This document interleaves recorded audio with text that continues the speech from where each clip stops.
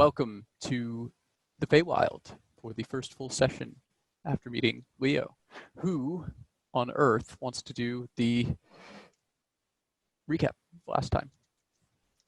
I didn't say last week this time. Amazing. Sorry guys, I got home late. I'm trying to get everything set up. I also sent him like 100,000 text messages this afternoon that he had to read through.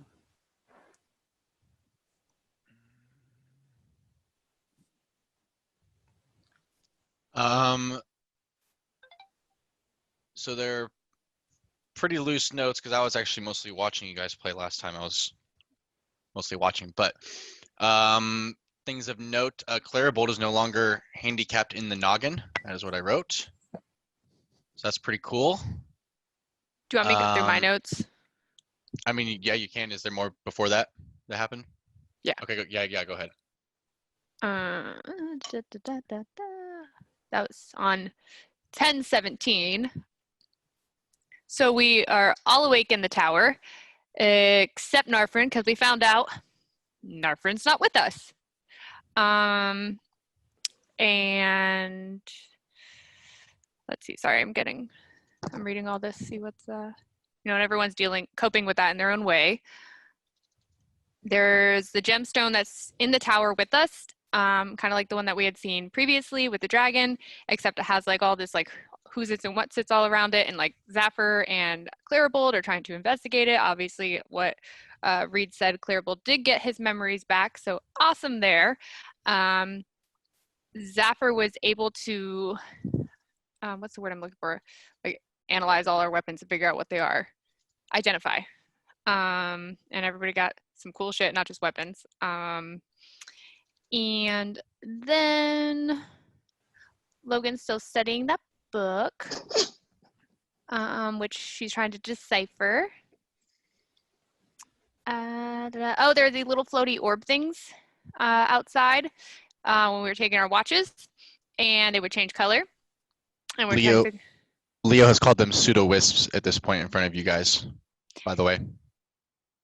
And then we met a new guy named Leo, and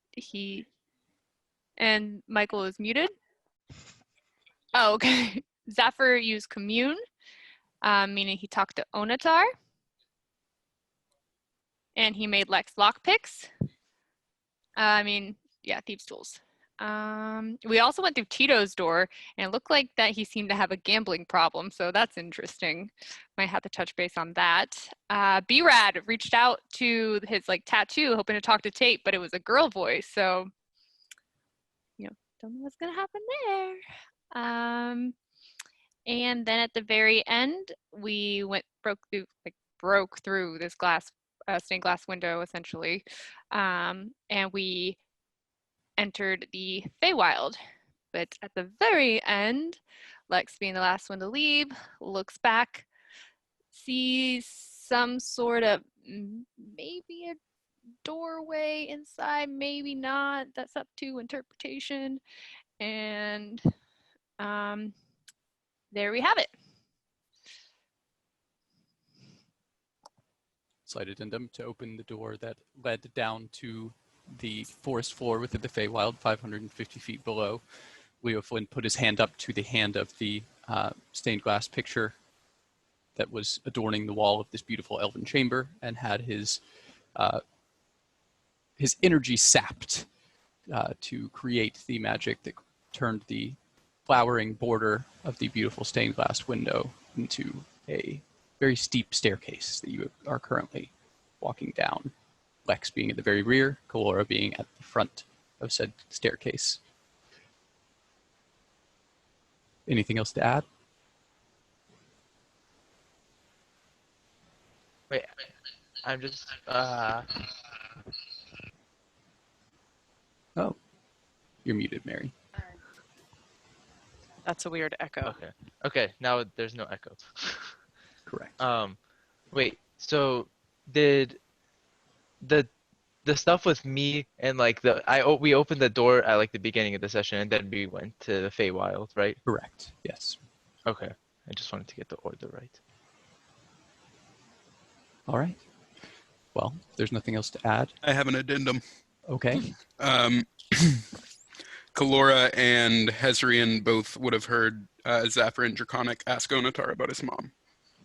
Indeed. Welcome, adventurers, to tonight's episode of The Rising Hand, Wild at Heart. What would you like to do? Actually, I guess I can give you a little bit more of that. You continue the way down the staircase. All of you manage to make it down successfully, though the steps at their height are quite difficult for both Tito and Kalora with their small height. Both have to, at certain places, turn around and actually go down backwards like a small child, at risk of falling on their faces downwards. And I don't do that. themselves. At Yeah, that one point, of I them- scurry up either Zaffer or B-Rad. That is certainly allowed. One of them, I try to just walk like normally when I definitely can't, and I fall Okay. on my face. Just make a dexterity check for me. Oh, 19 plus whatever, plus 21. Tito valiantly does not climb up anyone's leg when Kalora does. He steps forward down onto the next step and actually falls about 6 inches down to the next step and just continues onwards. You can tell his legs are going to be very tired after this, but he seems very proud that he's able to walk down the stairs like a normal-sized person. You get down to the forest floor below. The sun up now. The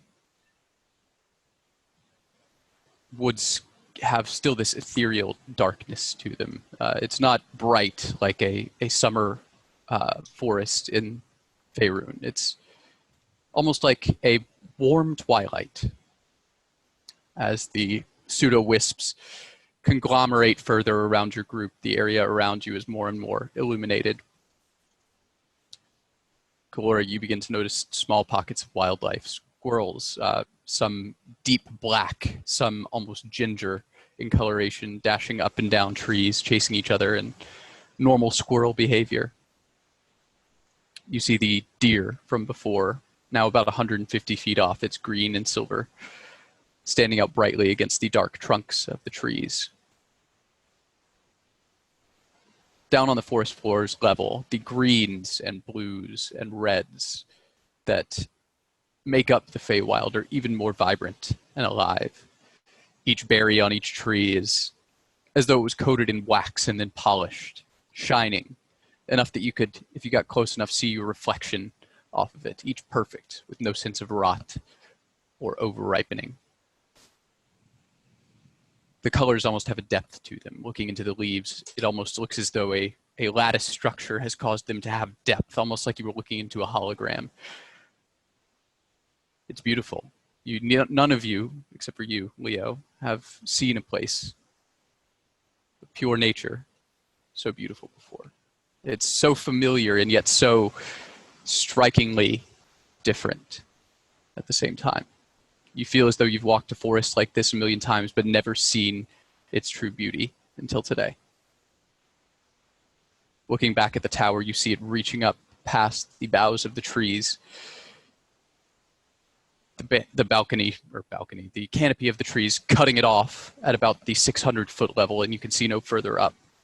The forested balconies push out and have actually seemingly knocked some trees down. You can see there are trees that are now leaning up against the tower or the balconies, and some that have fallen and are leaning on their brethren further out. Leo, the destruction of the forest is particularly abhorrent to you.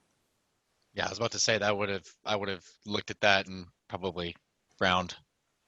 You see some of the pseudo-wisps around Leo turn slightly pinker as the expression on his face turns to slight anger.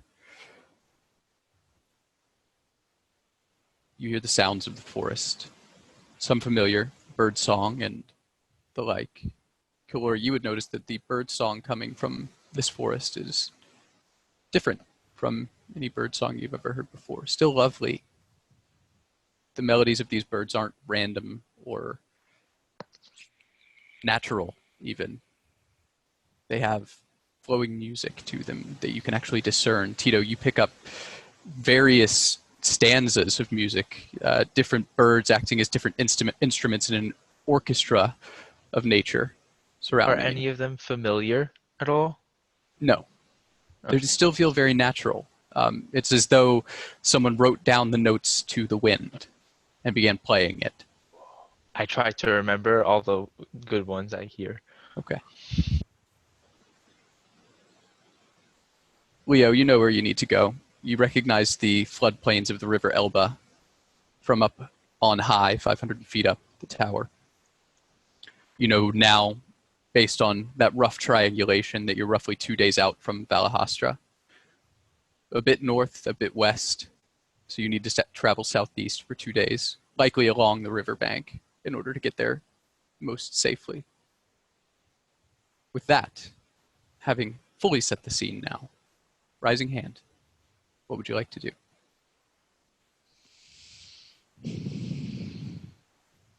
I think Kalora is probably doing like the thing that little kids do when they like see a small animal and they just like run after it with their like arms extended out. She's doing that to like every single little creature she sees.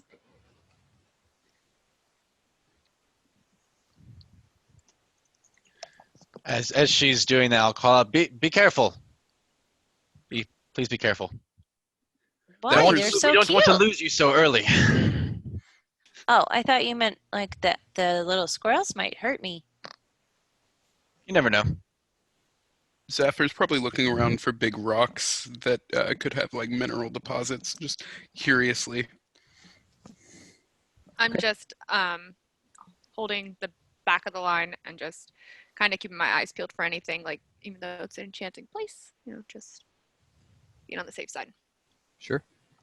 Hezrian just takes out a spoon and is just conjuring up random food to eat. Lovely. Everyone, we really should get on towards the river. That's going to be our safest travel to get back to my city. That's where you all are looking to head to, right? That's What's where your your mom city? is, right? Hey, who is this dude? That is where my mother is. All right, good. Yeah, that's where we have to go, everybody. Who is he? He's the guy whose mom is a blacksmith and is friends with some guy with one of my dad's weapons. He's like really cool. Where the fuck did he come from? Bro, you've been here the whole time. What do you mean? Remember he like This is teleported into the crazy, tower with bro. us, then he unlocked the window and made some stairs and almost died. Oh, I didn't do all That that. nigga made stairs? Dang, he legit. Well, huh? the window made The stairs. window and took my tried energy to and made like stairs, yes. take all his energy. Hmm. My curiosity gets the best of me, but we really should be going towards the river. Are you all ready? Alright, It's not too Leo. safe out here. Yeah. What's your name? What's the name of your city? Where are we going? Balahastra. Valahastra. Sounds Allah, elegant. Buddha. What makes the river safer travel, Leo? Well, that's an excellent question. Last time we were on a boat, Okay, there was a kraken. So Kraken. Oh. The rivers, Leo, are one, especially the River Elba. The River Elba comes directly from the sea to Lake Valahastra, so it's a direct route. The blades patrol the rivers to ensure that they stay safe for the travel between the three free cities. And the Feywild is a very mysterious and tricky place to navigate. Time and direction can change. The river gives you a bit of a constant in that travel, even though the rivers can also change. They're just a little more concrete. The landscape here is very, very, very insane. It can just change at an instant. It's really best to travel by the river where it mostly stays constant. Clarable. Okay. There's also patrols along the river as well. It's harder to patrol in the forest. Okay. And if you're lucky, you might run into a trade caravan that could take you back faster. There's no krakens here, though. No krakens. Insight check. Promise? No don't promises, really and wanna do I'll it, wink so at him. Do you And I'll guys win have back. ocean? Ah ha ha. Do you guys have oceans here? And they have a sea. Yeah, well, we have a sea, but Wow. oceans See. you'd have to travel a little bit for. Wow. Are there any predators that would be near the banks or on the river we should watch out for? What's Possibly. That's why you should keep your eyes open at all Like times. Krakens? yeah. Oh. Yeah. Still possibly, but just keep your eyes out. And there's many eyes here in this group, so I'm sure we will be fine. Right. I would just start looking around more at this point and get on my toes. Matt, All right, so let's run it. looking at Leo Flynn, does he have any sort of armor or weaponry on him that I can see? Why don't you make a perception check and Leo can answer that for you. 21. That's pretty good. Give me 2 seconds. I am. I think what he said before. I have like a beige vest and pants that kind of match, and I have a dark blue dress shirt that's kind of like rolled up. I also have a spell book on my right side, and then there's also like a wand kind of tucked in a pocket on those pants. But the vest seems to like shimmer a little bit. But that's Okay. really all that's on my person, besides like a backpack, of course, a traveling backpack. What is your vest made out of, Leo Flynn? Oh, Assuming you guys are walking. while this is Yeah, happening. as Yeah. we're walking, yeah. it's made out of a unicorn hide. What is a unicorn? Unicorn? I thought Yeah, those were fake. So a horse with a horn on its head. What does it mean? What does it do? Why You've would never you make heard it of a into unicorn, armor? Zephyr? No, like, but what? I didn't know they were real. Yeah, they have long, beautiful manes, and But they're why really, would really you- nice. Why would Dragons you are real. wear one? Kalora, you'd Because- also know that killing one is a sure way to be cursed. As soon as their blood touches the ground, the person who killed it would be cursed for eternity. Wait a minute. Leo Flynn? Leo Flynn? Yes. Did you kill that unicorn? No, it was going to be dying soon, and it gave up its hide to my family. Like willingly? Hmm. What does it do? Is Insight it check. magic? That's What really does it- cool. What does it do? It It's changes interesting. depending on the situation that I find myself in. That's really cool. So like what? I might be like more charismatic, more stealthy, more hardy, or just stronger in general. Oh, more stealthy than Lex? 15. He, For he insight. seems to be telling the truth. I kind of looked at Hezrian when he says that and just, Nah.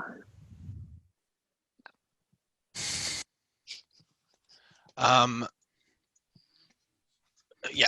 So that's the gist of it. It's Do you use cool. any like weapons, or it doesn't really look like super thick armor, but I'm sure being magic unicorn skin is really good. I mean, I'll take a dagger out of like my side belt. Kind of, Zephyr would like it was kind of eagerly hidden. reach for it. It was kind of to, like hidden. look at. And I'll kind of like just like start flipping it in the air. I have this on my person, but any magic that I do is going to be better than whatever I can do with this. What is Now- that? Can I look at it? Is it just I'll hand it to him. It is a plain dagger. does the It's a plain dagger, but does it look different, like differently smithed? Oh yeah. Yes, this dagger does not have any evidence of hammer strikes. It does not have any evidence of being heated. There is no differential heat treat, meaning the back of the blade is softer and the front of the blade is harder. It just looks like a solid piece of steel, almost as though someone had, instead of forging it, chiseled it from a block of iron. Hmm. Very strange looking.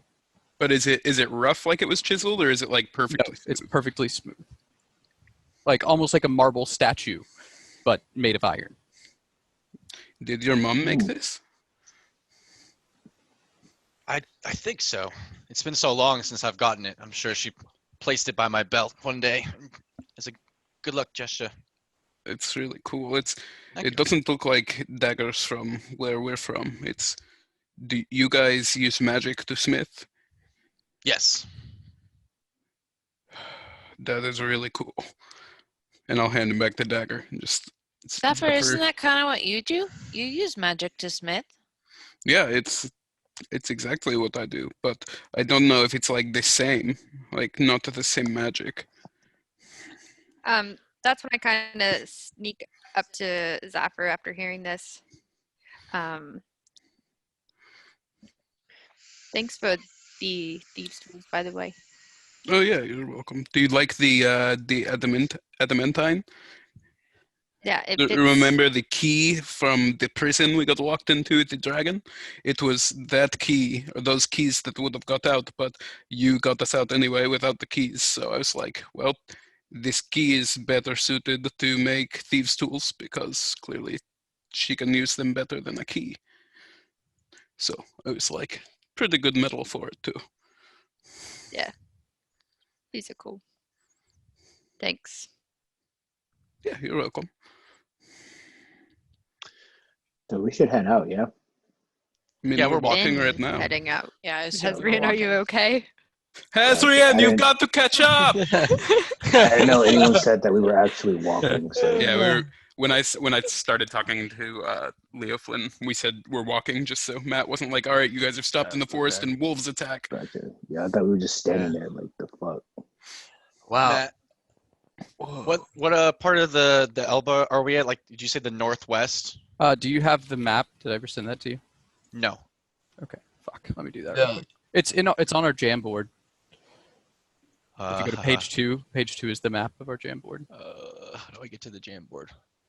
Nathan erased it from Incarnate, so I don't have the map anymore, unfortunately. Just the thing we did. I don't even know. Okay, jam board. But is it like the northwest that we're coming from? Whoa. I don't even know if I can look at this. Boom, targeting his, targeting.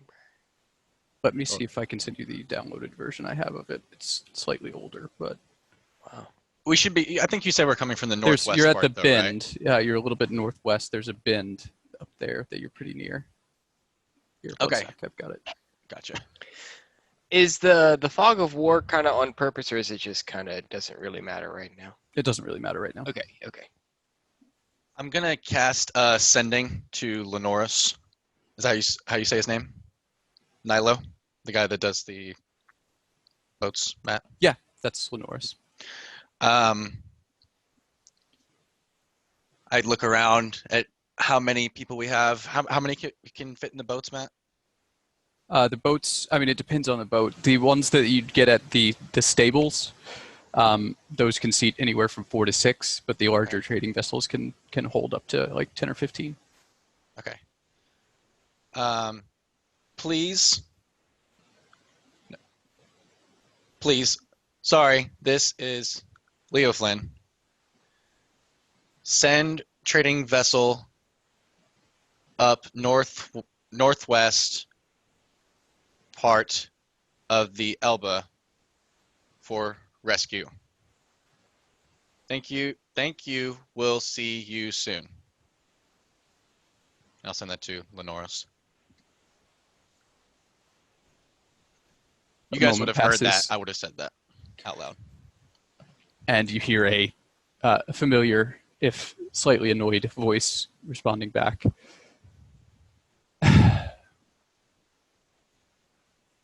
What are you doing up there? Expect the boat within a day. Awesome. Cool. I'll continue walking. Hold on, Did you Michael's just muted. send for a boat? It's okay. I did. It'll be up here to kind of reduce the travel for us a little bit. You can just get a boat whenever you want. You can ask for them to be sent, but it depends on, you know, the need of everybody else if they are able to send one. Is it going to cost us anything? We'll see. If it does, I'll take care of it once we get there. Okay. Oh, So what are Matt, the have I- coolest things about the Feywild? Do you want some fun facts? Yeah, I mean, I've never been here before. I think one of the coolest things is something actually you'll have to keep in mind when you do go to the city is that it is very amazing to see how emotion is in this place. You know, you could be talking to someone and you could be friendly, and then you may say something wrong just for a second, and it might sway them to be hostile towards you. It's very, very amazing to see something like that. Maybe not to be on the receiving end of it, but Are you like that? Are you going to like get really mad if I say something wrong? we'll see. Okay. Lex Most goes likely not. back again to the back of the party. noted. Most likely not. Some of I'd us go have back there, gotten more too. used to living here, and it's a little dampened inside the city a little bit. Are there a lot of people in the city? There's not too many families, but it's a city in itself. It's one of the bigger ones in the Feywild, in our area of the Feywild.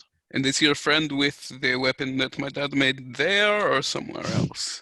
That I'm not too sure. I don't keep track of the location of the soldiers, so you will maybe have to speak either to my mother or the general that's there. She will be able to help you with finding the location of that person. All right, and the last question, is your mom like cool? Do you think she would help me like learn some blacksmithing stuff? Or is she like super secretive on how she does things? I mean, she's pretty cool. I'm a little biased, but you know, what she's been doing is taken hundreds of years to master, and I don't know how long we're particularly going to be in the city. So unless you're a prodigy, I guess we'll see what you'll be able to learn. Pretty quick learner, but I just want, like, you gave me some cool things about the Feywild. Maybe she gives me a few cool things about the blacksmithing, you know, like. That'd be cool. I've never Guys been have any one for special- smithing, Okay, so going to I'm stop excited question- for you. I'll save my questions for her, because the rest are about metal. And Yeah, I don't do much with smithing. You'd have to talk to my sister or my mother. Oh, your sister too is a blacksmith. She's an apprentice. Why aren't you a blacksmith? It sounds like you had it all set for you. Well, I got the brains in the family, so it's okay. Black. Gotcha. That makes sense. Zafir is also a prodigy, by the way. So I think he'd be fine. Also a prodigy. Does that mean you're one, Tito? I'd say I'm a prodigy. Yeah, he's a really good gambler. Yeah, I'm the best. Clearly. that's Though I bet you 1 gold, you have no gold in your pocket. How much are you in debt, my friend?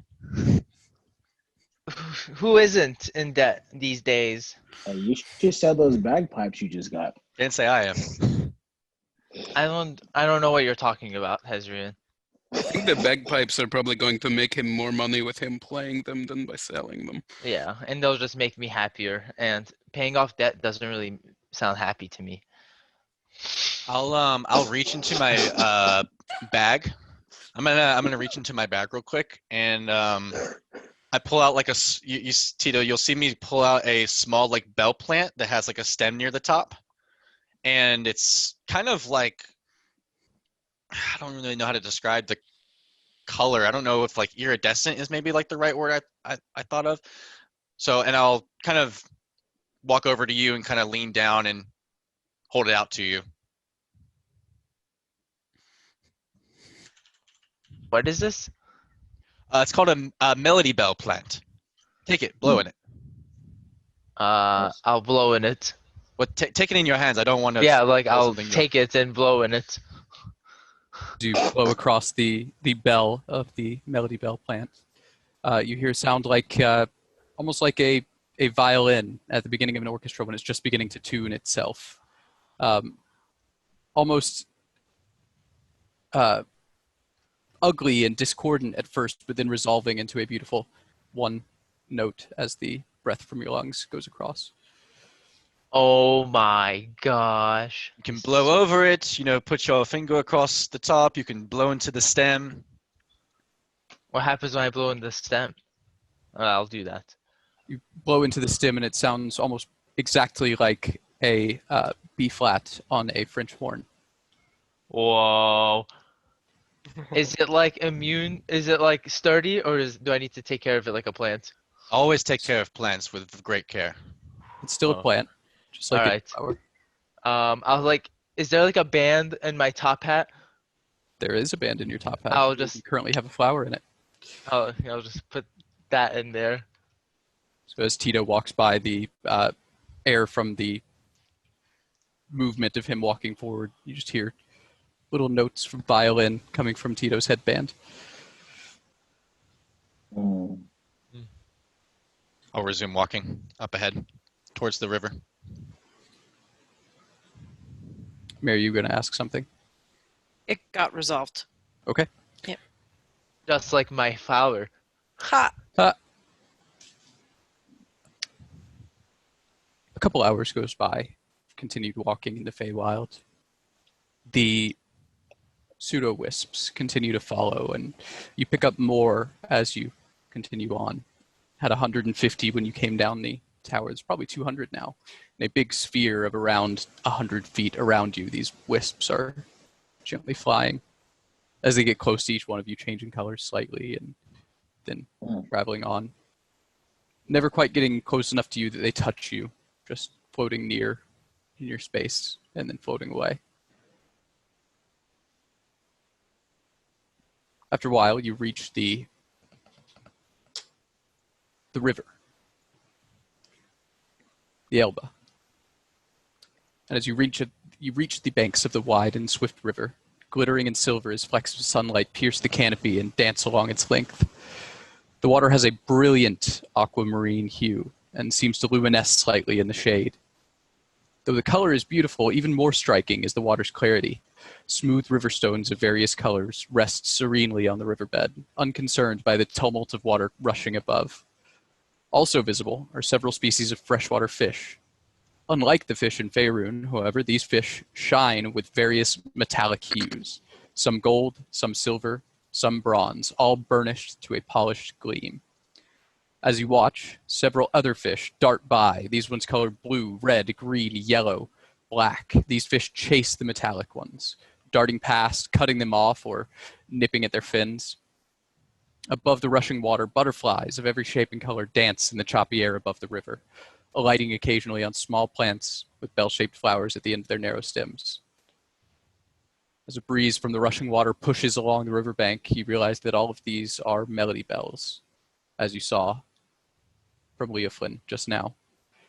And the sound of a orchestra beginning to tune at the very beginning of a symphony reaches your ears and suddenly resolves in a single chord as the butterflies are pushed further downriver by the wind. I walk up to Leo. Is it okay if I pick one? Sure. I picked one just this morning. A couple of them, actually.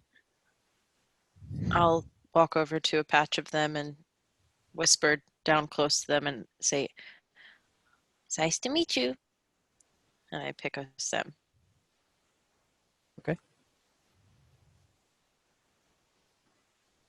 Your fish are kind of like dragons. The metallic ones don't like the colorful ones. Oh, you noticed the metallic and the chromatic. It's very, very, very cool. Yeah. I have a mixed experience with dragons. So I tend to like the metallic ones more. They're usually nicer, but you never know, really. The chromatic ones can be kind at times. Do you guys eat the fish? And no. Well, at least the people in my city don't. We're mostly vegetarian. Is that something that we should not do to offend someone?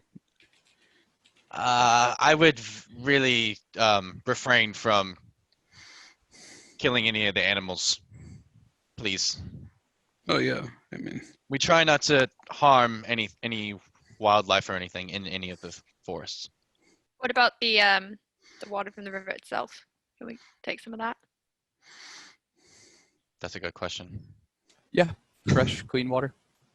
Matt, should is be the, fine. So I get a little of it in my bottle. does the water seem similar to the like enchanted water that we came across in that forest that had prestidigitation? That water was a very bright luminescence caused by the moss that was growing Oh there. yeah, okay. This is different. This luminesces very, very slightly, and it might be due to algae, and you don't really know, but it does luminesce slightly. But it's also very clear and very, very blue. It doesn't have a. It's a natural color. It's not that something else is making the water blue. The water is blue. Okay. While we're here, did you all need to like rest at all or anything before we start walking? We're going to start walking down east to meet the boat that is coming our way. And how long will it take us to get where we need to go? It would take probably 2 days to walk there. The boat's going to be here in about a day. So, I mean, if they're coming here, we could rest here. yeah, we would just probably want to start walking towards it so we can get to it quicker as well. Gotcha. But if you all need to maybe take an hour of rest or anything, this would probably be the time. Do we have to worry about nighttime? Nighttime can get pretty dangerous here. And when is nighttime going to be? Yeah, what time is it right now? Right now, probably around 11 in the morning. Would I still know that? Yeah, you've Okay. seen kind of the sunrise, even though the sun doesn't get up to 12 noon. You've seen the sunrise, and if it follows a 24-hour span, then you know exactly what time it is. Okay. And right now, it does look like it's following a 24-hour span, at least from your perspective. Okay. Thank you. Okay, so we have a good bit of time before we need to rest for the night. So did you all want to go ahead and walk now? Did anybody need to sit down for an hour before we go? Or I'm ready. I'm good to I'm walk. ready. think I'm okay. I'm ready. Okay. Can you guys go ahead and give me a marching order? We'll assume the right side of the map is the front, left side of the map is the back.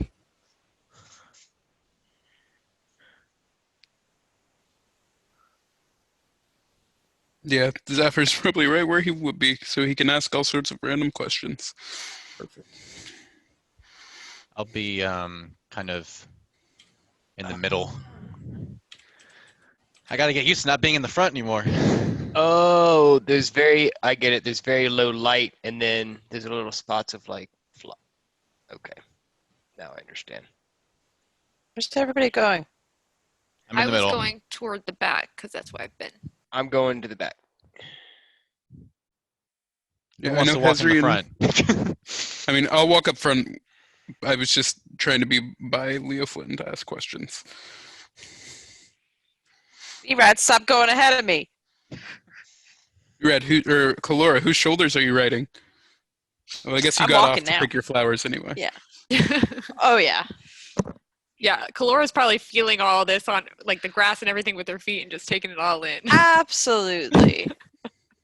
Is Absolutely. I don't think Hezrian's on the map. Yeah, he is. He's by Lex, no, by Logan. Yeah, he's literally I think on the same spot as Logan. No, he's in the same spot as you. Logan is on your spot. No, I'm wrong. Never mind. Oh, they're on the same spot. That's why I can't see. Okay. They got really close. Tito, should you be worried? Who? Oh, shit. Logan and Hezrian are sharing the exact same spot. I was like, they're close. I'm not worried about anything. Where are you? Oh, you're right there. Yeah, I'm right in the middle.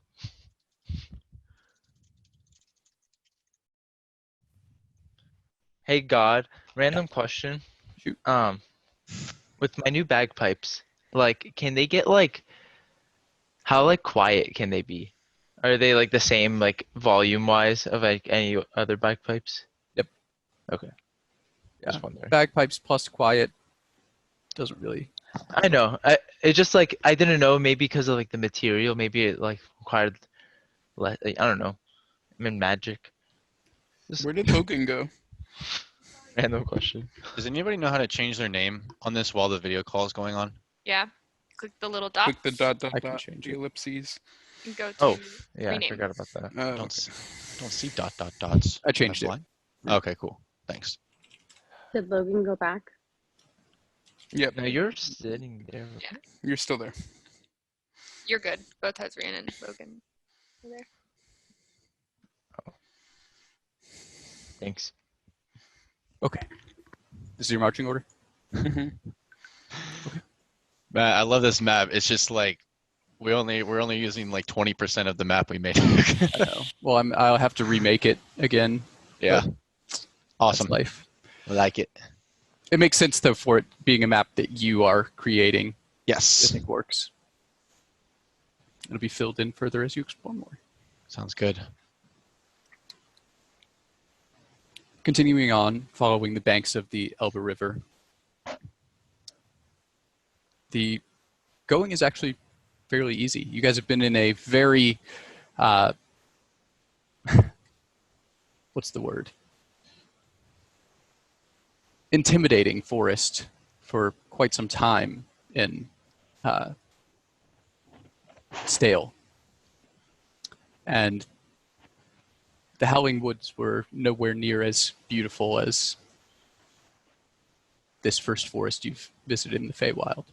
The river continues to be a source of profound beauty as you walk near it. The fish still dance along the path. Butterflies still flying above, occasionally joined by dragonflies that are as large as your hand. They rival the jade dragonfly in size and speed and agility. After another 3 or 4 hours of travel, Kalora and Zapper, can you go ahead and make a perception check for me? Sir.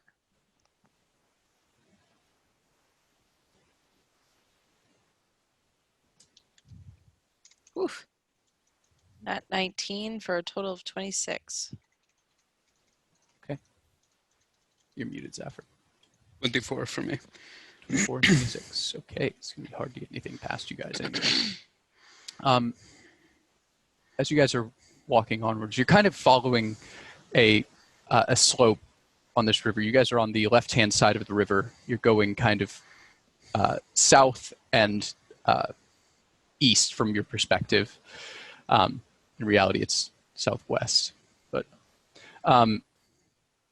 off to kind of the left-hand side of the river, on your side of the river, you notice some ways in the distance, probably about 200 to 300 feet, what looks to be a stone sculpture of some kind that is very thick at the base and gets thinner towards the top.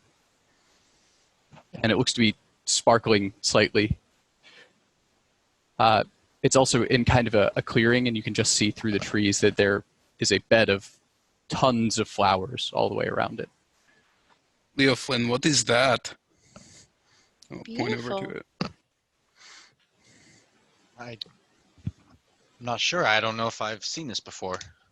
Leo, you've been through this area before, certainly, but you have never noticed that if it was here the last time you came. It looks to be either a new structure on the landscape or something that you just somehow missed. Maybe I missed it while I was walking by. We should check it out, don't you think? Absolutely. It's beautiful. How far away from the river is it? Probably a good 300 feet. I mean, they're not going to like zoom by on the boat and we miss them, right? Oh no, they won't be here for at least another, well, at most another day. Okay. We should be fine. It should be going. The boat should be coming to me. So it once it gets to a point in the river, it won't go past me, I think. Okay. All right, let's go check I it mean, out. let's go to it then. So you guys head off of the riverbank and over into this clearing, which now it's very clear once you get close to it, is a garden rather than a clearing. Large organized beds of flowers surround in a circular pattern a beautiful carved stone fountain in the center that is gently trickling water over to the side into 3 progressively larger basins down below. The water is brilliantly clear and refreshing looking. Flying above the flower beds, you see what you would describe as fireflies or lightning bugs. They're much larger than the ones you've seen in Faerun, though. They're about the size of your palm. And when they light up, the thorax of the insect lights up in such a way that it's almost like a torch is momentarily lit. It stays on for about 2 seconds and then dims. There are hundreds in this garden, which looks to be well tended. The flowers are pruned and well cared for, all well watered. The soil beneath them in the beds is dark, dark brown, perfectly irrigated and full of nutrients. Stone paths cut through the flower beds in a winding pattern all the way around to the base of the fountain where there are 4 benches sat on the outside.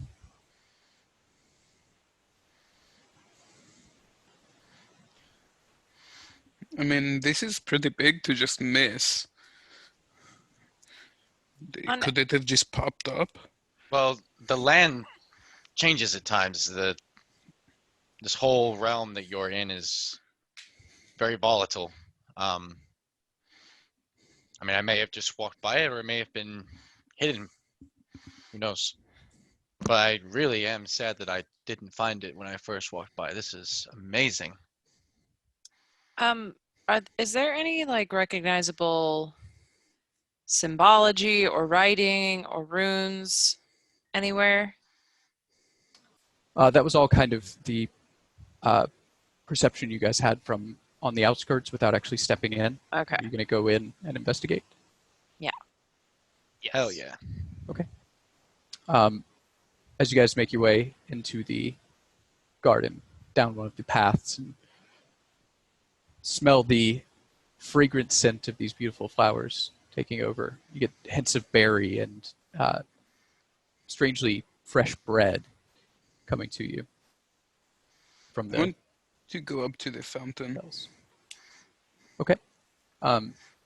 You kind of make your way winding through all of you till you get to the center and the fountain. You don't see any symbols. The fountain itself is a simple gray stone, but carved elegantly and beautifully with small ornamentation without form, but shape all the way around. The water gently trickles down, filling the basin at the bottom with its perfectly clear water. You can see several coins in the very lowest basin. Are there any gold coins? Looking into the basin, yes, you do see several gold coins.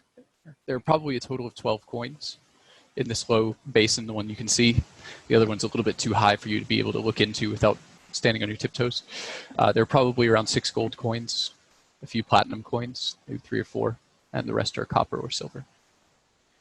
I'm going to take out a gold coin and just like. I'm gonna try and stop Zephyr before he reaches in. I was actually going to do the same. Oh, I was. like, I was. he's I wasn't. flipping I was going to I was toss one taking in. one of my own to toss. Oh, in. okay. Yeah. I was doing the same thing, tossing one in. as Okay. well. Same. I'm going to try and like flick it and aim for like the top part. Okay. Go ahead and make a dexterity check. 17 plus 0. 17. Flick it. It pings off of the edge of the second basin, or the top basin, falls into the middle Oh, basin. so close. I just want to flick it really high and see if I can get it Okay. anywhere. I don't care if it even hits inside. Go ahead and make a dexterity check at disadvantage. Nice. I'll take one out of my pocket, walk over to the lowest one, close my eyes, kiss the coin, and drop it into the lowest basin. Drop Watching it in, all and it this, slowly sinks down to the bottom. 10. 10. Yeah. Flick it. It goes really high up in the air, flies downwards, and bounces off the edge of the middle basin, and plonk, flops into the first one just as Leo is carefully dropping his in after kissing it. The splash kind of hits back and gets a little bit of water on Kalora's face. watching all this, I, looked at Hezrian. I'm just like, why are they wasting their coin like that? No, it's kind of weird, but I was kind of thinking of doing the same. But But why? talking to me right now makes me not want to do it. So thank you. Do we hear their conversation? Probably. Yeah. Just I a want note, quiet. Kalora walks away and starts to pray, kind of in a pretty area of the forest. Okay. Or up the garden. I would put one in, but I have 0 money now. Right? I forgot. So you are in debt. Yeah, what's it like to be broke? No, I have my bagpipes and I have my cool lyre, and I just killed a dragon, or we all just killed a dragon, but I was part of it. You all killed a dragon. Yeah, we Yeah. did on Onatar. It was fire. We didn't kill Onatar. Just he's like saying, With his help. yeah. He's Yeah. like, no lies. I swear to Onatar. Facts. Exactly. Fascinating. Fascinating. You guys must be very seasoned adventurers to take down a dragon. Well- I think this is our first season, too. I We've think been- we're it's seasoned. been like a lot of different seasons because we've just been in so many different times. Like, remember when it was really cold in Soho? That was probably winter, Soho? Oh, yeah. You're That's talking probably about what it Noho? was called, right? Oh, yeah, I know. Hey, I'm not that smart, so That's right. I forgot you all are time travelers. I forgot. Oh, I forgot. Keita rubs his face thinking about like dragons and time travel and stuff. Hey, do you guys have dragons here? There are some. So time warping is okay, but time travel is questionable. I mean, here it might be a little, might be a lot, but from what you guys have said, you traveled like millennia, possibly. So, at the least, so that's pretty crazy. hey, do you know how to get out of the Feywild? Sure, there's different kinds of portals. Just depends on the circumstances, really. Okay. Why did you guys dip your coin into the There are fountain? coins in there. So you just put more coin in there because there were already coins? Well, I I was mean, making a wish. I was trying to get it in the top one. But what do you mean you're making a wish? I don't know. It's not really like a wish, as in a magical spell or anything. It's just hope. Zephyr will guess. take a platinum out of his bag and then go back up to the fountain and just close his eyes for a minute and Whoa, then whoa, whoa, my man's. drop in the whoa. platinum. Dang, bruh. I will also, at this point, try to flick it into the upper one. Yeah, I'll What is take that? a cop Dex route save, and you do the said? same. Or Just Dex. Just Dex. Okay. Yeah, I'll do the same thing with the copper. Cheap. I'm gonna take 2 gold coins out of my bag and hand one to Tito, and then I'll toss mine in. The boy got a 23. 2. That So kind. I'll also 23. toss All right. Hezri, 2. 2. Yeah. And Logan, What was the roll? Dex.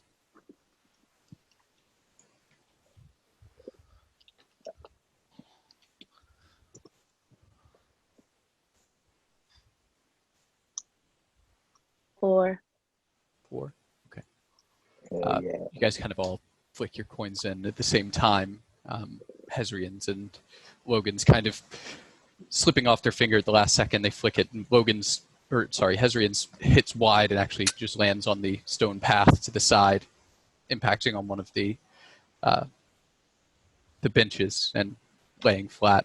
Logan, yours hits the center column of the fountain and then bounces into the very bottom basin. Lex, you flick yours upwards with a will, and it arcs gracefully, and with nary a splash lands in the top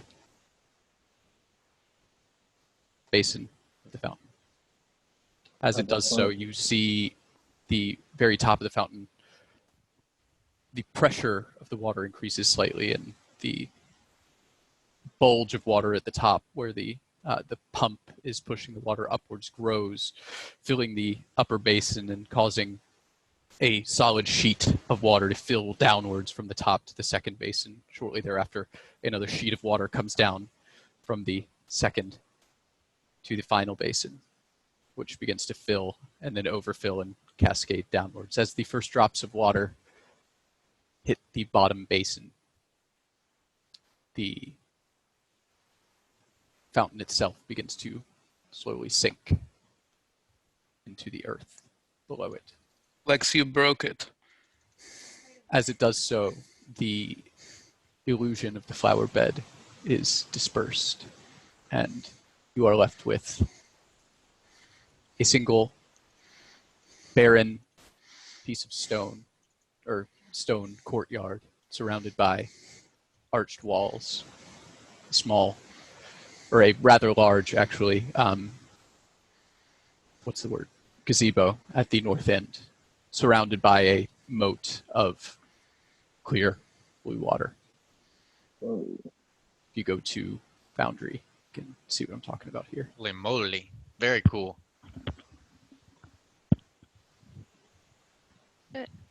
Kalora, as you open your eyes from prayer, the flowers are gone.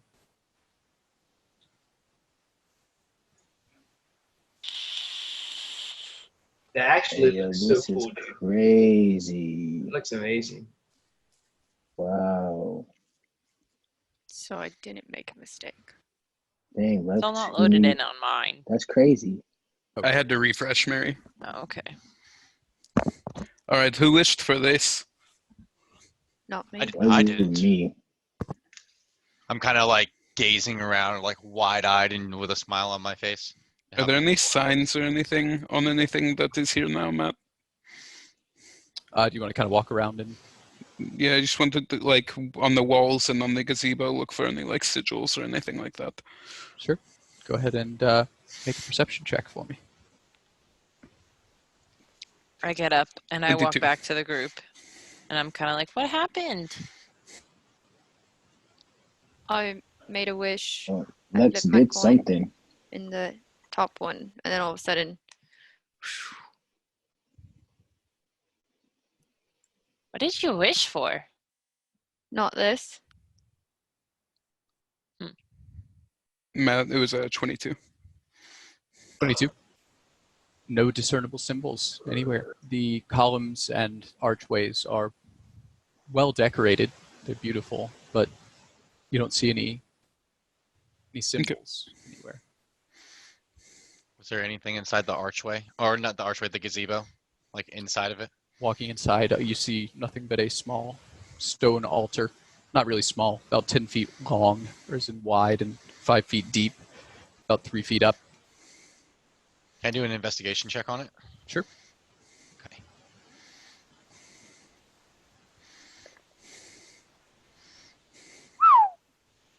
$10. 10. The only thing that looks slightly bizarre about it is on the very top in the center is a small ring of ash. Nothing else looks out of place. There's a small ring of ash on this altar, but I'm not sure what it's supposed to be for.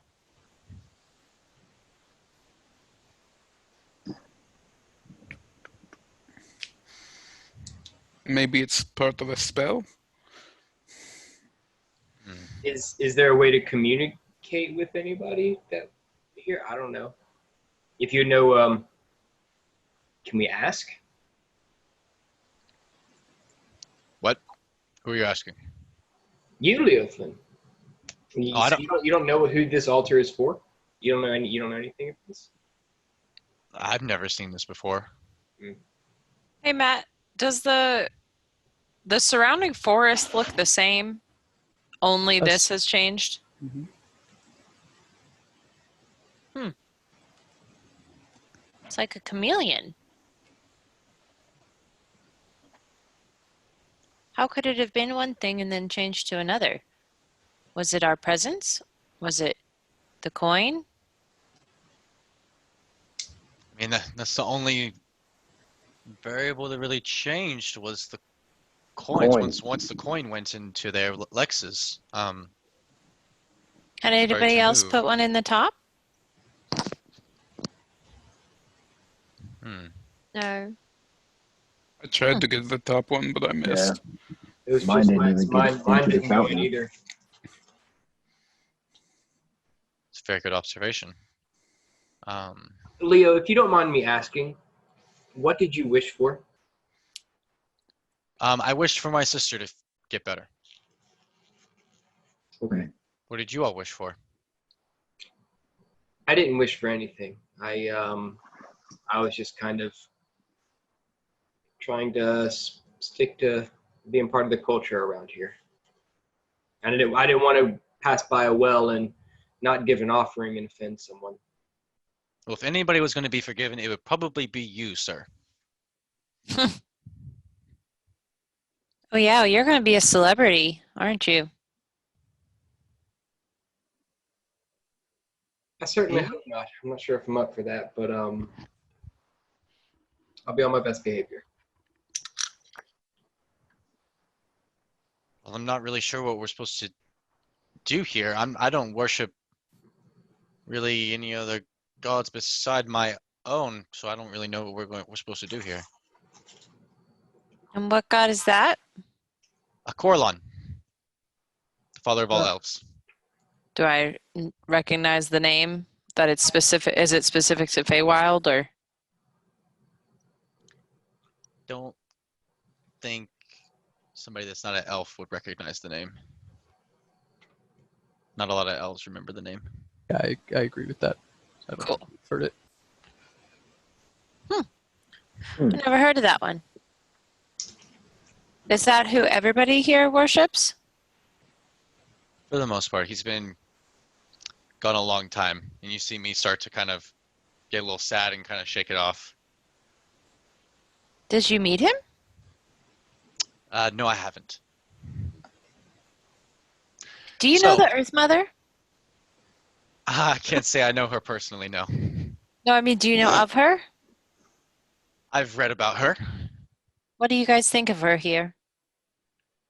She's quite wonderful. That's right. Good answer. What about Ilmater? Do you have any temples to Ilmater here? We don't have many other temples to other gods.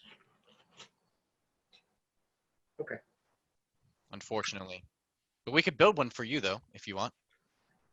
That's nice. That won't be necessary, but thank you for the offer. Wait, you would just build somebody a temple? Miss You Gloria, just met do you him. know who this man is? I have known him a very long time. Well, he That's hasn't known weird. himself We that haven't. long. He's in my storybooks. Or Maybe- you famous. If this is the future, maybe there'll be some type of document showing that we went in the tower and hadn't returned.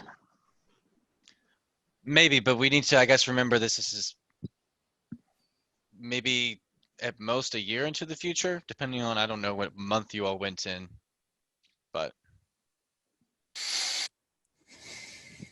I guess we'll have to What see. month did we go in?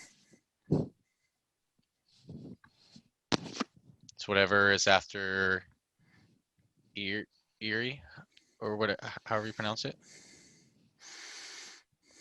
Irie. Irie, sorry.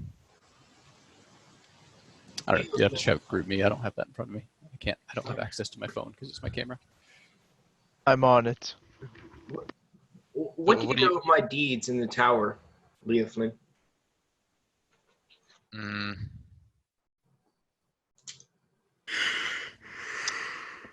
I guess from what I really know is all the information we were given was that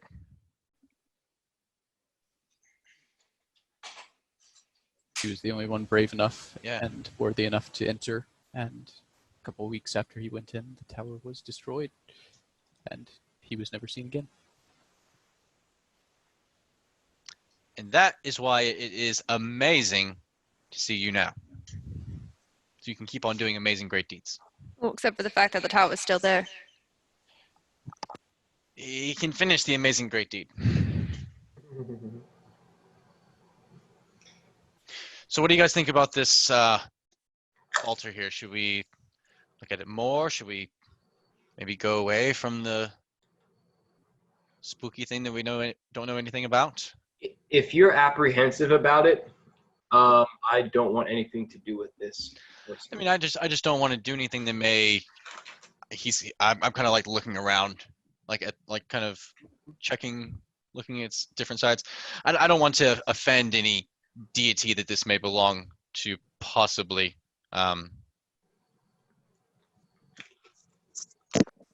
So Yeah. that's my Yeah, thoughts. Let's not gamble, guys. Come on. Not the first day. I don't know if any of you are into mocking or desecrating deities' altars, but I'm not. So I think we should leave. Nope. Oh, I have a friend who likes to impersonate gods sometimes. Oh, Oh, I have a friend like that too. That's Yeah, crazy. he's a good Me he's a too. good friend of mine. He's pretty reliable, but does some questionable things sometimes. Shouldn't we like look at it though? Like it came up after we put wishes in, right? I go could look be at bad it. for us. Isn't it didn't Leo just already Yeah, there is a circle of ash. yeah, I mean, you might find something. I rolled a 1. okay. Well, I'll go up to it and look. I'll Okay. go with her. Would ash mean anything to me as far as like magic or spells or have any There's a history? lot of spells that A lot of- require a lot either of ash things. or burning things, and lots of rituals. It could be anything. Is Matt, it?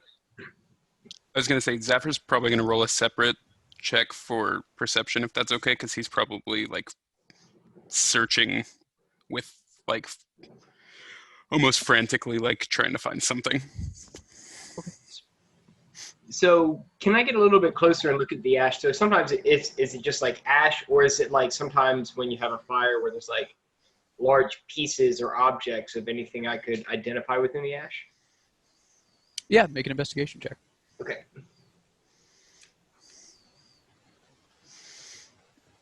Am I making perception, Matt, or Investigation for you. okay, the investigation. 11 total. Okay.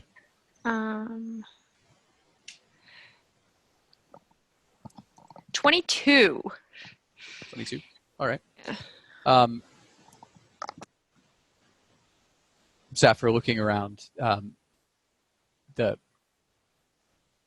kind of gazebo area, to take note of the crosshatched ceiling, which is made of stone but very intricately carved into a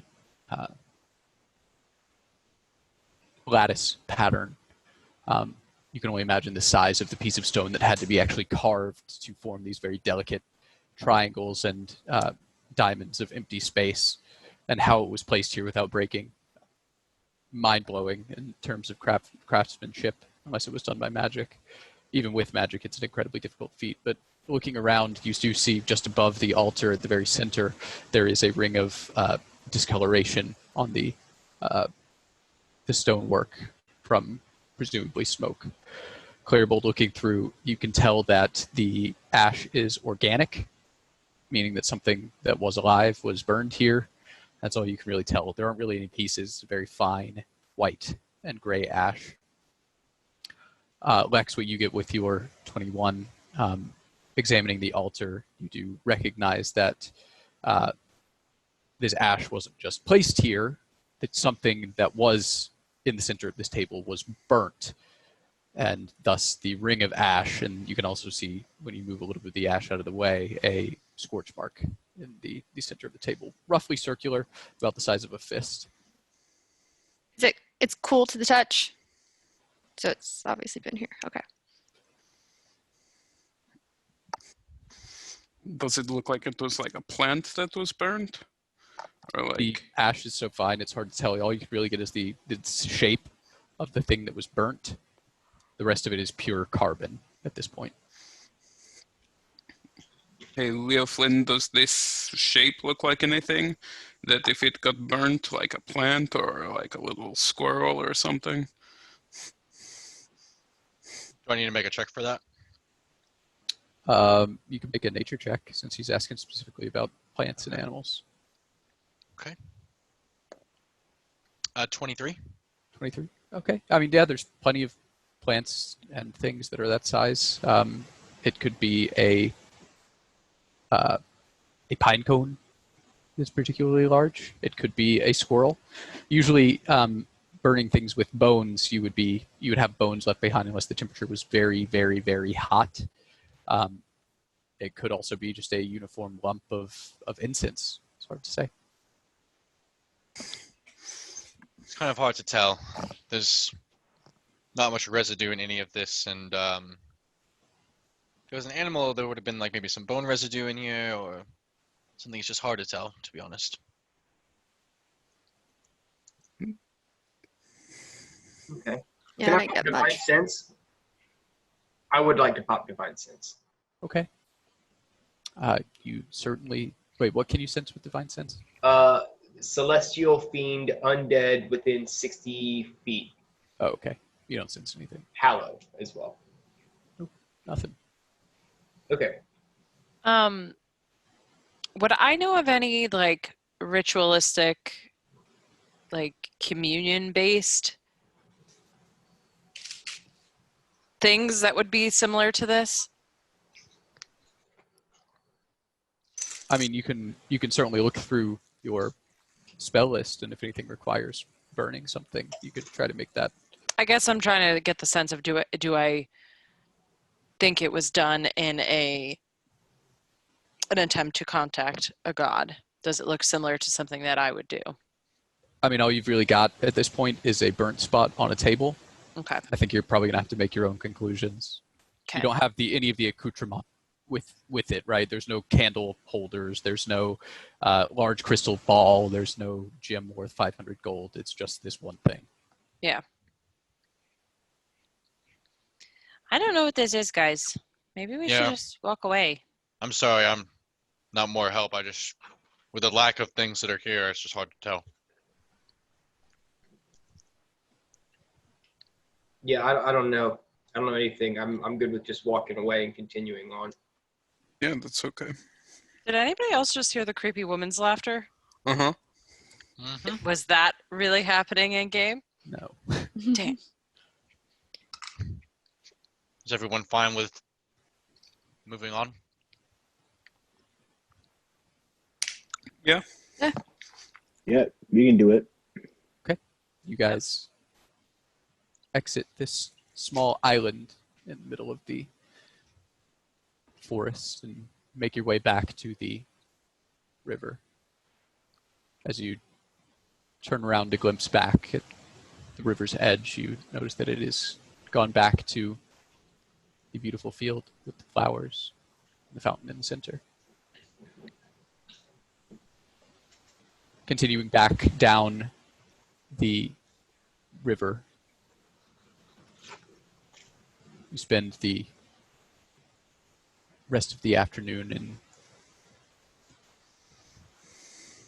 comfort and observation. The temperature is quite mild. The scenery is still breathtaking. It's a lot to get used to. The pseudo-wisps still gather around. Eventually, the twilight begins to get darker again. With no boat in sight, you begin to start to feel the weariness in your bones of walking this entire day, and the previous day's events, still heavy on your mind, begin to make you start to think of resting down, bedding down for the evening.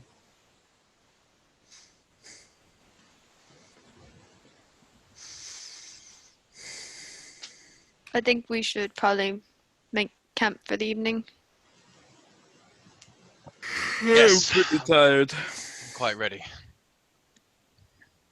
Leo, are there any special tricks in the Feywild for making camp? Or are we just going to use magic like we've done before with Tito, or are we going to try and make a natural camp? What kind of magic do you have, Tito? I can make a tiny hut. Oh, wonderful. Let's do it. I agree.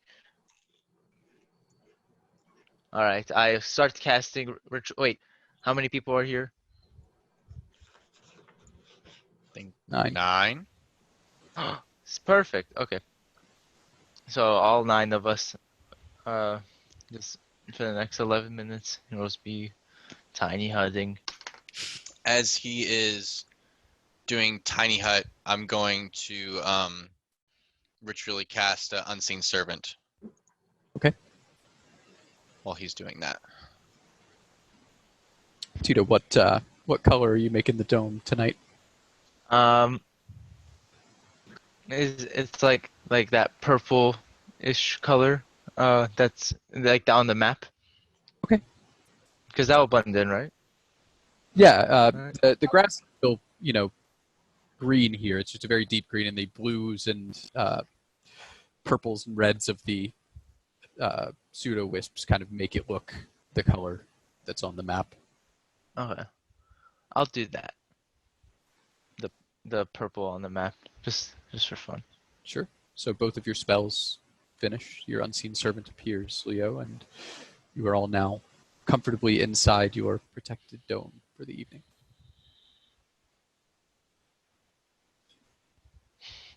I'll kind of start making a space for myself, set up my bedroll, and I'm going to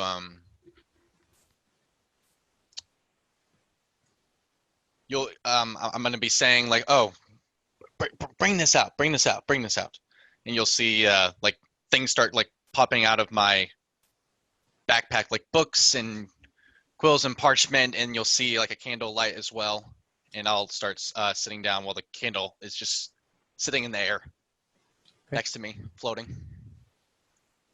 I start taking notes from the day. I'm just gonna go outside and just take first watch. Okay. I can help with watches as well. I don't know if I haven't seen any elves in this party, but we don't have to sleep as long, so I can help with watches. I mean, I can take a watch too. I'm good to do that. Can too. But that will be for later. I'm busy right now, so I'll have to do my notes for the day. Okay. Okay. Perfect. So who is taking first watch? Me. Just Lex? I'll take first watch too if nobody else is going to. Is B-Rat out there? Don't know. Yep. So the three of you exit the dome, and in the Feywild with the bird song slightly changed, more subdued at night, but still present. Take first watch with the light of the pseudo-wisps to guide you. Go ahead and make your perception checks. Ooh. Nat 19. Ooh, I got that 19. For 27? Hold on. Perception. Oh, Oh, no. 28. 28. Damn expertise. 22.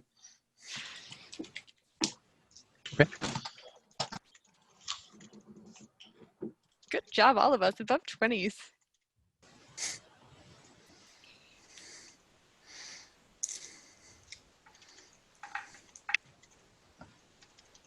Do you have anything you would like to do? Just Do I notice the like, are the little wisps still changing colors? Like, especially around me? they are. Yeah, specifically if you guys have any emotions that your characters are feeling, you can send them to me, and I can kind of broadcast it to the group at large how the creatures are changing. But yes, they do certainly continue to change color. Okay. Message to you, Matt. Okay. Mm.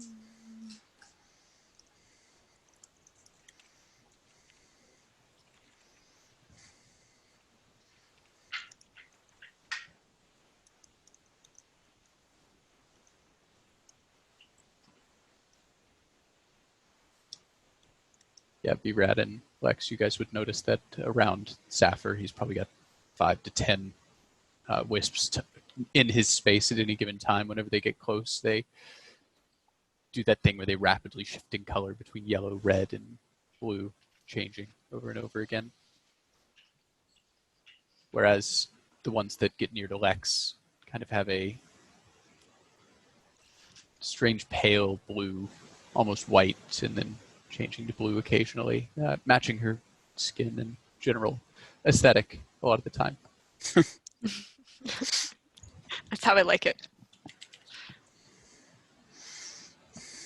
I look at the wisps. Yours is still the same. Yeah, they change colors like I do, I guess. So you talked to Onatar, right? It said to that I forget what he said. It Was was it- safe to keep going or something. Was it neat? Neat? What do you mean? Like, was it really cool?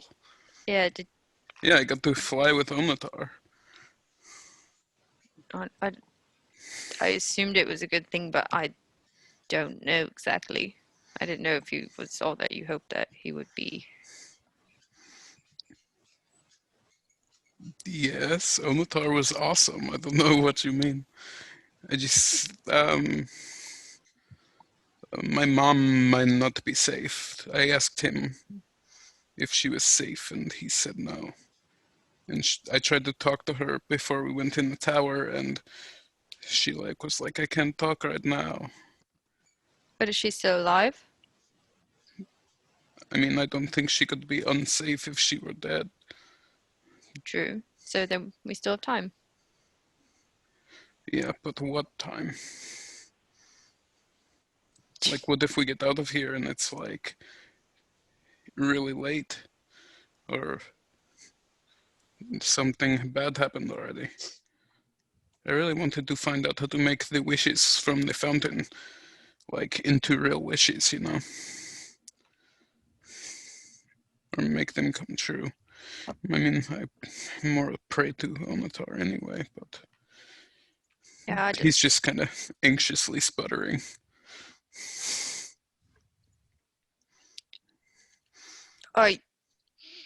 Are you okay?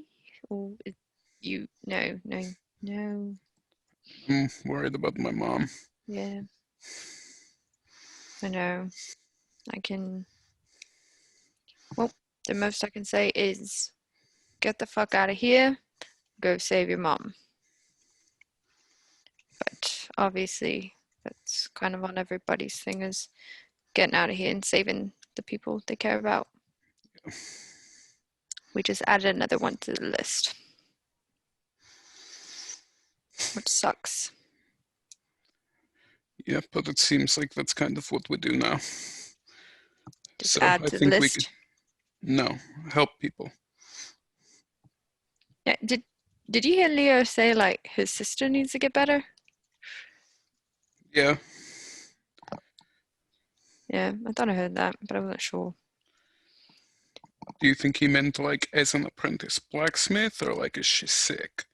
I don't know. I wasn't going to push him because he said like these people change emotions easily, and I'd be the first one to push somebody overboard Yeah, that's true. or be rad. I wonder if that's probably when my friend didn't like you. You probably just said something mean to him right away, and then he was like mean back for forever too.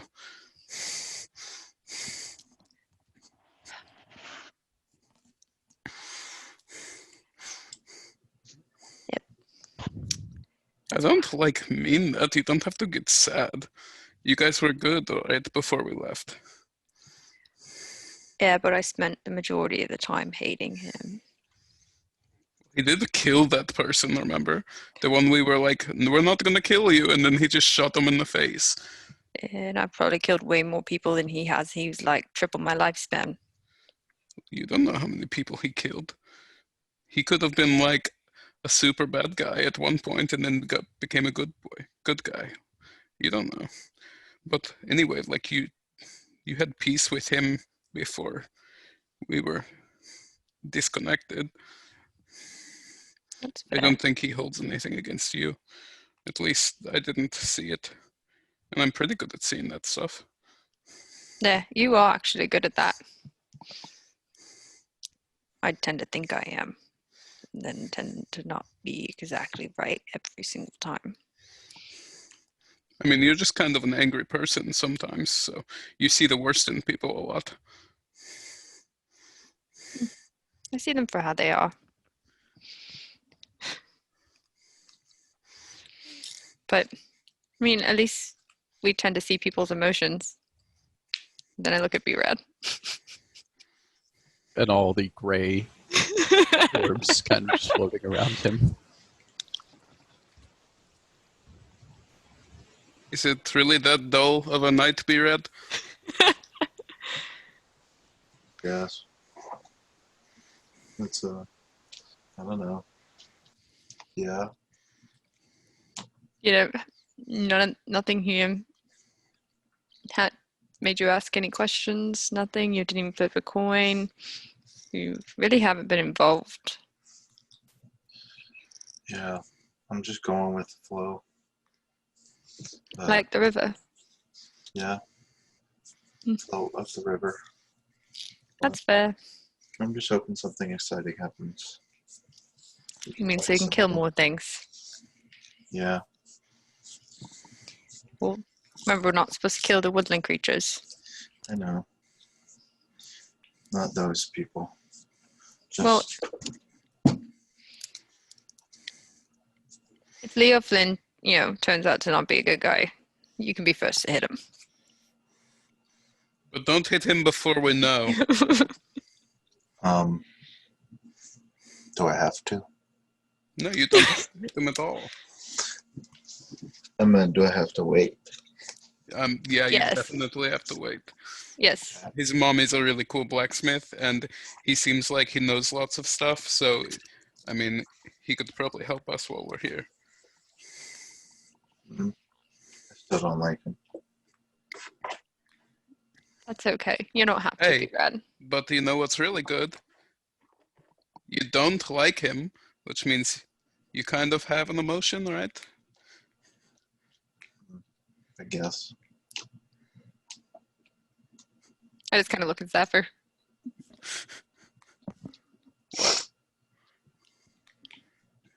That's feeling something. I guess. I think it's more thinking something. That's just a thought, not a feeling.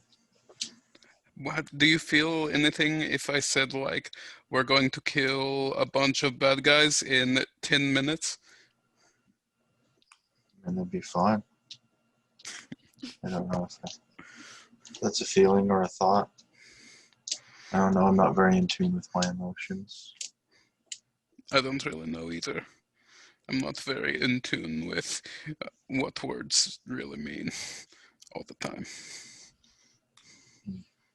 As you guys are having this conversation, off in the distance, you see a few pseudo wisps kind of traveling by, moving from the left to the right from your perspective. What color are they? Red. What did we know red to mean again? Anger. Maybe we should get inside the hut, you guys. Then I'm going to, like, if I'm near them enough, like, try to push them backwards and walk backwards towards the hut. Staying facing the, like, pseudo wisps that are really mad. I'm gonna stay outside the hut, but I'm gonna hide and just kind of keep my eyes and ears and everything open. Okay. Go ahead and make a stealth check. Nice. Ooh. Bet. Hold on. I gotta do math. 28, I think. Is Yeah. that? Yeah. You think you are hidden. Can we see outside of, like, from in the hut? Can we Yes. see out of it? Mm-hmm. Okay, I'm gonna go back in. Yeah, I'm going to go back in and whisper and just say, Leo Flynn, are you awake? Or can you hear me? I am now. There's some angry pseudo wisps outside. I kind of like rub my eyebrows kind of like this. As I've said, the pseudo-wisps reflect the emotion of the things around it. They are not actually angry. So whatever. Yeah, I know. That means there's something angry outside. Yes, that's. Oh, shit, they would notice my pseudo wisp, wouldn't they? You do still have pseudo wisps floating Yeah. around you. Yeah. I go inside. Okay. I like that you make Stealthily. that realization real time. Like, oh shit. Walk Just, back in. just give me a moment. I'll cast. How far away were the pseudo-wisps, the red ones you saw? And I I describe it pointed to him out to a T. because I was trying to watch it the whole You way. can point to where they were. They're gone now. You don't see Okay. them. But they were probably around 300 feet away. And how many of them were there? The pseudo wisps? 7. Yeah, so I'll just point out where it was with Lex's help to make it more accurate. Quick question, Matt. Mm-hmm. The pseudo wisps can't penetrate the dome, right? They are not in the dome. No, they are. So are there Just just like a outside. congregation of a bunch of different types of pseudo wisps? So our location is pretty obvious looking. Or have we seen a lot of other clusters this large on our travel? You've seen no other clusters this large. Great. Most animals you've seen have maybe 1 or 2 nearby. There are 200 around you. We're kind of like I'm asleep. Never mind. I put the spell description in Foundry, Matt. I'm gonna cast Arcane Eye outside of the hut, and I will have it start moving towards where they pointed out. Okay. Now, kind of just like kneel down and kind of close my eyes because I don't know if I'm able to see while I'm doing that. I didn't read it fully.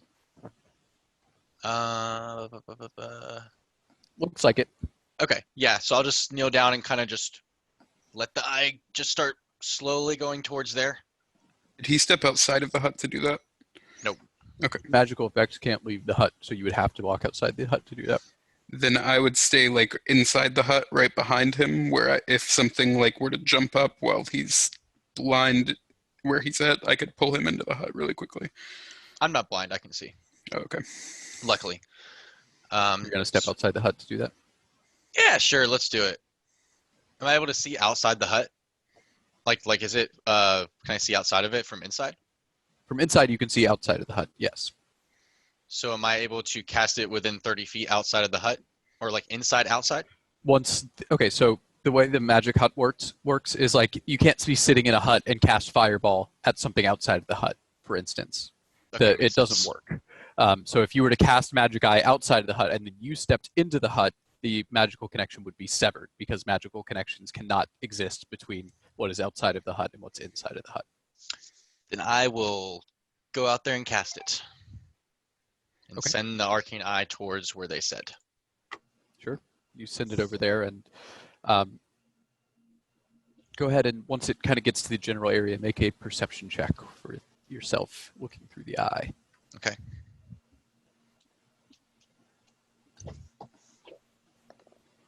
Uh, 14. 14. Okay. Looking around, you can just see off in the distance the red light of the pseudo-wisps traveling away. Do they seem to be moving fast? No. Pretty slow pace. I'll have it follow them. Okay. Until it gets to them. What's the duration for this spell? It's up to an hour, and it can go as far as possible. Okay, as far as it wants. Sounds Yep. good. Follows If out it takes more than an hour, I'll cut the spell. and does catch up after about half an hour to what appear to be two very large white owl bears plodding through Okay. the forest. Gotcha. I'll cut the Looks spell like at a that mated point. pair, a male and a female. How far can I discern that they were probably away They were probably around at 800 that or point? 900 feet at that point. And they were walking away from us? Mm-hmm. Okay, I'll cut the They were spell. kind of and- walking away, but they would kind of walk back and then walk in a circular pattern almost around. And They're just it's looking around. They're looking around. I'll come back after I finish the spell. It was two owl bears, a mated pair that were walking around in the woods. Okay. But we should be fine. They seem to be kind of going away from us, so we should be okay. Are those fey creatures? No, if I remember correctly, the owl bears are in your plane of existence as well, but they may, of course, differ. Because I know we saw one before as well. When we were not even when we left the. That was here, but we hadn't gone outside the tower. Yeah. I think was it a white one that we saw at the base of the tower? Was.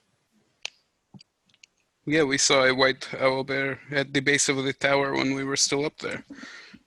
I wonder if it was one of the same ones. But luckily, we should be okay. It was good that you guys saw them and didn't pursue. They can be quite ferocious creatures. Gotcha. Yeah, Leo, you would know that the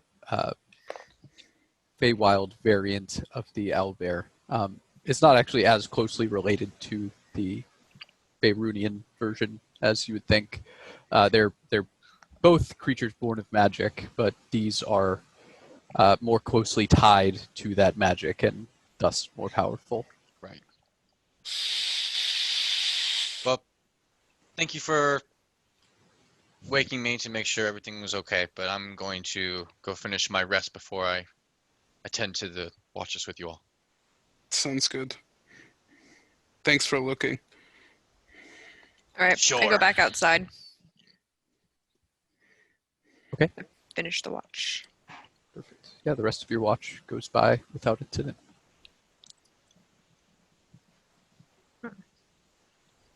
All right. I think Laura said she wanted to take a watch. We should probably let Leoflin sleep after we woke him up. I'll get Logan. All right. So walk back inside and gently wake up Kelora.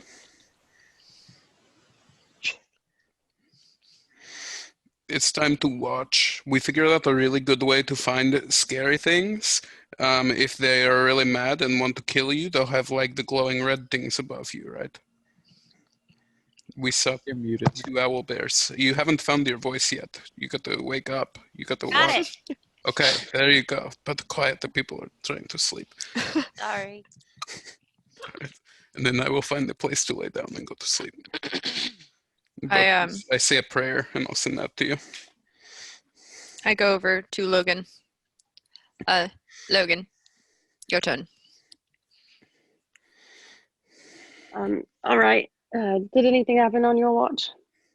Well, there were some of those wisps, but they were red and they were off in the distance, and apparently there were owlbears, but don't worry, they're not near us anymore. And I think you're going to be with Kalora and obviously B-Rad. All right. Have a good rest. You have a good watch. And then I go to bed. And then I'll head outside.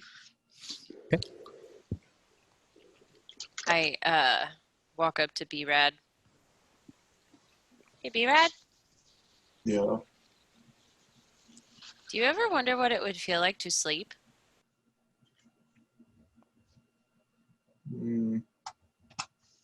I guess. Well, sometimes when I sleep, I have dreams that look like this. Are we in a dream?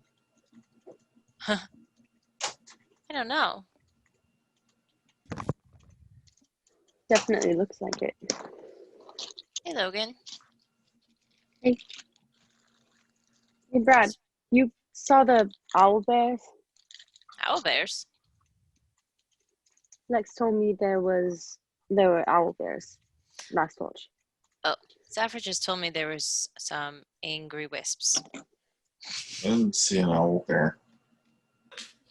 Was Zafra lying to me? Or Probably. Lex lying to me? She probably was. I don't know why'd you make that up. I don't think Lex would lie about that. I don't either.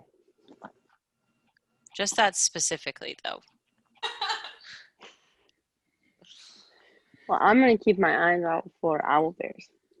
Me too. I am going to go no further than 15 feet from the dome at any given time, but I'm going to walk around a lot. Okay. Go ahead and make your perception checks.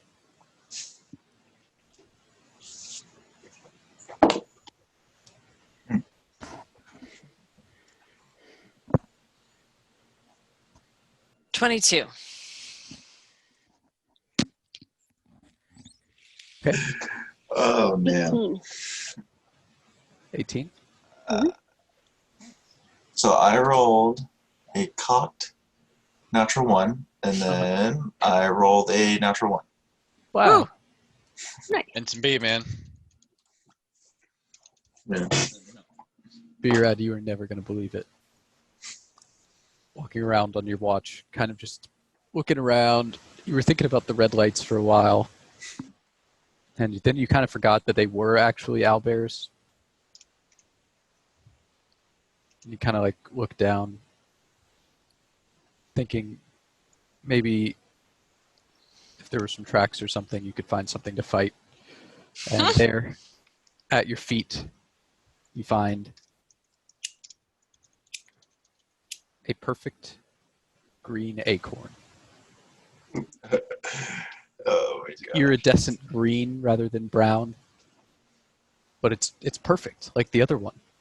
It must have just fallen from the tree, and maybe it hit a few branches on the way down that slowed it down, because it's perfect. And you get distracted looking at it again. Meanwhile, as you guys kind of walk around, Kalora, you are just taking in all the various night sounds and enjoying the peace and serenity of the nature. And Logan, you're thinking back to the cipher and the books that you found in the writer's lair, trying to piece things together while keeping a very sharp eye out for potential threats. Kalora and Logan, you guys notice at the same time, about 2 hours into your watch, red pseudo-wisps about 300 feet away, coming from around a tree. It's a group of around 14. They look to be 14? nearer. Laura, Brad, you meanwhile, know is I. just kind of turning something over in his hands over and over Do you again. guys see that? Who's turning something? B-Rad is just turning Oh. something over in his Is hands. he close to the direction of the lights? Yeah, he's the closest to them. Okay. I go, B-Rad! B-Rad! Hold on, this acorn is really cool. Can you come show me? Yeah. And I'm gonna walk over there and I hand her the perfect acorn. Wow. This is the most perfect acorn I've ever seen in my whole life. It is, you're right. You should keep it in a special spot. But right now I need you focused, okay? Okay, I'm focused. Not on the acorn, though. Okay, what are Turn we around. focusing on? Do you see Okay, all the lights? yeah. Do they seem to be moving pretty quickly, like towards us, or just kind of hovering in that direction? They're moving towards you, but a pretty slow pace. As you kind of check on them again, you see a couple of them turn yellow and then white, back to red. What do we know yellow to be? Yellow is confusion. Confusion. White is happiness. I go and I wake up Leo again. Okay. Excuse me, Leo? Yes. There's a bunch of red lights out there, like a bunch, like maybe like 15 or so. They're coming towards us, and some of them just turned yellow and then white. About 200 feet away now. They're pretty close, like Are you guys still outside? 100 No, feet. No, we I should was go going back inside. I would greatly advise you all to come inside here. Okay. Everybody come inside. Oh, hi. Hey, Hey, Let's just all stay in here and wait for them to go by. They shouldn't bother. Nothing can get inside this tiny hut, correct? well, No. we can. We just walked inside. Right, because he said you can, right? He gave you permission, B-Rad. Yes, that's true. yes. So, let's all just stay in here. We'll all just chill out. And I'm going to relax a little bit until they go by. Okay. Okay. Sorry. No, Uh, it's totally fine. I don't mind the questions. I love answering them. sorry, Kalora woke you up, Magic Narfrin. And I walked back outside. Or stay in the hut and just turn around. I don't know what that means, but I'm going to lay down again. I watched to see the movement of the wisps. So as you Yeah, guys I was kind of get settled back in after a few minutes, two large white owl bears step into the area nearby the dome. You can see them raise their heads with their big, circular, wide eyes, looking around at the pseudo-wisps in the area. You see them sniff at the air. The other one of them lets out small clucking, cooing sounds at the other. The orbs kind of go white around them. The red is replaced by white, gray, and then predominantly gray as the two owlbears get close to the dome, and you see the larger of the two, the female, begin sniffing at the air around the dome and puts a big taloned claw onto the dome and scratches downwards. Wait, are you talking about the thing that we're in? Yeah. Okay. Does it You see, do from anything your to perspective, it would just be 4 or 5 inch claws raking down the side, razor sharp. The male comes over to the female and begins it almost looks like nipping at her neck, grooming small parasites from inside the plumage. They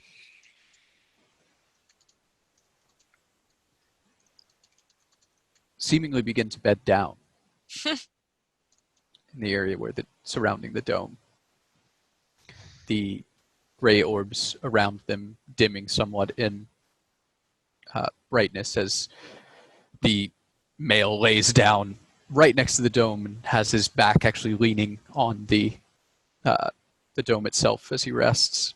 The female, very close by, puts a large muscular arm kind of near the dome and rests her head on that, where the dome is essentially propping both of them up to rest, protecting their backs as they would with a rock or a cliff to ensure they're not attacked from that direction. Shortly thereafter, you begin to hear what sort of sounds like a mix between a growl, a snore, and a hoot as the two owlbears, massive in size, easily as big as Shadow was after her transformation, but more muscular and bulkier, as they fall asleep, resting on the dome. I 2 hours of your watch is up to you. I say to Logan in her mind, what should we do? Or remaining hour of your watch. The hut doesn't like provide any kind of sound barrier, does it? I don't believe so. Does it, Tito? I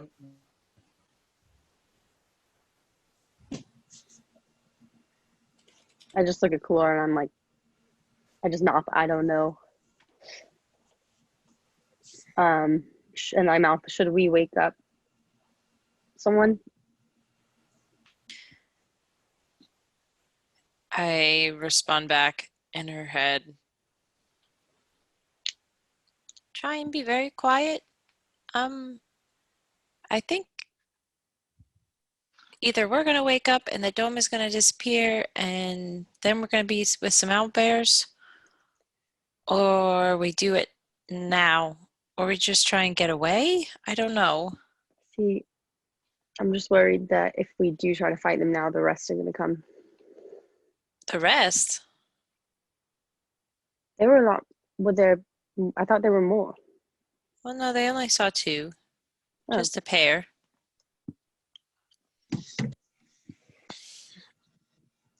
Might be better to catch them off guard. I don't know if we want to hurt them. I poke Leo. Okay. That you didn't get rest. And I say in his mind, the owlbears seem to like our camp. Take a I'll look. like kind of move my head over. You see an owlbear butt? Fuck. Not their head. Just a single fuck comes out of my mouth. He whispers. I whisper. How long have they been here? Just about 5 minutes. They just started to bed down. You hear in your mind. Can any of you speak to animals? Oh yeah, I can do that. Well, I think it would be best for all of us to sleep. We're essentially being guarded by owlbears right now. So I think we should all just rest. If it turns bad in the morning, we're all ready for it. And if you can maybe talk to them and be like, hello, owlbear friends, we're going to go on our way. Maybe that'll work.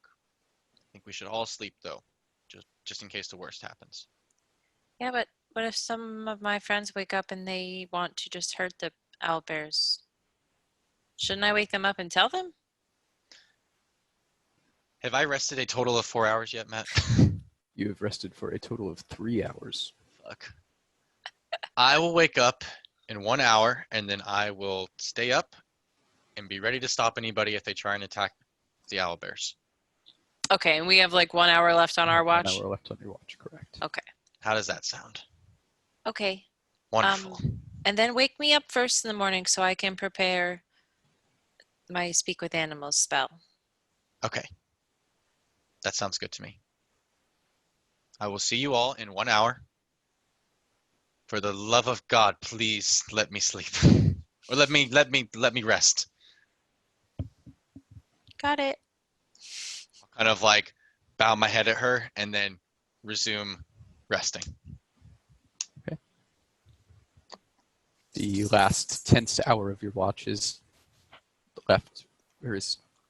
spent by anxiously watching 2 owlbears as they sleep and dream, occasionally flexing their claws, releasing their talons as they do so. And thus your watch ends. Okay. I will go wake up Claribald. I'll wake up Hezrian. Hey, Claribald. Shh, shh, shh. Okay. Hi. Hey. So something happened. There is a couple owlbears just hanging out with us right now. Where? Inside the hut? No, outside. Oh, He looks around with like squinted eyes. I have my glasses. okay. So they just cozied up here, and Mr. Leo thinks that we should just sleep and then wake up and talk to them, like how I can talk to animals, you know. Okay. That So sounds we're not gonna hurt them. okay. Just watch and make sure they don't try and hurt us. Okay. I mean, they can't get inside the hut, right? Like, No, but eventually, once the 8 hours is up, I think Tito's spell just kind of fades. So oh, we could just like all of a sudden wake up if we wake up like an hour late. But I think also Mr. Leo is gonna hang out with you guys because he doesn't have to sleep anymore. fantastic. So just don't attack the owlbears. And Pretty much. Okay, got it. Got it. Good night. Anything else happen? Nope, that was about it. Okay, fantastic. Hello. All right, and I'll go wake up Hezrian, and I'll just put a finger up to my mouth, and I'll point at the wall where Dang. shh, What's and I'll up? point at the owl bears. Oh shit. So we eating owl bell for breakfast. That's what I'm hearing. No, Hezrian, you can't hurt them. Don't mess Hezri and with Dragon Slayer on the job. Let's hit it. You see one of the male owlbear kind of twitch in his sleep as Hezrian starts talking. I'll walk over and hold the One finger eye with my kind of opens mouth. slightly and then closes again as it falls back asleep. What color are the pseudo wisps as they sleep? They're just gray. Just gray. Motionless. That's interesting. They're not dreaming. What about everybody else? Are there pseudo wisps in the Not in the tiny hut. They're kind of floating Okay, so- around. There's like 214 in the general area, and they're all shifting colors except for the ones all around the owlbears, which are gray. Okay. Wow. Hmm.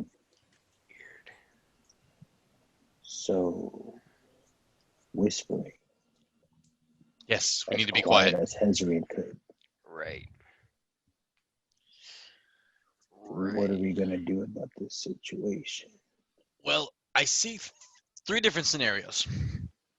One, I thought about while I was resting is, Hmm?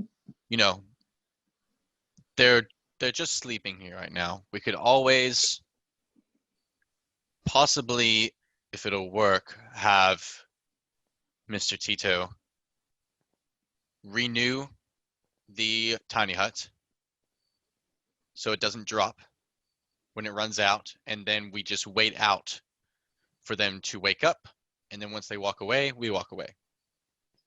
And then scenario 2, we talk to them with Kalora, and scenario 3, we run for our lives. Okay, bet. Scenario 3, crazy.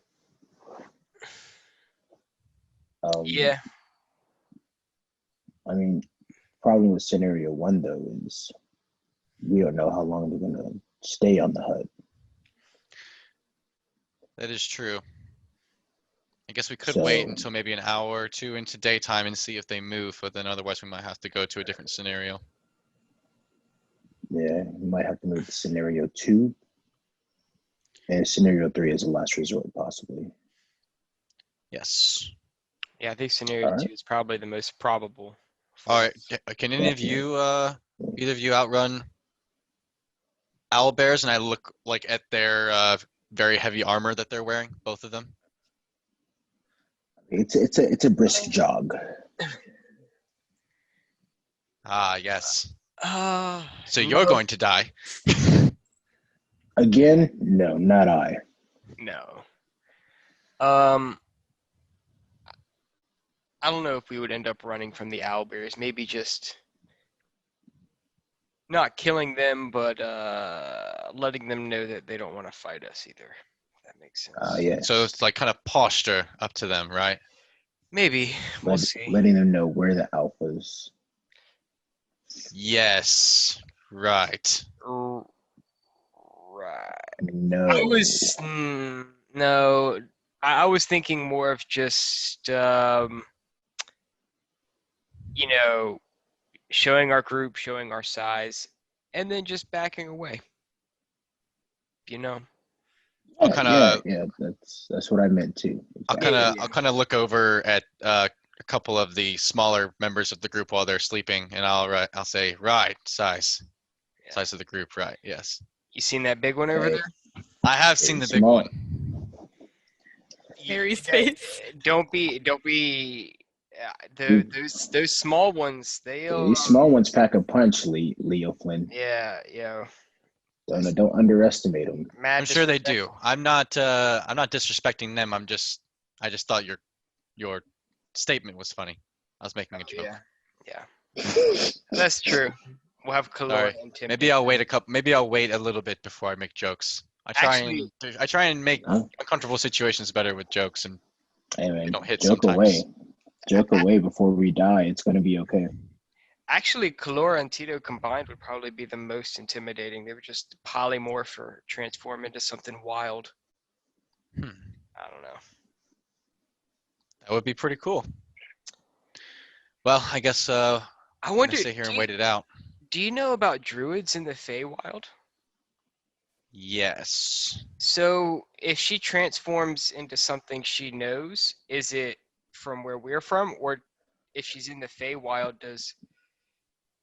I mean, as Kalora long get, as she's able to study the animal, I would assume she'd be able to turn into it. Just depends on the extent of her powers. Yeah. Look, no. So like That makes owlbears, sense. right? Like, let's say if she could turn into an owlbear, if she decided she wanted to turn into one, would she be like the Feywild version of an owlbear, or would she be I guess she could owlbear from choose where to. she's from? She I could don't choose know. to.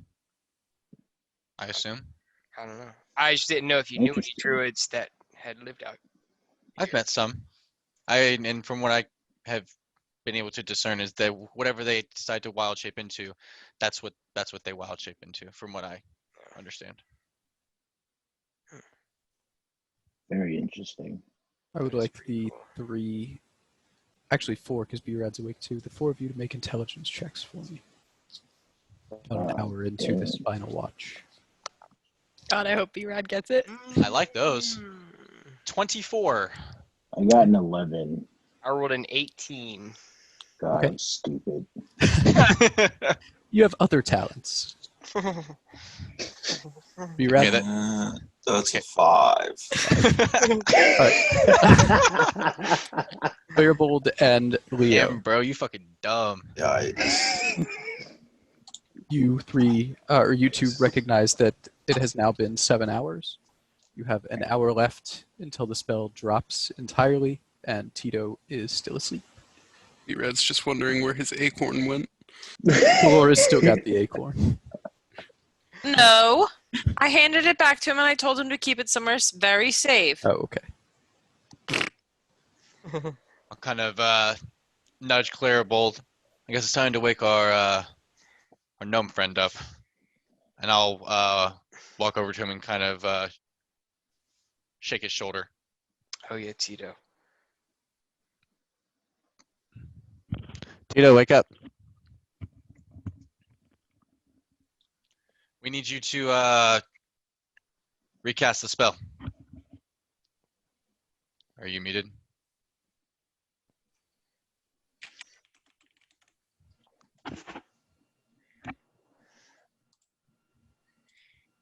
Tito. He took his mic off to eat, and he forgot didn't have it on, and he was talking without it. He must have got really drunk the night before. He's just really hard to wake up. Just shake him harder. I will shake him harder. Thank you. Hello? Hello. Uh, Hello? Can you recast the spell for Uh, the hut? I don't think I can. It's from inside the hut. Why? Oh, shit. There's owl. What are those? Those are owl bears.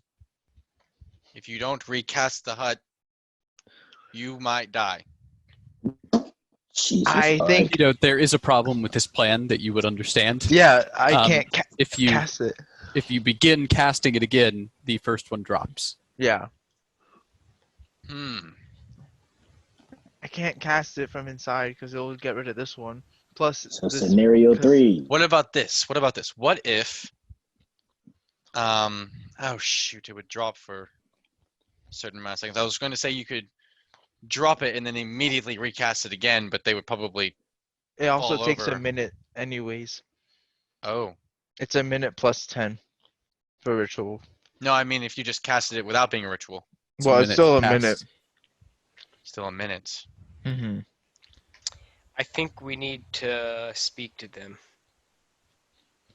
Yeah, Yeah. we're not supposed to Because- kill animals anyways. I don't think they're gonna kill us. Well, okay, what I meant killing them for sport.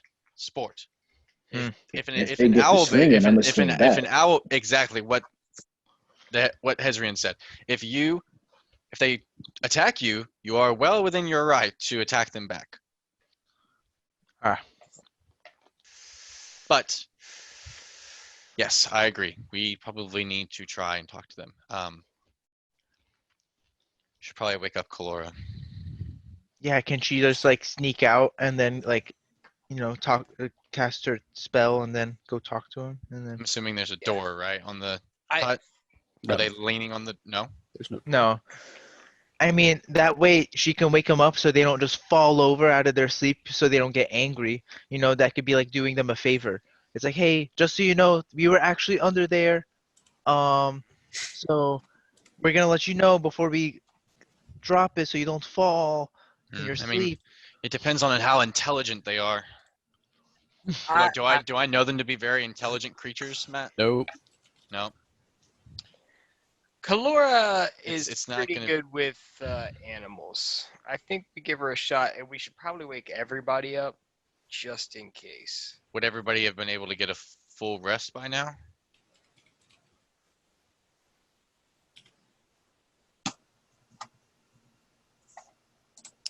Yeah, I'll give you the full rest. All right, I'll go around and wake everybody up. Say there's 30 minutes left on the spell. Tito, you'd be very aware of that. All right. Well, we can't renew the spell, guys. What do you guys think? What? There's owlbears right there. We should probably. Are those the same ones that were like running around last night? I think so. Yep. Are they territorial? Yes. Unbelievably so. Right. Maybe I should just try waking them up really nicely. Hey, Zafar, have you picked your spells yet for the day? Yeah. Oh, you just woke up. Yeah, I prayed before I went to sleep and That's not how it works. thought about it. That's not how it works.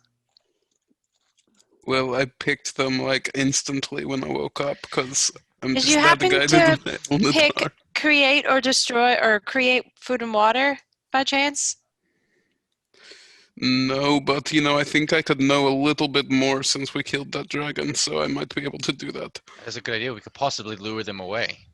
Yeah, maybe It's just okay. say that like, hey, we're Okay. gonna walk away, Come but like here's a bunch of food. Have at it. Enjoy. Or Goodbye. just- Can't we just sneak out the back? As soon as Tito leaves, it's going to Drop. disappear. Well, I mean, I guess I could make us super stealthy and just try and walk away if you guys want to try that. I could also possibly, if you guys want, we can have you go away, and I can wait with Tito, and then I can cast my steed that I have, and we could ride away from them possibly. Oh God. That What do sounds you- horrifying. What do you guys think? sneak away or try and lure them with food? Well, in order to sneak away, we would all have to leave the dome. Right. And we'd all have to be quiet enough not to wake them up as we leave. Except for Tito, like you said. Right, because is it true if Tito leaves the dome, does the dome go away? Yes.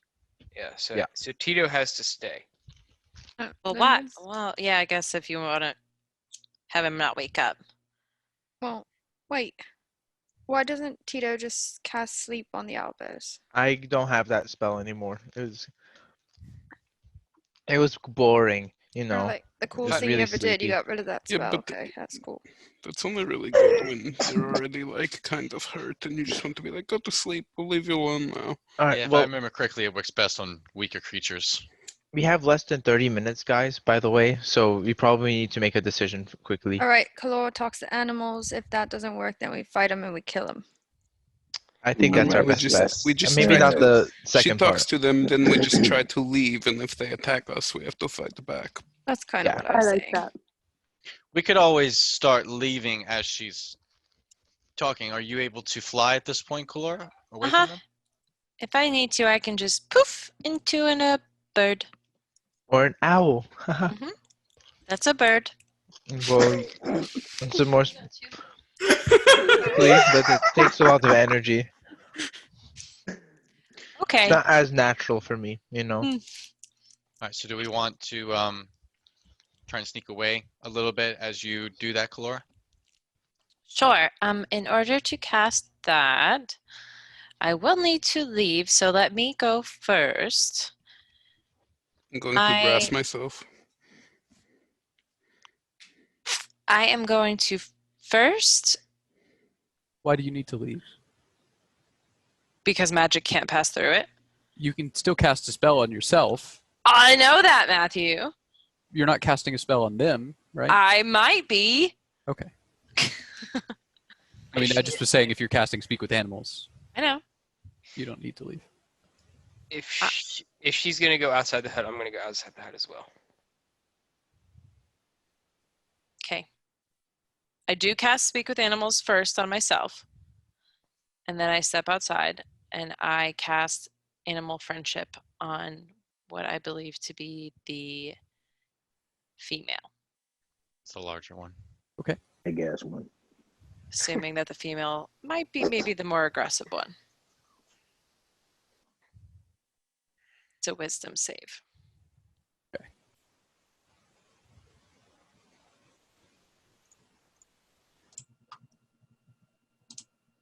If it's an intelligence, I can't speak, intelligence of 4 or higher, it just fails.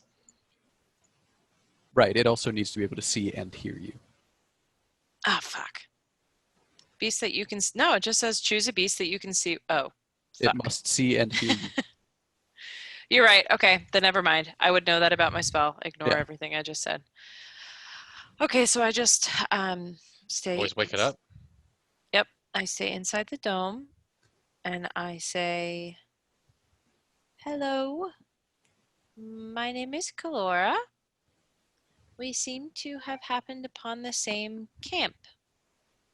Good morning."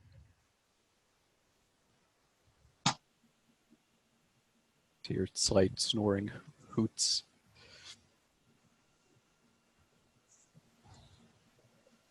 Get a little frustrated. I say, "Hello." Both owlbears spring up like a predator that's been caught unawares, standing on their feet and looking around frantically. All of the pseudo-wisps above their heads turn red instantaneously, deep and dark as they look around, eyes squinted, moving around very quickly. Hello, my name's Kalora. We seem to have stepped upon your camp. We did not mean to. We are just going to walk away now. We mean you no harm. The orbs around the female's head turn yellow. 2 or 3 of them. The rest are still red. You hear a guttural, deep voice back. Invisible prey. Where are you? You see her sniff the air.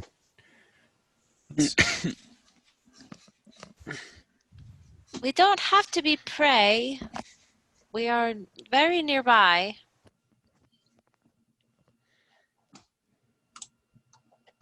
I don't know how to roll on this anymore. / roll. There we go. Continues to sniff the air, kind of looking around.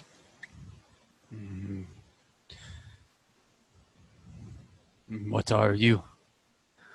Well, I'm a halfling, and there's a bunch of us actually, but we're all really nice and not from here. Well, except for one of us, and he told us to be really nice to you. The larger of the two, the female, turns and looks at the male, who's looking around with his red orbs around his head.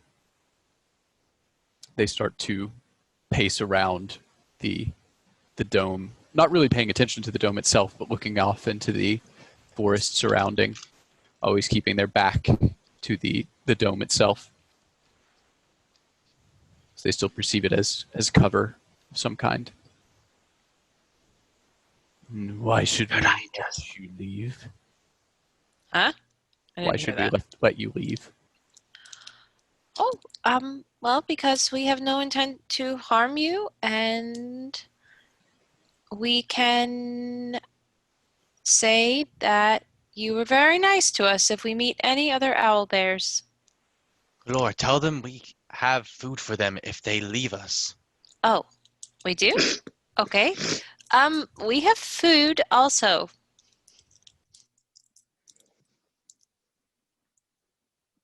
We'll leave Zephyr it for has you. food.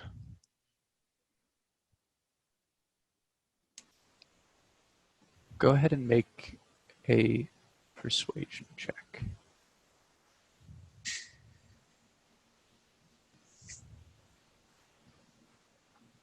I wonder what would happen if I just dropped the dome. 14. The female owlbear responds, momentarily looking directly in your direction, where it looks like she's almost looking into your eyes with her owl-like eyes. And she says, "You speak no weakness of us. We will take food from your body." Okay. Hey guys, they want to kill us. Shit. So now we're faced with a choice. I failed. I'm sorry. What should we do? You did great. You did great. How much more time do we have left, Matt? About 15 minutes. Sneak out, Kalor turns into a bird, she takes Tito, we go. I think we could take them. That's right. So Matt, could I theoretically, since we're all within the dome, can I cast Pass Without a Trace on everybody? Yeah. In the dome? Okay. But then everybody would have to stay within 30 feet of me. What's like the land around us look like, Matt?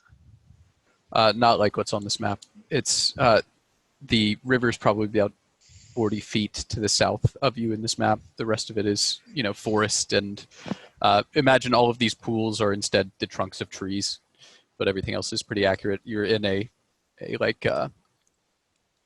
clearing of a small area where you put the dome. Which way is by trees. Which way is Hey, the river flowing? Are they really River smart? is flowing from the left to the right, from your perspective. Can we see if the boat's there yet? Looking from where you are now, you do not see it. Are they really smart? Well, they could They speak did not pretty strike well. you as smart. Oh, nope. They are dumb. They didn't understand what you were trying to say with the food, and they thought you were going to tell the other owl bears that they were weak and let you escape. They thought I was teasing them and making fun of them, and I wasn't. Do you remember how I used to use like thaumaturgy to like whisper in your ear to wake you up? Yeah. What if I like stepped outside the back of the dome and then 30 feet away in a random direction, I made my voice yell, "Run!"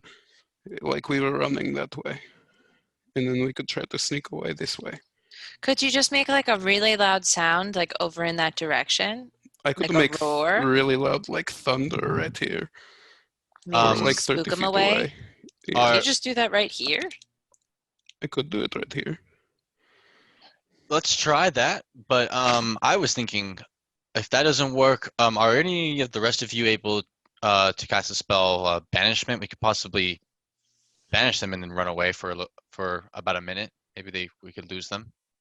Have hold monster too? Yeah, but do you need to be able to see them while you're doing it? Probably.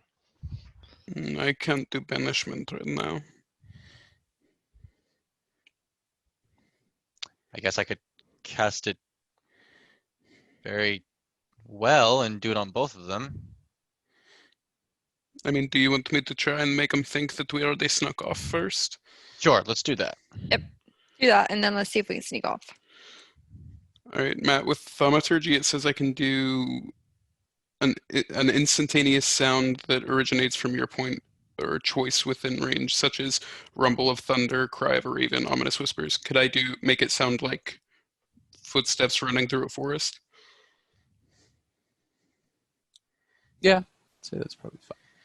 All right, then I will, as quietly as I can, step out of the back of the dome and Make a stealth check. Wait, before he does that, I will cast Pass Without a Trace on all of us. It won't affect him if he's outside of the dome. I pass it on all of us who's in the dome. it's 16.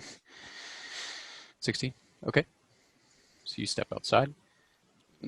Cast thaumaturgy to make it sound like 30 feet in the opposite direction of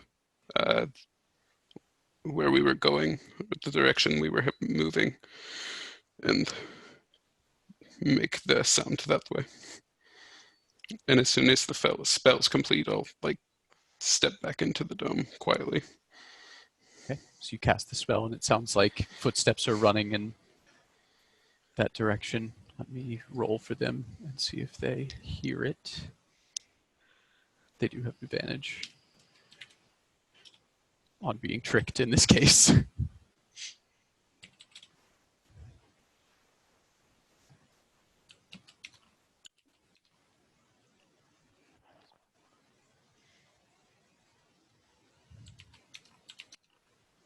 Okay. The female hears it, and Kalora, you see, or you hear the female say to the male, "I heard them this way," and they begin traveling 30 feet away, and they're going to make a perception check over here, looking around for the source of the noise. So they have moved 30 feet away now from where they were. All right, let's go. Let's start sneaking away. All right, sneaky, sneaky. Let's rock and roll. As you see them, you guys exit the dome, as you see them sniffing the air and looking around the practiced eye. Everybody adds 10 to their roll. Start I'll going over towards the river. Except for Zephyr, you do not. Well, Zephyr would as soon as you are out of the dome. Oh, okay. It's just anybody within 30 feet of you. It just Yeah. Cool. Pass Without a Trace does not get outside of the dome. And it's a 21, not an 11. 31. Mine is also a 21. 28. 32. Damn. 17. 18. I rolled a 19. I rolled an 8. And that too. 2. But you add plus 10. And not But- 2. Yeah. So Plus 18. dexterity. Okay. I got a 35. Damn. She 33. B-Rad! Jesus. All right, in what direction are you going? I'm going to start going back to the river and going down towards where we're supposed to be meeting the direction we're supposed to be meeting the boat. You guys, all 30 feet of movement. just taking the average of your speeds down towards the river. As I'll say, since that's how you were in the dome, Kalora and B-Rad kind of look back at the owlbears, their direction, where they were sniffing around, actively looking and listening for you. Claribold and Tito at the same time actually run into each other, Tito kind of tripping up under Claribold's leg, and Claribold manages to step over him, but his shield knocks his back and clangs off his armor, making a sound, and both owlbears rear up on their hind legs and let out a cross between a roar and a hooting noise. How far away from them are we? What? How far away are they? They are Like 45 if we feet move away. 45? Okay. Yeah. I would like you all to roll initiative, please. You have been noticed. They rolled a 19 and an 18, the two of them, so they have +4. They both saw a lot of you, as a matter of fact. 19. All right, one sec. I got to set you all in battle mode. I updated the Foundry version. I'm curious You what can make it changed. a Yeah, I see like the this. stuff at the top Yeah, I changed a see little bit, that. like I the way like it it looks. too. Yeah, Looks I more like clean. it. It does.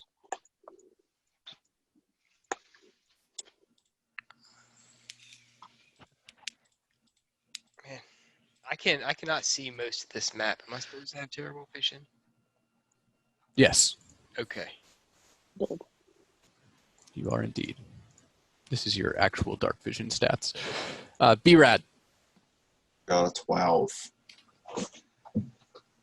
Claribold, 20. nice.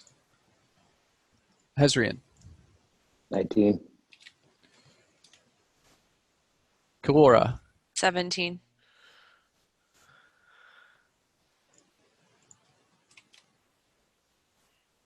Leo, 14.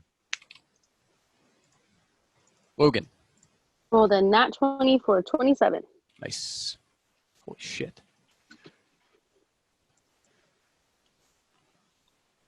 Tito, 9. Zephyr, Like usual, I rolled with Hezrian, 19. Yeah, that's straight. and where's Lex? I don't know. You didn't call my name, but 25. Where is she on the map? Oh, there she is. Okay.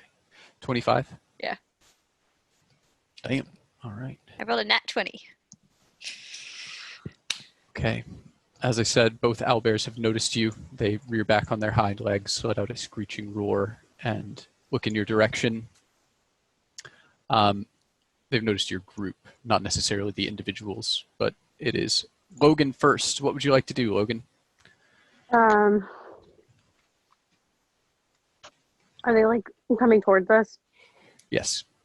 All Well, right. they haven't started yet. They look like they're going But to. they look like they're going to. Yeah. Yeah, The usually river, I don't by the know way, that. from we'll just say that is the bottom of this map. I'm gonna. They're too close for that. I'm gonna try to shoot him with a dart. Okay. The Which one? female one. Okay.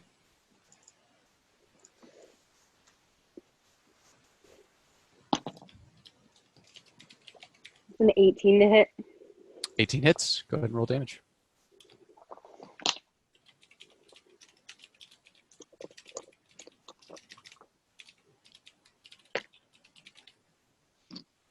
It's 4 points of damage. Okay. And I would like to do that again. Go for it. The first dart connects with the chest of the owlbear as it reaches back, its chest bared, kind of slams into the stomach, and it cuts off the roar for a moment. And that's a 17. Pads Sorry. back down. That also hits. Just hits. Awesome. And that's going to be another 7 points of damage. Okay. And that's going to be the well, Sorry, I'm going to use my movement.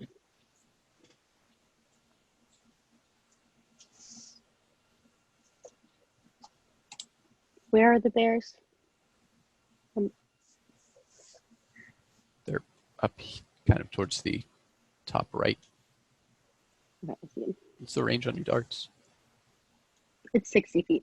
Yeah, that one's 45 feet away, so you're good. Mhm. That's going to be the end of my turn. Okay.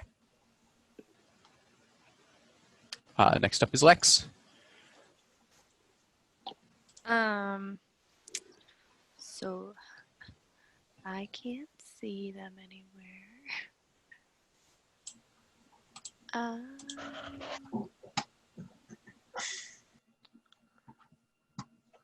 Like legitimately, I can't see them, so probably I'll just hold my action, which is Hold your action, shoot them if you see them. um, I mean, I think there. you should be able to see them. Not on my screen. Do you not have like lights all over your screen? I have little circles. Hers is showing really, really low visibility. So is mine. I'm gonna have to go see what your guys looks like, because when I click on your characters, I can see the way your characters look, like the way they see, and I can see the bears in both of them. The part that's showing up as like dim light for me is completely black for Alexa. Well, Alexa doesn't have dark vision. I don't either. Wait, what do you have? Where are you? Oh, no, you don't have it either. Yeah, you guys are the same. You're set up the same, you and Lex. Well, Alexa, Turn the brightness on your she computer. does have the dark vision goggles, I think. I think I gave them B-Rad back to has them B-Rad. right now. Yeah. Okay, never mind. Yeah, if you guys have your brightness turned all the way down, I guess it could be that, because you should have the same vision as Zafir. No, that's not it. Are Well, you guys both using Mac? yep. And Chrome. It's me. Well, you can see them. Okay. So Well, then I will take out my Square. short bow then, and I will pop an arrow to the other guy.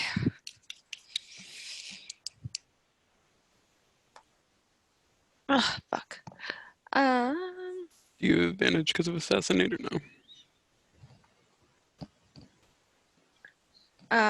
If I have assassinate, yeah, but I don't think they were surprised because they were coming our direction. But they haven't gone yet in combat, right? Okay. Don't you have That- something for that? Is that what surprised is? Because when I No. yeah, see, that's I my just thought you problem. had something for it going before See- somebody in the combat order. That kind of is, but I've been rereading my assassinate, and I think I read it incorrectly Read the it. first time, and then Read it yeah. out loud right now. So it says you have advantage on attack rolls against any creature that hasn't taken a turn in the combat yet, and any hit you score against a creature that is surprised is a critical hit. So I don't have the critical hit. Okay, you just have advantage. Okay, Yeah. cool. But I have a 17 for my first one. That hits either way. Okay, so cool. But I'm gonna see if I get a nat 20. I did not. So. Da, da, da. Shoot, I'm writing.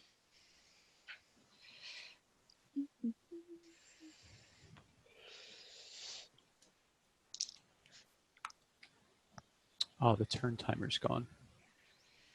That's gonna be 9 points of damage. 9 points of damage. Okay. Yes. That's your So, turn.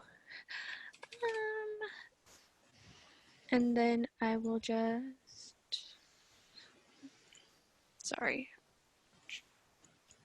I exit out of everything. I'll hide. Okay. Like the nearest shadow or tree or whatever, because I can't see it. That is a 27. 27. Okay. Lex melts into the shadows. And that's my turn. Perfect. Clarebolt, you are up. Awesome. I know I said these pools were tree trunks. Just imagine them as flat ground. You can move across them because it doesn't make sense any other way. Wait, what is flat grounded? I can move across it? These pools that are on the map. I don't know if your character can even see them right now, but I right where my mouse is. Okay. Okay. I guess I'll get there in a second here. Yeah. Guess I kind of gotta go little by little. Am I not? Oh, sorry. I'm still measuring. Select. There we go. 15. 5. Oh, okay. I see it. I see it. So it's like a big pool. There you go. There's a lot more things now. Thank you. Got it. Makes a big difference. Yes. Okay, so I need to go around that. No, you don't. No, it's just flat ground because there are no pools. This is just a placeholder map. I didn't know you guys were going to fight the owlbears today. So. Okay, cool. Today. Got it. So I can go straight there. And the tree are The trees are trees. They're not just trunks. So Trees you and cannot move trees. through the trees. Okay, so trees and tree trunks, but the pool is got it. Okay, so I've moved 15 feet. I guess that has to be rad. I'll cast haste on B-Rad. Okay. And then I'll move Brad, consider yourself hasted. 3. What's that mean again? Get an extra action and your movement is doubled. And extra AC. And your AC is increased by 2. And I think you already had it, but advantage on dexterity saving throws. Dex saving throws. Yep. You're Your welcome. Juggernaut. Thank you. Yeah. Is that your turn? That is my turn. I'm done. Okay. Is that until it's done, or is that like a certain number of times? 1 minute. 1 minute. Okay. As long as he holds concentration. Correct. Hezrian, you're up. All right, sweet. All right, so I will move around right here. And I will bonus action Shield of Faith. And then I will cast Darkness on myself in the area I am standing in. And I will end my turn. Perfect. Let's see if I have a spell token for that. In the meantime, the male owlbear is going to move towards Claribold and attack. His first attack is going to be with his claws as he reaches forward with his talons to try to attack. Where is my... I'm just going to use regular dice because it's easier.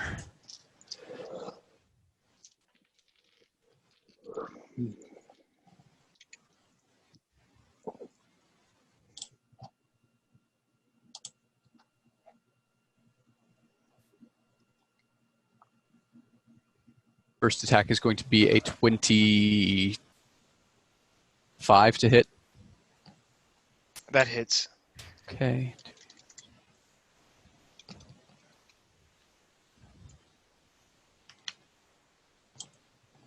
You're going to take 17 points of slashing damage as the talons rake across your chest, getting into the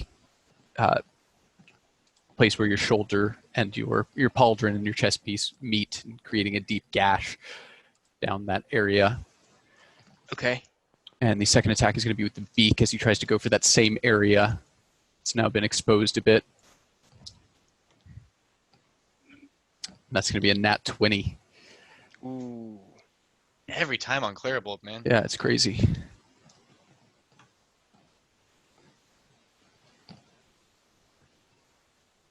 That's going to be 19 points of piercing damage as he does indeed find that crack between your armor and pull out a chunk of flesh as he pulls it out. Okay. And then I have to make con saves, right? Yeah, concentration checks for both of those attacks. And it's for half of the damage is what it is what I have to make? Is Half that of the save? damage, or it's like it's 10. half, or it's 10 plus something. What is it? What? I think it's usually 10 or over for just in general, but once it gets to a certain point, it has to be half. It's Yeah. are I you thought it talking was about whichever is higher. concentration checks? Yeah. Oh, okay. It's So just 10 or half the damage. So if half the damage is 40, Yes, what roll is half the 20. yeah. Okay, 10 or have to. Okay, so the first one I rolled a 13. Okay, so And you're then fine. this, yep. And then the second one, I rolled a 17. So you're good. Nice. So you're fine. Nice. Yeah, keep pace Okay. up. That could have been bad, but I would have lost his turn. Perfect. And that is the end of the owlbear's turn. So Zafir, you're up next.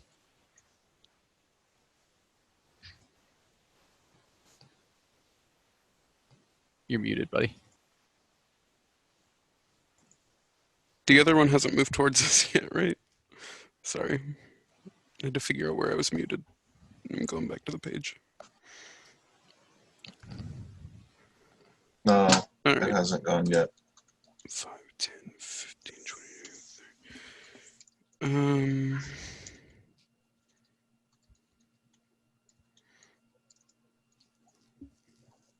And is this the big one, the female, right in front of Clairbold, or is that the That's male? the male.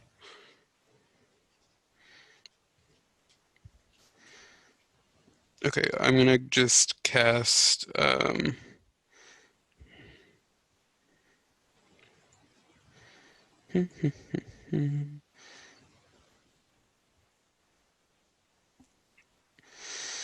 just do a guiding bolt at the one in front of Clairbold.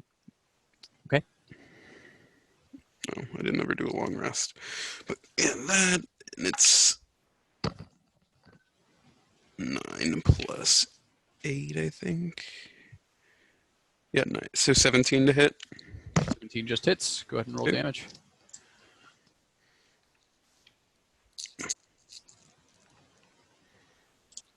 So 18 points of radiant damage, and it's glowing. Okay. Then bonus action, I'm gonna cast first level healing word on Clairbold. All right. Right. A question about my helmet, Matt. Does the effect have to be active to cast Misty Step, or are those separate? I'd have to look it up. Let's see. Okay, but Clairbold, you get a little bit of healing. 3 plus my modifier.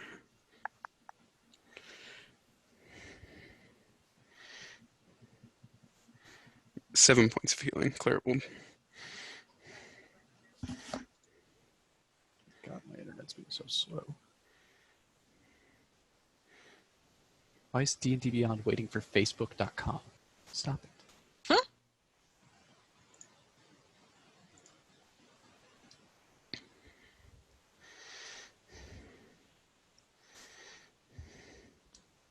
Probably use like the Facebook API for authentication or something stupid like that. Probably. I said, auth at facebook.com.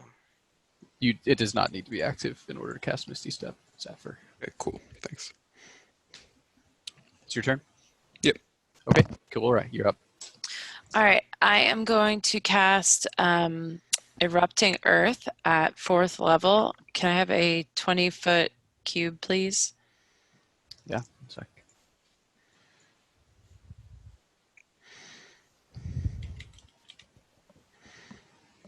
Where are you casting it? I'm going to center it basically right where Clairbold's and my cursor is, so that I can get the, so I imagine it's starting like here and going like this and then down. See what I mean? Yeah, I'm trying. It's just Yeah, where it starts at like that bottom left corner of the owl bear. Mm-hmm. Bubbo. apparently not wanting to work today.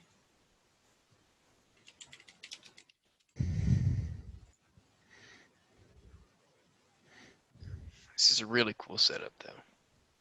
Yeah, it's dope. Yeah, dude. What the fuck?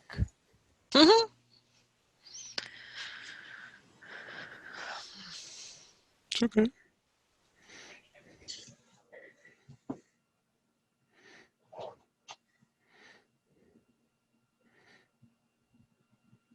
Refresh. 1 second.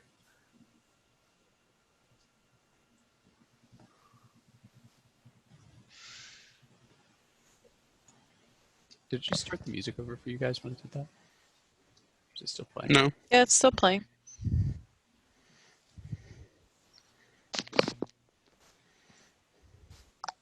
All right. So starting where? Let me go back to the page. Hold on. So, basically starting here. Oh, so right here. Yeah, exactly. So I cast Erupting Earth, and I need a dex save from both of them. Okay. What does erupting earth look like? So basically, I take out I grab hold of my mistletoe, and I slam it on the ground, and all of a sudden you see this fountain of like stone and dirt and everything kind of erupting from that center point and kind of toppling on or going on top of them. Cool. All right. It was a 9 from the male and an 18 from the female. Okay, the female passes, but she will take half. And it's 4d12. Okay. Whew, good Nice. rolls. So that is 37 points of damage to the one that failed, and half of that to the one that succeeded. Okay. And each, that's difficult terrain now. It's some high damage rolls. Yeah, I rolled an 11, a 6, an 8, and a 12. Yeah. That's nice. That was a nice turn. And then I am going to go, excuse me, oh, yep. Go over there. Come on, go, Kalora. Oh, I'm on the measuring tool, that's why. That's my turn. Okay. Perfect. Leo, first combat turn. You're up. All right. I am going to move right here around the tree. And I am going to I'm going to cast a hypnotic pattern. Okay. On the female in the back. It's a 30-foot cube. I'm just going to make it so that it's not I just want to make it so it's not on the male at all. So it would be kind of like around here, Matt. Okay. With her on the corner. Sure. That's just and an instant thing, so you don't need a cube for it, right? I mean, it's a 30-foot cube that would have twisting pattern of colors. Doesn't But I think it it stay happens up? instantaneously. If you read the spell description, the twisting colors happen simultaneously or instantaneously, and then it's charmed for the duration. I don't think the patterns stay up. Okay, yeah, and then that's going to be I'm going to use my portent roll for that. Oh, okay, cool. The lower one. It'll be the 4. So it fails, and it is charmed, and I'm going to use my free action to shout, "Don't attack the female. Focus on the male first." And that will be my turn. Okay, perfect. B-Rad. All right. You're up. So yeah. I'm gonna come to get advantage would be here. Yeah. Okay, I'm gonna go there. On the way, I'm going to rage. And hold on, let me mark that down real quick. All right, and then I'm going to attack him. All right, first attack is a higher than a 20. Okay. So that hits. is definitely, let me roll damage on that. So that is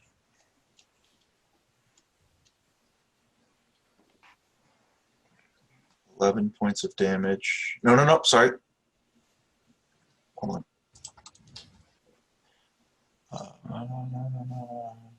No, yep, 11. 11 points of damage on the first one. Second attack is a 21. Okay. That is 11 points of damage again.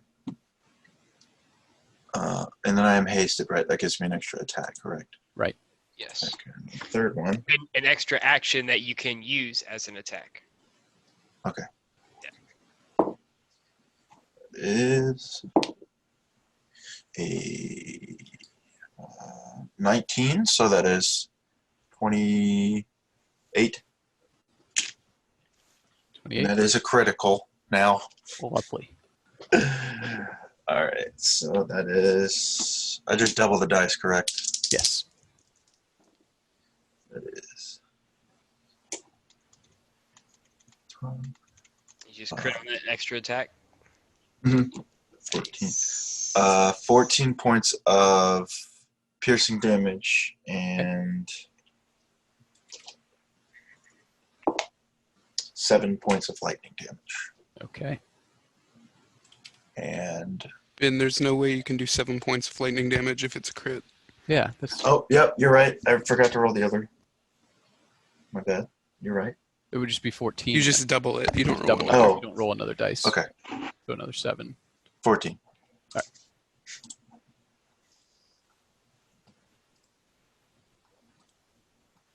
How much lightning damage? Because that's also double. How much lightning damage was that? Shit, hold on. I did 6. that. So, okay, so on a critical. Oh, shit.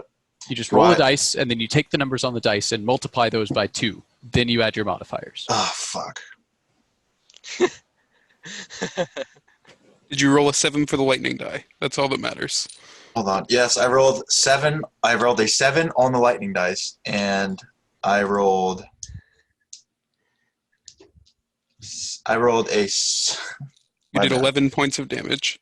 I did 7 points. I rolled 7 with the dice. So it would have been 14 plus your modifier. 14 plus 5, 19. But you 19 did points of lightning piercing. damage and slashing damage. What was Yes, you piercing. did? How much did you do on the piercing damage? Piercing is 19 damage. Lightning is There we go. 14. Okay. Because you didn't Alright. double. I need to add Yeah, 9 my damage. bad. I Okay. got confuzzled. Perfect.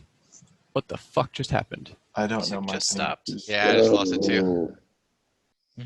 It's your turn. Oh, in combat? Yes.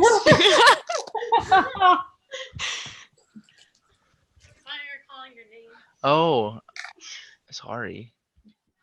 So the mother is hypnotic patterned, right? The mother. I am.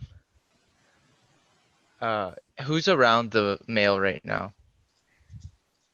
B-Rad Clairvolt. and Clairvolt. Okay. I am just gonna tell Clairvolt to keep it up and kill or just beat the owlbear with your mightiest smites, and then Bardic inspire him. Okay. And with my action, I'll look at that owl bear and say, "Ha! You wish you could be as big as your wife, you stupid wannabe bear!" And vicious mockery it. Yep. Wisdom save. Yep, Yeah, yep. that's cool. I know, right? Wisdom save truth hurts. is 14. It fails. Should have held monster. Dang it. Ooh. 6 psychic damage. Okay. And it has disadvantage on the next attack roll it makes. Perfect. Hell yeah. The female owlbear is just going to kind of look around in space, pupils fully dilated and confused. And with that, we're at the top of the round. Logan, you're up again.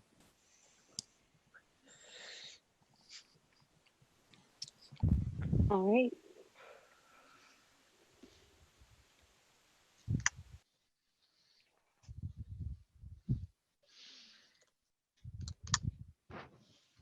Sorry, my computer's loading.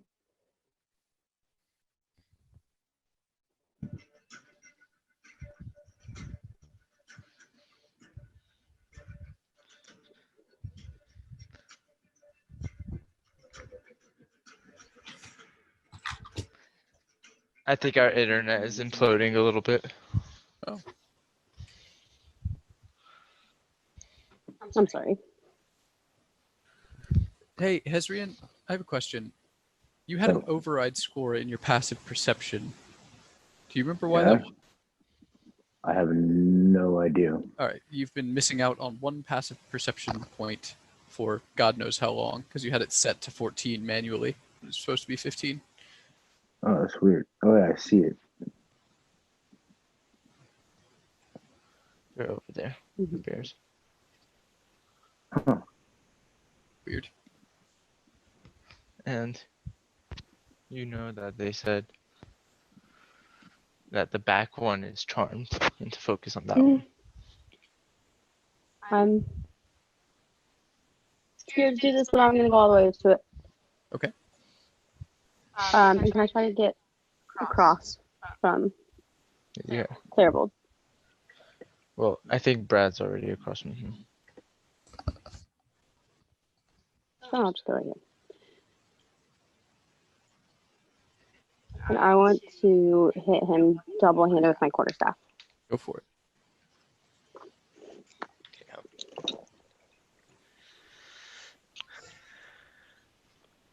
19 to hit. 19 hits. Go ahead and roll damage.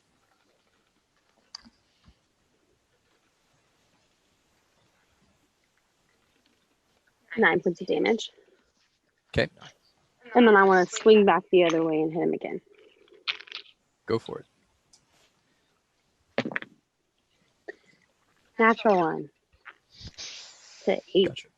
Yeah, you swing back with the quarterstaff. It catches it with its beak, crunches down, and cracks the quarterstaff, dropping it to the ground. Damn. Solid. Burn a key point and flurry of blows. Go for it. Makes sense in this moment.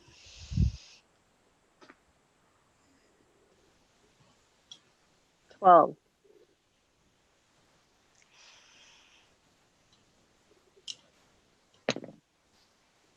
Second one is a 16.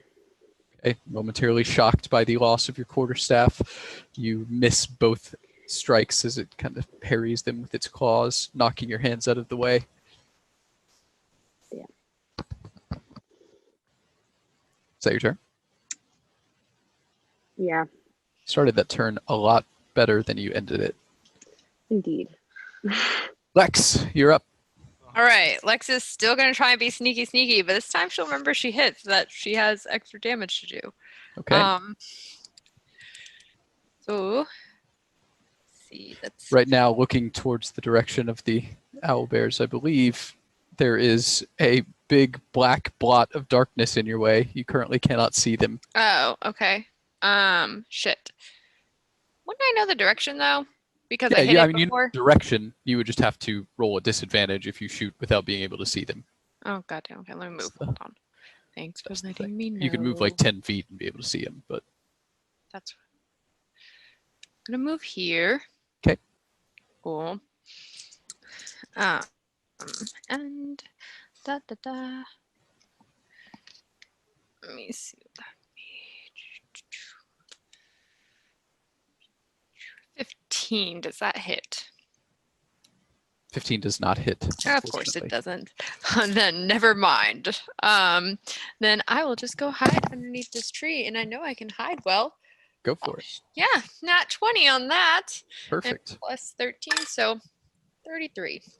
All right. So the Lex looses an arrow from the shadows, and it is deflected by the hard feathers of the owlbear. She then ducks into a tree, disappearing from sight. Clairvold, you're up. How's the owlbear looking, the male owlbear? Can you guys see the health bars on him, or no? I can Hey, help. Matt, just a quick question on Lex's. If she's hidden from them when she attacks, would she get advantage, or no? Because she hid on the end of her last turn. I know she had to move, but just like I don't think going that's forward. I don't. that's what surprise is. I don't think so. No. Yeah, no. Okay. I think there is something that can give you that, but I don't think it's what you Yeah, I just thought got. it was just if you hid and then you were out of their sight, you got advantage on your next attack.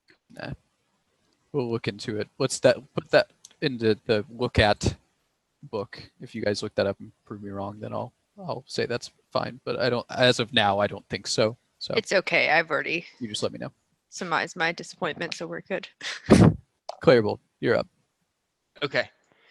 No, so the health, I don't see a health bar. Okay, that's fine. He's not looking great. Okay. I'll just make an attack then. Okay. This is going to be at advantage. I was just curious if you guys could see the health bars because I think that's something they recently added, but it might just be a DM thing, so I can quickly see how they are.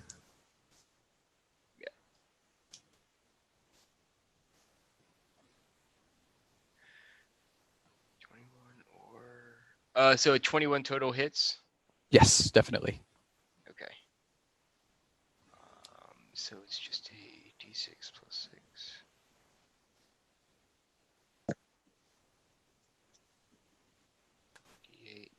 D8. So it's 3 radiant damage. Okay. And then 10 slashing. Okay. Excuse me, piercing is 10 piercing. And then I'll attack again. Go for it. This one is with the intent, I guess, to not kill. Just to knock him out. Sure. I'm not sure how close he is. Ooh, I crit. And so Still got a good chunk Tempest. of health left. Yeah, so Tempest. So it's 11 piercing. Oh, I gotta give you the rolls. Okay, give me a sec. Sure. You can just lump the damage together. They don't have any kind of resistances or anything like that. Oh, okay, great. So it's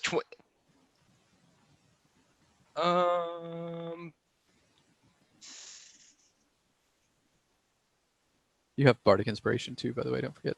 Oh wow, what does that do? You can add a D8 to your ability check. Oh, you attack don't need roll. it. You already hit. I was thinking you could add it to damage, but that's something else. No, that's if I'm a Valor Bard. That's it. 5, 7, Yeah. 14, 19, so 38 38 damage? plus 6 is 44 damage with the intent to not kill. Yeah, with a lightning attack. Sure. It is lightning radiant.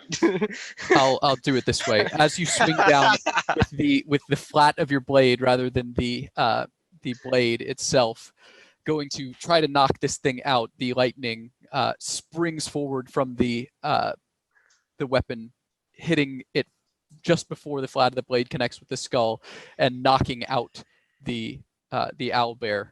As the lightning dissipates, the sword comes and smacks it in the back of the head, further knocking it out. It is now unconscious on the ground, bleeding profusely. It does not look like it's going to survive long. But it is alive but knocked out. Okay, let me take some movement and then that's my turn.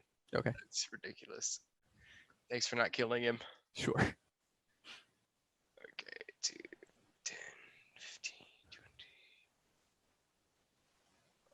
So that's 15 to there. And then Remember, that's rough terrain, if that matters. yes, it does, so I'm done. All right, turn's over. Okay. Hezrian, it is very dark where you are, but you've heard sounds of fighting.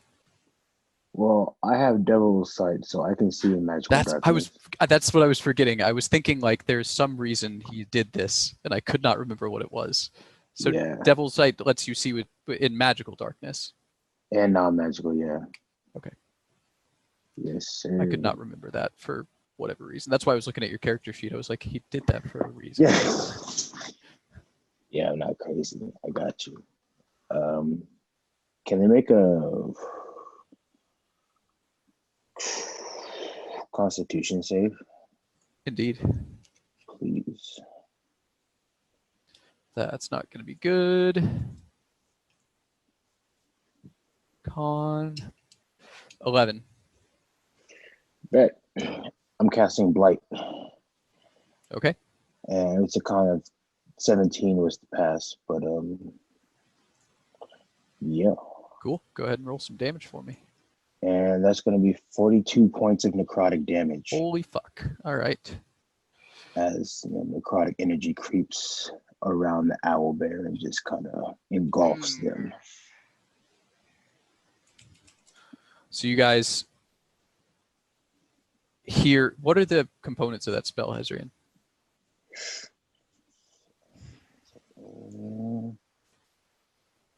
Verbal, somatic. Yeah, you hear from the darkness that none of the other of you can see through, you hear Hezrian's voice chanting a hellish incantation as strands of green energy come cascading from his hand and connect with the charmed owlbear, wrapping around its head and then penetrating its skull with this nefarious energy. It opens up wounds on the sides of the creature's face and the back of its neck as it shakes free of its stupor, and roars its screech of battle and pain. It is now no longer charmed, but it took a fair amount of damage there. Is that your turn? That is my turn. All right, next up is Zephyr.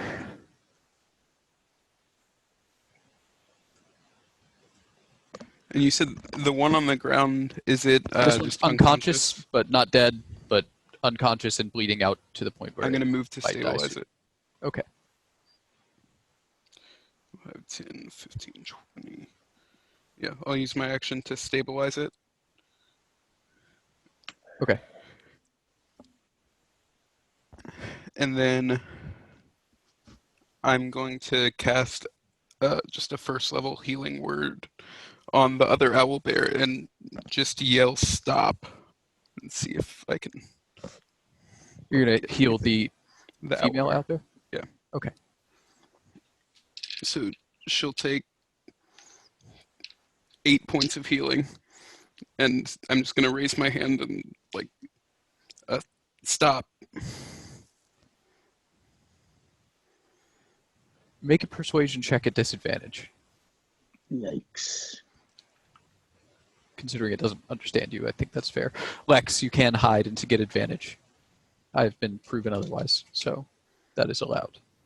Hey, okay, cool. It is persuasion. Oh, I actually took proficiency in persuasion. I've never used it.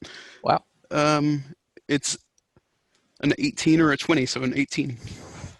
Okay.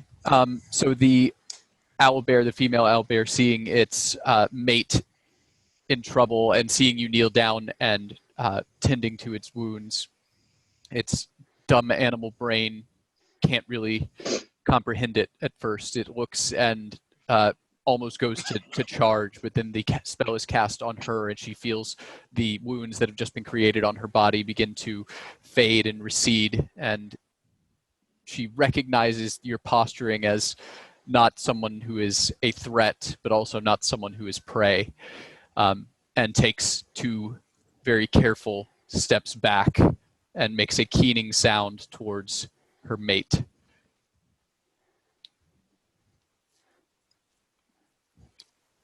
She's looking at you now, Clairbold, as she steps back, looking to see if you're going to attack as she steps away.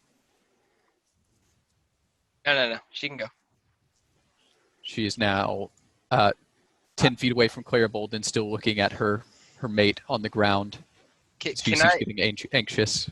can I move out of? I know this is kind of out of order. Out of the way between her and her mate, so they have like line of sight without me in between them. Yeah, that's fine.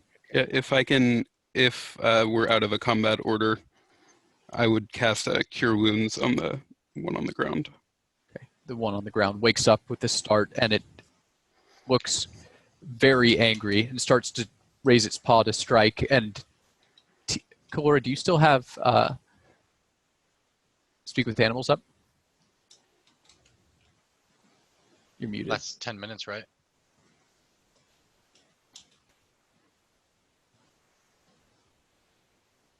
You're muted. But yes? Okay. Kalora, you hear the female owlbear say to the male, "Stop. They do not wish to fight." Can I healing word the male? Sure. I actually was Say- also thinking the same. So you guys both cast Healing Word on the male, and as he begins to back away, the female continues to speak to him. I thought you were dead. Let us go back to the nest.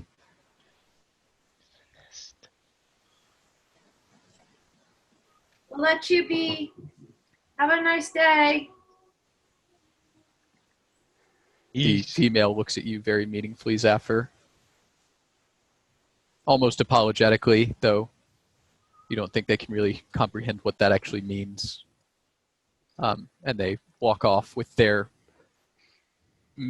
14 very yellow pseudo-wisps. Matt, as she's giving me that look because I was able to prepare it earlier, can I cast Create Food and Water and just have it appear right in front of them? Sure. The yellow pseudo-wisps turn even more yellow somehow as the brightness increases. They look back and quickly scoop up as much food as they can carry in their beaks, and then begin limping and running away in a northerly direction, kind of the same direction you originally saw them traveling the first time. With that, combat is over, and you have successfully defeated 2 alpha owlbears, which was very funny to me when you guys were like, we'll show them we're the alpha, and these are literally alpha owlbears. I thought that was really nice. I go and pick up my arrows. Yeah, I'll walk up to Zephyr and rest my hand on his shoulder and give him a nod. Very well done, my friend. We fought mated things before, bullets, and when we killed one of them, it just got a lot worse for us. So I figured it was worth a shot. Well, it worked out very well. Yeah, I didn't want to kill it either. They just kind of like fell asleep on the hut, like, you know? Yeah. They didn't deserve any of this. They were only doing what was natural. Right. Yeah. Yeah. Hezrin, that was crazy though. What spell was that? You just see Hezrin walk out of the darkness. Completely naked. Completely naked. Oh no. No, but no. It was my spell Blight that I've had cooked up for a minute now. Yeah, that was really cool. That was really cool. I don't think if you hadn't hit her that hard, I don't think she would have stopped to consider what would happen if she didn't. Like, Yeah. Oh yeah. That lowered the DC on that check considerably. Well, we probably shouldn't press our luck. Does anybody need any healing before we move on? You know, No, no, I'm all right. Sarah Paul. I'm all right. I'm all right. Insight check. Sure, make an insight check. He can tell you. Is he really alright? 19. Yeah, I'm at like 75% HP. I'm gonna go grab the darts that I shot. Okay. I don't have Sure. what you Anybody collecting missiles that they've shot, take the number, roll the closest amount of dice, and that's how many you can recover. So if you shot 2, just flip a coin. You either recover 1 or 2. Oh, I just rolled a d4 and I rolled a 4. That's fine too. Even Yeah, though so I you can only get both shot of them. 2. That's fine. You can get both. So just d4 divided by 2 is fine too. Ooh, can I have Logan's darts too because I rolled a 4? I'll just give them to her. That's fine. Okay. So, I got these in the hand of Logan. Thank you. They're by my terrible aim and shit. Yeah, I lost my quarterstaff. Oh, fuck. I look for her quarterstaff. Her quarterstaff is split in half on the ground. that looks so good because it means I can make you a new one. I pick up True. the quarterstaff and I break one of the halves of it in a half, and then that into half as well, and then stick that little piece in my bag. You know, I can use that to make the new one, right? If you really like that one. I don't know. It's just I've had it for a while. Yeah, That'd be nice. I can use that to make the new one. It's just gonna have some cool little metal embellishments to like smack people with. A small amount of metal embellishing. Logan's loss is Zapper's gain. It's like one small piece of wood. The very middle. That's the original stab. It just turns out to be a Swiss pocket knife where It's like that. you can fold blades out and stuff like that. It's like the fable about the boat. You can replace every board within a boat at some point in time. At what point does it stop being the same boat? No. Or humans, your cells are replaced all the time. At what point are you a different person than you were when you were born? Talked about that a lot in my philosophy class. Yeah, I just read about it. I'm a different person every day, so it's fine. That's a huge fear of mine. That's crazy. That you're a different person every day? Yeah, think about it. Think about it. You have no way to prove that when you wake up in the morning, you are the same person you were when you went to bed. I could go to bed as... So I must say that all the time. as angry Matt Andrew. and wake up as No. happy I Matt. could go to bed as Andrew and wake up as Matt. If all of my memories, every time I wake up, are implanted in me, and I The remember material. everything like it was I was awake, or like it was I've been this person my whole life, then I could be a different person every time I wake up. That's why I don't remember anything. That's interesting. No, Andrew, that's the weed. No. That was like a Black I Mirror just episode. I was just always have never been able to remember things for Oh. like just like random memories and stuff. I'm I so can bad at attest to that. that. Yeah, He he's didn't bad at that. remember anything before he was That a is stoner. like my biggest like question in life. Like, yes, we can all agree that this wall is red, but what's your red could be my blue, and we would never know because everything that's red to me is red to you. It's just differently named. We all live in our own realities, and those realities are real to us. Not back to reality. And in this Interesting. reality, Back to this reality of Back D&D. to D&D reality. that was not too bad. But Oh, Is that I wanna- Reed or Leo? a little bit of both. I want to kind of investigate around the area a little bit. I guess we're near where the tiny hut was. I'm wondering if it's I could see. Basically, I'm looking for tracks of the owl bears being here before we were here, not like during this fight, but Okay. like Yeah, on make the a trees, survival check. anything like that. Hello, Piper. Why are you just staring at me from the floor? Ooh, Maybe I- 16. 16?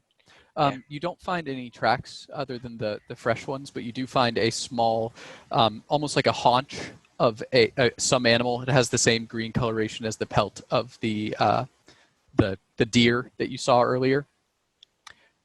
Just a chunk with one bite, almost looks like it was one of them was holding it in their beak at some point, maybe carrying it around.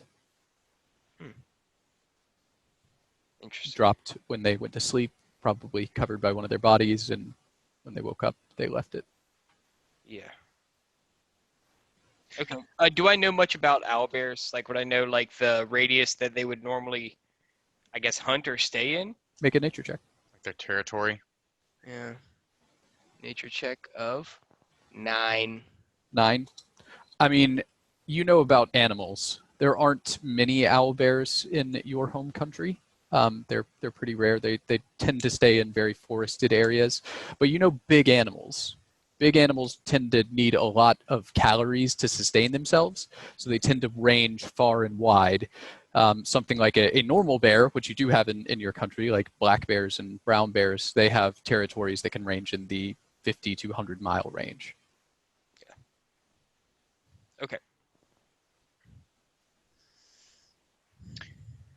Don't think we should push our luck, everyone. I think we should probably get a move on towards the boat. Speaking of which, Agreed. you turn to the river as you say that and see the front of a boat beginning to pull forward. As Leo kind of looks back, you guys all do too, and you see the prow of a gray-brown ship beginning to emerge from the tree line.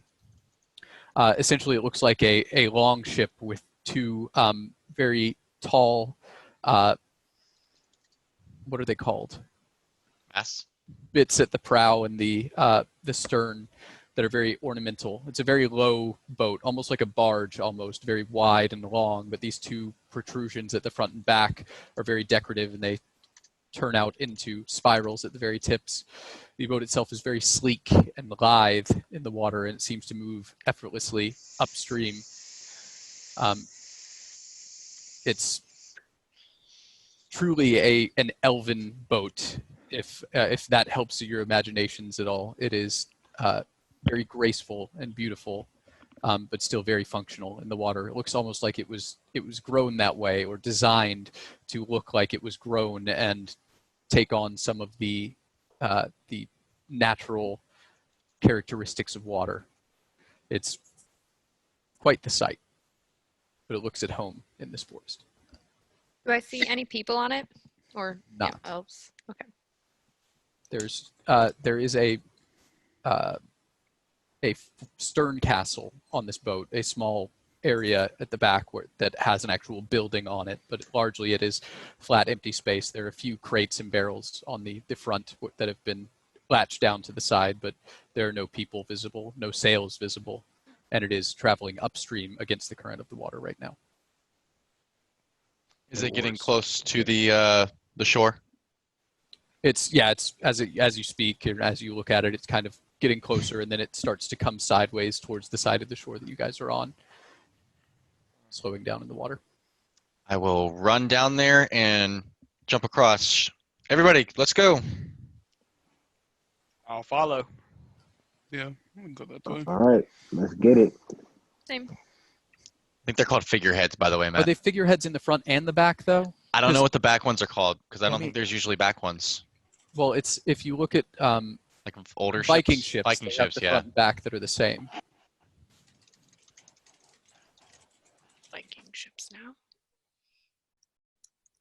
I mean, it's not a Viking ship, but I'm just trying to get the. I don't know what the back one would be called. Oh, I got you. You know what I mean? Yeah, let's see what it is. I know Where what they you mean have like crazy stuff on the front.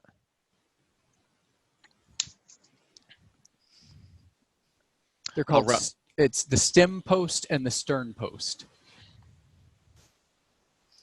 Jamie The stem post acknowledging is it the like, front. yes, the stern that makes post is the sense. back. No, the stern post. The stern post makes sense, right? The stern post makes sense. Like that's I knew the word stern post. I just couldn't think of it, but I didn't know the front was called a stem post. You should already know this, Ron. I know, my bad. Cool. So you hop onto the boat. The boat in the water, when you guys hop onto it, makes no movement, no shaking, no danger of capsizing. And it's not that it's just a giant boat. Usually you'd feel a bit of movement, especially when the heavier among you, Claribold and B-Rad, jump on. But there's no rocking in the water whatsoever. I do believe they're using magic for this boat. Yes, Clairvold. That's You're right. Right. I'll yell from like the top of the boat. Do you know how long the boat? You're Muted. Do you know how long the boat ride is? About 6 hours from, To this, yeah. from here. Okay, cool. Well, after we meet everybody, I'm gonna make that weapon for Logan. Is everyone ready to go? Do we need to do anything else before we leave? A song? Well, we could. Do you want to do a song while we Oh. go? A voyage song. Let's. Sure. All right. Onward. Wow. Well, I'm guessing like we would get going and then I'll start the song or whatever, whenever that. Okay, so you guys all hop onto the boat, and as the last of you gets onto the boat, it seemingly without needing any direction itself,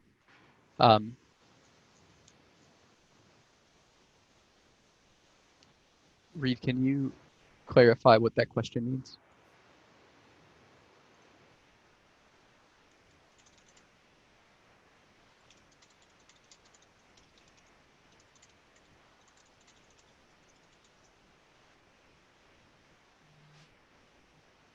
No, you don't need to do anything. In this Okay, case, cool. it's been given instructions already, Okay, cool. so you're fine. Thank you. The boat begins to move away from the shore and then head back downstream at quite a clip towards what you know to be the city of Valahastra. The boat is a far cry from the ship of Tate the Mad going across the Baronstone Sound. There is no rocking or movement to the boat whatsoever. It's as smooth as it would be if it was on rails. You have some time now to rest or talk as the atmosphere and landscape of the Feywild rushes past you on either side. What would you like to do? I'm gonna go ahead and start doing Song of Rest for anyone who wants to do a short rest. They can get an extra hit dice. Okay. For free, or an extra d6, I think. Wanted to walk up to Logan and Yeah. do you mind if I like take some measurements to see like the best length of this staff for you, and you can give me some ideas on what you want it to look like, and I can try my best to make it look like that. But my idea, I have this really nice hardwood that I found when we were in that forest before we saved it with the fuck. Is it Earth Mother in this one, or is it... It's Earth Mother in this one. Yeah, thank you. Sorry. Before we saved the forest and fixed the Earth Mother temple, I've got this really dark wood that I can put the pieces that you broke on either side of, so maybe it will connect. And then put the metal on the outside or something at the tips. That sounds really nice. Right, Thank you again for doing this for me, Zaffa. I mean, it's literally my favorite thing to do. As you guys are having this conversation, Tito begins his song of rest, and the sounds of bagpipes reach you wherever you are in the boat. There's literally no escaping it. I'm gonna go over to Kalora. Kalora, I was actually just going to say this to Matthew. That is so loud. What'd you say? It's bagpipes. They only have one volume. I am at the front of the ship, and I am thinking about that vision I had oh so long ago of my brother on the front of a ship. Yep. Oh yeah, you told me about that. I get sad. Well, I'm So the orbs, which are now struggling to keep up with you guys as you are going down this river. A couple of them are still near Kalora, nestled in the wind stream of the boat, able to keep pace. Notice them going from white down to blue, and Kalora's looking a bit morose. All right. Well, I recognize those colors very well. So, I approach Kalora. Hey, Kalora, are you sad? Kind of give it away, don't they? A bunch of bitches. Guess we'll have no privacy about our feelings for a while. Yeah. I mean, you're kind of easy to read, though, to be fair. That is a fair. Yeah. Yeah, no, I was just thinking about my family. And then thinking about all the times being on a ship. One was good. One was bad. Let's see what this one's going to be. Well, maybe this one won't be terrible. So it could be in the middle of both. I would like that. Yeah, it's in a shitty situation, but we'll get out of it one day. How are you? Well, I can't tell yours apart from mine. So, you can tell. A lot has happened in the last few days, huh? Yeah, I'm just trying to fucking deal with all this shit. I mean, he's only fighting those owlbears like can't get a fucking shot off. And then when I did, it was like nothing. I don't know if it's the bow. Maybe I need Zappa to make me a bow. It could be that. He would like it, but he's busy right now with Logan's staff because Albert broke that, but whatevs. Yeah. I mean, sometimes we just have bad days. We did just lose a friend. We lost 2. Yeah. And then we also lost Aluharad and Atior. And maybe Aluharad twice. Still can't wrap my head around that. I don't know what to think about Hilurad. I don't trust it. I don't like it. I feel betrayed in some way, and I don't know. I don't like it. How do you feel about Leo? I don't know. He seems kind of nice. I like the Feywild. I noticed. Yeah. That was kind of distracting me. Which is good. I mean, distractions are good. So, yeah, there's lots of bright colors and, pretty clear water. I still haven't tried it, but I got a bit of it. I thought about trying it, but then I was like, maybe I should have B-Rad try it. I don't think that would really tell us much either. Nah, I suppose not. I mean, yeah. I don't know. I Me hope either. we'll get some maybe answers when we're in this new city, though. I know Zafar's excited to get there. Yeah, they said the word blacksmith. That's really all it takes, isn't it? Blacksmith or Onatar, Michael and Zappa is there. Actually, that's probably fair either way. Yeah. Yeah. I know he's excited to meet possibly somebody who has one of his dad's weapons. I just hope he can maybe focus on trying to figure out how to get out again. Yep, we just got to get through the Feywild, which is the next step. How many more steps there's going to be? Who fucking knows? Kalora. Yeah. Make a wisdom saving throw for me. Oh, shit. no. But why? 19. 19. Do I know that something happened to me? No, you just feel sad. You almost feel, for a moment, nostalgic. Just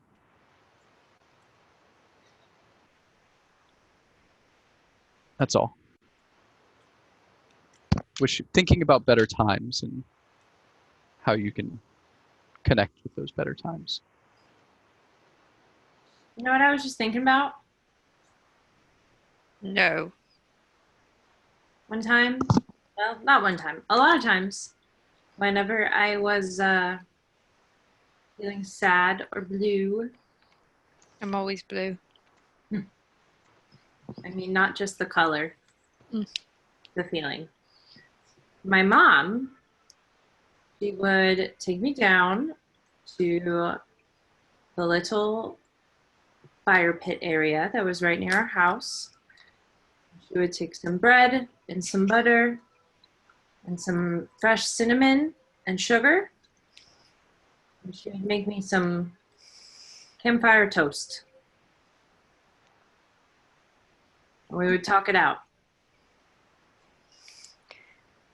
I would give anything to be sitting with her by the campfire right now. Yeah. My mom used to try to sing me to sleep, but she didn't have a good voice. But I still appreciated it. Sometimes you don't realize how much you miss them until you can't be with them. Hazrian's a pretty good cook. We can ask him to try and make that toast. Well, I wonder if the spoon can do it. That's a brilliant idea. Hazrian! Yeah. Can your What's spoon up? make toast with cinnamon and sugar? Can we see it for a second, please? I'll give Sure. it back. Better here. Okay, and then I give it to Kalora. Does it happen? You think about it, concentrating hard, and you open your eyes back up. Steaming on the spoon is a small piece, about a bite of toast with cinnamon and sugar on it. Hey, that shit looks smack. Let me get one. Take a bite, and it tastes exactly like the campfire toast your mom would make. It's shocking how much it tastes like it. Perfect match. And I make another one for Lex and one for Hezrian. I take a bite. I take a bite. Mm. Oh man. I don't remember the last time I had something sweet. This is good.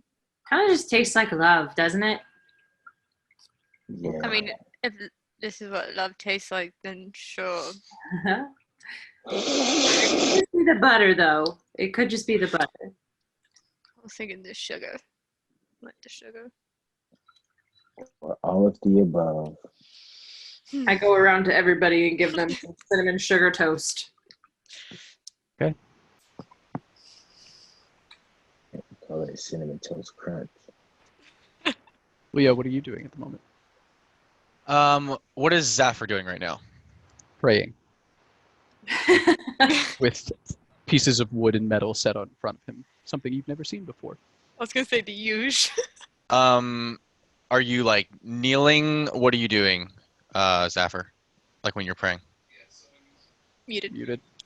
So I'm like kneeling in front of it, and my eyes are open, like I'm looking at it, like I'm seeing things move around, and I'm seeing it completely different than what it looks like. Just blocks of material in front of me, and my mouth is moving, but I'm not really saying anything. I'm just. Mm-hmm. It looks like I'm communicating in my head with my deity. Leo is going to come sit down next to you, or I'm going to come sit down next to you, and not like too close, but almost uncomfortably close because I'm very intrigued by what I'm seeing because I have not seen this before. What you're doing. Zephyr is unfazed, happy to have someone going to watch. Watching. And I'm going to wait until you're done to talk to you. Cool. Laura comes over with a piece of toast on a spoon. I mean, if I can take it, I will totally take it. I just kind of shove it in his mouth. While he's saying the inaudible words. I'm just like laser focused forward, but So, you see my pupils get a little bit bigger. I've got to imagine that Leo, not being used to being with a group like this, would have questions about why she just shoved a spoon with toast on it into his mouth in the middle of a prayer. Is that the case, or is he just rolling with the punches? I feel like he would be like really visibly confused, but then since he sees it, be like so, and if like Zafir doesn't like react, he would just accept it. Well, Just I would be then like, okay. walk over to him and also offer him a piece of my magical toast. Are you going to stuff it in my mouth as well? No, he was just praying, so You can. treat him that way. Okay, and I'll reach out and take it, and I'll snack on it. How long does he usually do this for? And will the stuffing in his mouth, will that mess him up? Maybe just for a second, but he'll pick it right back up. Okay. It depends. Sometimes it's long, sometimes it's short. I think it depends on what he's making. An item. He's making a weapon. Did you know that? I figured from the shards from her quarterstaff. Yeah, he's a smith, and Onatar gives him the ability to just magically think about weapons and pray about weapons and what they're going to look like, and then he dreams them into being. As you start saying the stuff you were saying, I would have taken out my journal and started furiously like writing down notes about this, and you would see like maybe like some big scribbles with like Onatar in big letters, like circled with like an arrow towards like a little picture of like a dragonborn scribble. Are you taking notes about us? Oh, I'm a bit of a scholar, and I'm just trying to keep everything straight in my head. There's a lot of stuff going on. You know, it might be easy for you to remember things about your people since you've evidently been with each other for so long that you can just stuff things into each other's mouths. But I need to write everything down to keep things straight. If Well, that's maybe okay. I would recommend don't stuff things into Zaffir's mouth unless you're me. Huh? Or Huh? Hezrian. Or Yeah. That's fair. No, I but will wait until social protocol dictates that I'm allowed to do that. you can also just like ask us questions. Sometimes you can just learn about people from talking to them. Well, that's what I'm waiting for him to be done. Oh, okay. I didn't want to interrupt him, so that's why I asked you. It was kind of weird at first, man. That's okay. I'm very weird. I'm sorry. That's okay. I am too. Weird at Would you first, like man. another piece of toast? I'm sorry. Would you like another piece of toast? I would love some more. It was very good. Stuff it in his mouth. I make it cake this time. Okay. What kind of cake is it? Cinnamon toast cake. So it's layers of cinnamon toast with like frosting in them. Fascinating. Good, right? It actually takes like 2 or 3 seconds longer for the food to appear on the spoon. It's when you kind of do like that. cinnamon bun-esque. Yeah, I'm just saying it took a few seconds longer than it normally would. That is very, very good. Yeah, this is Hezrian's. He's letting me borrow it, I think. I should probably go give it back. That's my toy. He's letting me borrow it, and then I let you borrow it. Oh, okay. Well, then I guess I have to return it to you. So here you go. It's nice that you all share things. Here you go. You all seem Thanks, like a dog. very Appreciate it. friendly group here. Oh, you don't know the half of it. I just kind of look at Kalora. Well, everybody's been so nice so far. It's been so great. Leo, I think you'll learn that we might have been on our best behavior. So. Well, this is just weird. I don't usually eat very often. I have this ring right here, and I hold up my hand. I'll have it. It would be a ring on my middle finger. Kind of just a kind of pale green ring with a little gem in it, and it like you can see it like lighting up. This is my ring. It allows me to not have to eat or drink as long as I stay in the sunlight for a little bit. So, like, you're on a diet? Well, I mean, no. So you gain your sustenance from wearing the ring? From sunlight. It's like I'm a plant, kind of. Photosynthesis? Yes. Hell yeah, I'm smart. I look at Hezrian like he knows the term photosynthesis. Shit, bro. I can't even spell that, but it's all good. You know. Photosynthesis. Halflings. You don't wear shoes and you gain health.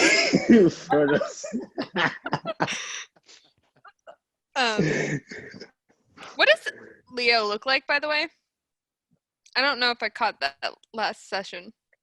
She didn't. She was actually feeling sick at the beginning of that session. Do you have the Hero Forge picture that you can show, Matt? I can do that. Let's Of see. what he pretty much looks like? Almost exactly, actually.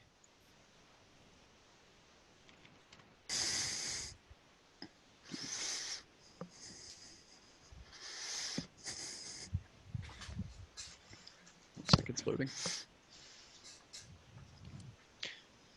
I've just basically been imagining a taller Atior. Oh yeah, shit, I did see that. A taller Atior. Yep, I got it. He has like stormy gray eyes, and there's Atior's also a like ginger. some. Yeah. There's also some pale blue in his eyes as well. Some little flecks. That's fine. That is helpful to see again, though, for sure. That is him. Wow. Nice. Now I know who I'm talking to if I talk to you. Hey, B-Rad.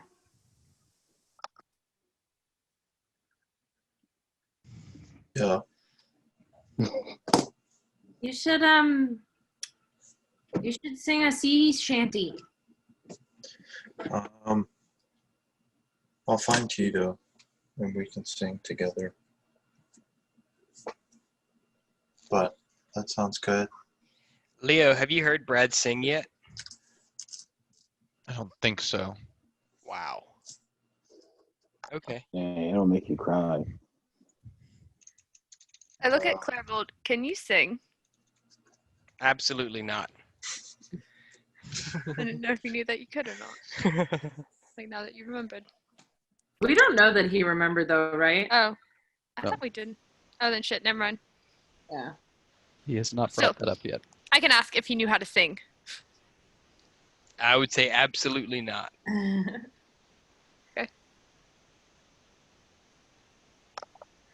I'm gonna go find Tito.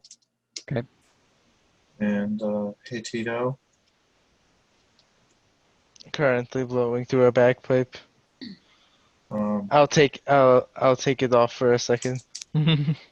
so Hold on. Sorry, I just want to clarify. I did discuss my previously remembering being in the tower and seeing the stuff. So I thought we got into kind of a discussion where I remembered things at that point. Did we not? You did say that you remembered something about the tower, but you didn't say that you have all of your memories back. Okay. Okay. Sorry, I just wanted to touch on that real quick. Thanks.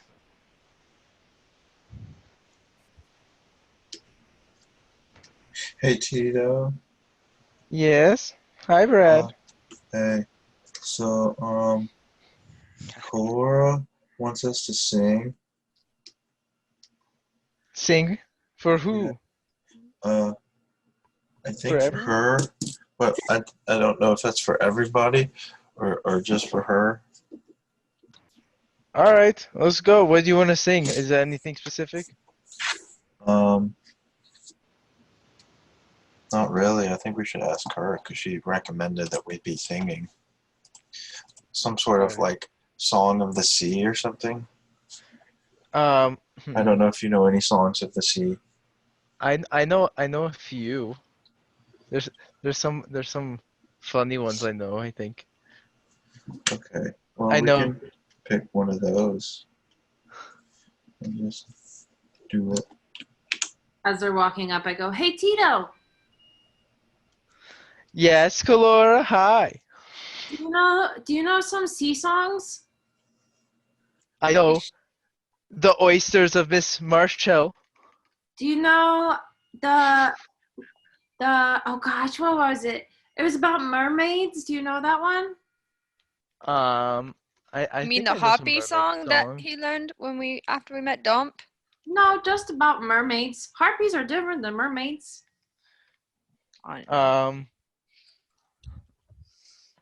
You know, I think I can sing a song about some mermaids.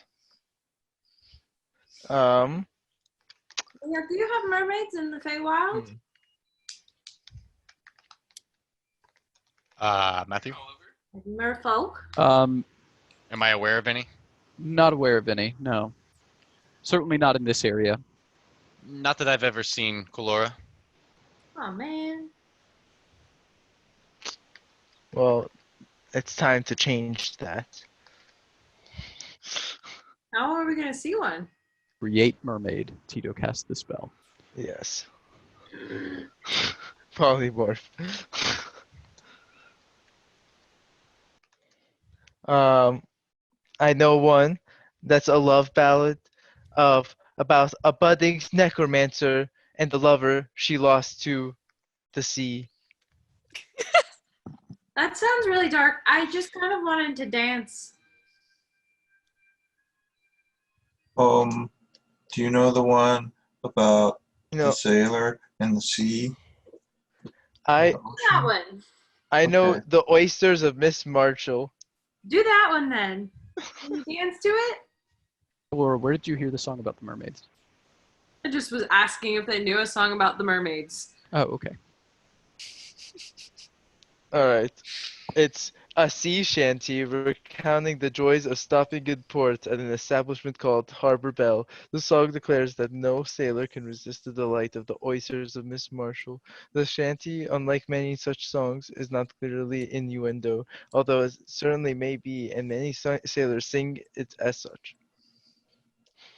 That's a sea song of this list. Okay.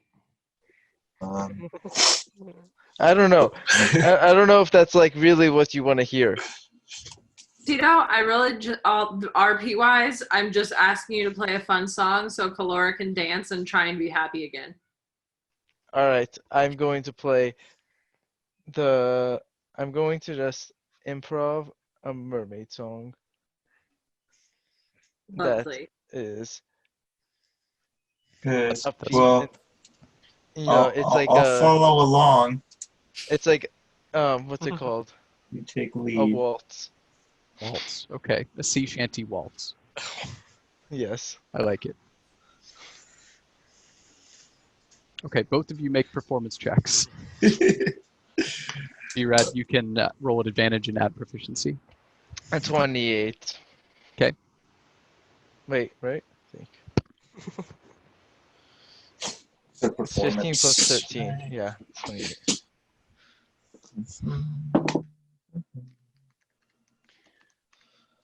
That is a 22. Are Okay. you serious? Hell yeah. You guys begin playing a beautiful waltzy sea shanty and improvising lines about mermaids. You decide to take it verse by verse. So Tito does the first verse, creating the meter of the song, and B-Rad does the second. You both join in for the chorus after Tito sings it once. Tito's verses are largely about dancing, singing, fishing.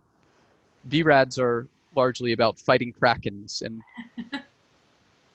water elementals and destroying other boats in the sea. So it's kind of an interesting dichotomy between the two, but regardless, it's definitely a toe tapper. So, Kalora, you are able to complete your dance, and anyone else who So is it a feeling true waltz? I wouldn't say it's a true waltz. It has waltz-like elements to it. I try and dance with everybody. Okay. I would say that anybody who is feeling a bit sad by the very nature of this song and the extreme talent of the two people who are singing it, your spirits are somewhat lifted. Then I'll slowly emerge to the dance floor. I'll walk over to dance with Kalora, and as I walk over, I'll snap my fingers and summon Tia as a song wisp. Ooh. Cool, I made that. I know you did. And I'll go. What does the song wisp do again? I forgot. I mean, it has discordant melancholy, but I don't think I'm gonna do that right now. No, don't do that. I'm not. There was what? I thought I wrote more about it. I don't think so. It's fine. Basically, It's she's okay. she's a wisp of music that can really fuck you up. It's very fun. So you guys spend some time dancing and carousing while Zafir is finishing up his highly concentrated prayer to Onatar. B-Rad sings his verses with a special vigor that really makes everybody a little bit more excited to be alive. Like, I'm obviously not like right center with Kalora where she's having the most fun, kind of on the outskirts of where she is. Oh, Leo's in the middle. No, I'm just like, I'm going with it. I'm going with the movements, but I'm not like fully into it. You're like the guy over in the corner just like rocking back and forth a little bit. More than that, that's my usual. Just a little more. The few wisps that have managed to stay with the group of you now have a slightly less melancholy hue to them. A lot of them have turned white, some gray. Interestingly, there is a white one that seems to be dancing around B-Rad's head. Ooh, do I notice it? I will say make a perception check as you are dancing and having a good time. Oh, not 20 bitches! Sorry. Yeah, you notice it. Okay.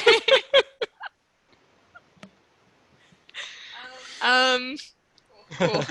Bitches. I have a song for after this one. Okay. But I just kind of tap on Kalora and I point to the white one, which is happiness. It seems to kind of be bobbing around the Birad's head to the tune of the music.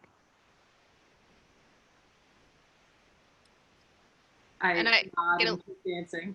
I get a little more into my dance, just a little bit, because I'm like, shit, B-Rad showed an emotion.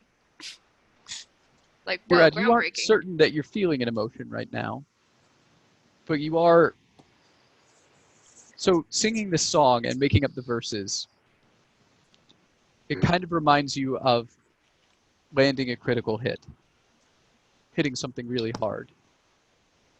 Feels like you're doing a good job, and it almost feels warm.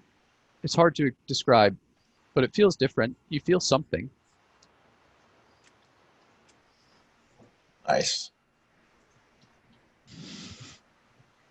Meanwhile, Zapper, your prayer to Onatar finishes, and Leo, are you still? No, you're dancing now, so you're not paying attention when it actually goes off.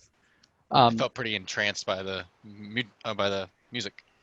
Anyone who is watching watches as three separate pieces of wood rise up into the air, dark in the center and two lighter pieces of the wood on the outside. You see small bits being shaved away instantaneously to form interlocking teeth. The three pieces of wood then stick together, and you can see these teeth locking the three pieces of wood into place. The two pieces of metal that were on the ground rise up as well and begin to take on that warm orange glow that you're used to with the forging of metal now, becoming white hot and then forging themselves into two hands that slowly close into fists. And you can see small bits of metal trailing off the fists in a wide ribbon, then wrap around the shaft of the quarterstaff and take on impressions of a design that's hard to see at any distance that you're actually looking at it. Creating almost a cap to hold these bits of metal onto the wood itself. The completed quarterstaff then spins twice in the air very quickly, lands back on the ground. And Zapper, as you open your eyes, you see a completed quarterstaff on the ground in front of you. The fists do look exactly like Logan's. They also formed her new wraps of the dead god around the haft of the quarterstaff, allowing for the metal bits of the fists to actually be attached to the quarterstaff itself. It's a sight better than the one she was using, which was just a simple piece of wood. I will just stand up with it, kind of like already kind of getting into the music as I was finishing my prayer, and I'll stand up with the staff and like spin it around like jujitsu style, just testing the balance in motion with the music, and then I'll take it over to Logan. I've got your staff ready. Thank you. I'll take it and I'll like swing it around a bit. It's definitely got some more heft to it than your previous one, but it's not unmanageable, and it's very well balanced, so you can still move it very quickly. You think it might hit a little bit harder, but you'll have to try it out. It might take some getting used to. All right. Thank you, Zafir. This is beautiful. Yeah, you're welcome. It actually, so when I was like checking to make sure I was doing the right length, I looked at your fists and I tried to make those look exactly like your fists too, so you can always kind of be punching the bad guy. That's so awesome. And I like hold my hand up to the fist at the end. I mean, this size it's smaller, but it looks like it still. It's like identical. But Thank yeah, you, that Zafir. could be, it'll be cool to watch you use that the first time for sure. I'm definitely excited to try it out. If you ever want to practice too, let me know, because I know how to use pretty much any kind of weapon my dad made, so I can always help practice or anything too. spar, I'll I think. definitely take you up on that. Cool. And then I'm going to start dancing. Okay. I guess I'm gonna I'll keep seize. swinging around my quarterstaff. Sorry. No, you're good. I'll see Zafra come over, and I'll I missed it. I'll have to catch you next time. What? You're doing your magics. Oh yeah, you had to dance. I mean, the music was so good it almost pulled me out of my prayer. So I get it. But I mean, yeah, I could always make something for you if you want to watch something specific be made. If you want to like study it, I heard a little bit of what you were saying to Kalora. Cool. We'll talk about it further for sure. Okay. And I'll just continue dancing with my new friends. So as you guys are having a great time dancing and carousing, Kalora, you are reminded of a similar situation that occurred when you were sharing a boat with, I had his name in my head and I just lost it. What? Gundren. Yeah, Gundren. And you remember the people on deck of that ship dancing and you joining in and actually getting Gundren to dance. It was one of the first meaningful interactions the two of you had together that really cemented your friendship. And you're reminded of the letter he sent you most recently, which was after you sent that very disjointed and sad letter to him. And it's a good feeling, and that nostalgia kind of hits you again, and you feel like you want to read it.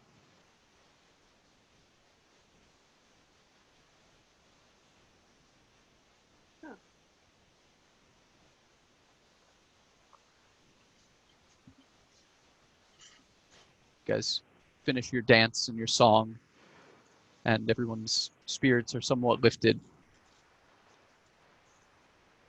You're now probably about 30 minutes, you're probably about an hour and a half into your 6-hour journey. Is there anything else you would like to do?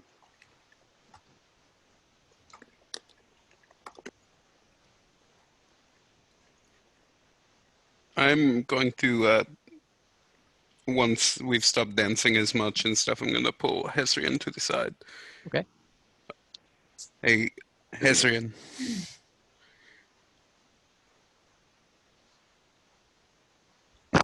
Hezrian. Oh, that man sleep. He drank a little too much. I'll talk to him later.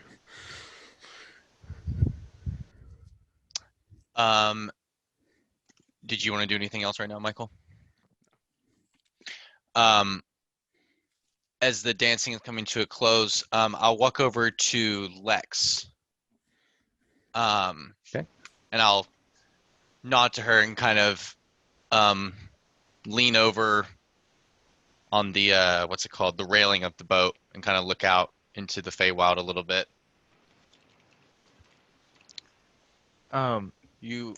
What's up? Oh wait, never mind. You keep going. My bad. Okay. You seem to be a lot more observant than the rest of the party at times.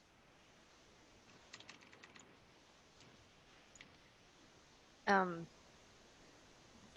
I guess you're observant as well. Well, I thought it was just interesting that the owlbears they didn't seem like they were fully fighting us, if that makes sense. Did you notice that? They didn't really go all out, I guess you'd say. To be fair, no, I did not notice that. I don't know. I just think we should maybe be on guard still a little bit. There may be some weird forces at play. In the Feywild, a new place that I've never been to and I don't understand, so it's probably safe to assume that that's true. Yeah. Well, I know that the owlbears have some ice magic, and I thought it was weird that they didn't open with it. So they have ice magic? Yes. Shit. So it was a little odd that they didn't open with that. Maybe the tower is, affecting them, changing their behavior. I'm not sure, but I mean, to be fair, the towers change all of our behavior. how has it changed yours?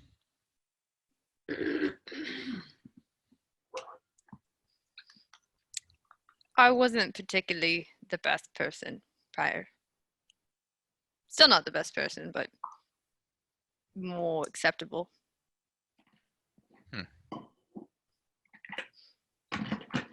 So, but we grow, we learn, and that's what Tower's done. That we do. Well, but what did you say about your sister? You said you wish for her to get better? You kind of see my face darken as much as you've probably seen it darken. There have been times it has before, but this time it gets really, really bad. To the point where you almost see his complexions start to change into blue a little bit instead of the little more auburn that you've seen it. And this is where I realize I'm offending somebody. I have 3 sisters. One of them, as you would say, if your words, I guess, that you've said, is not a great person. And she's the twin of my other sister, and when said not good twin did some bad things, it really hurt my other sister to the core. And she's currently in a coma right now in the city, and I'm hoping she gets better soon. What about the other one? The third one? No, what about the one who's not good? I don't know where she is right now. That's what I'm looking for right now. I'm looking for signs of where she might be. Does he think she's the solution to the other sister's problem? If I can hopefully turn her back towards the light, maybe I can help save my sister. Maybe you need to stop assuming that the light is going to be the good side of it. What do you mean? Maybe you need to accept some of her faults, and she might, instead of being, needing to be in the sun, she's just a shadow in the sun. I'll think on that for sure. It's an interesting point of view that I haven't thought of. Ask Zaffa. He knows his shit sometimes. Yes, I still need to speak to him about a number of things. Oh, he'll love to talk to you about Onatar or blacksmithing. You'll probably want to leave him 20 minutes into the conversation. I'm sure he's very eager to get to the city. Honestly, we might lose him there. I don't know. There's all kinds of places you can get lost here. I'm sure the whole party will enjoy it. Well, good to hear. Well, okay. I'm going to go probably speak to Zafir a little bit. Thank you. I'll kind of nod to you and go back to the party.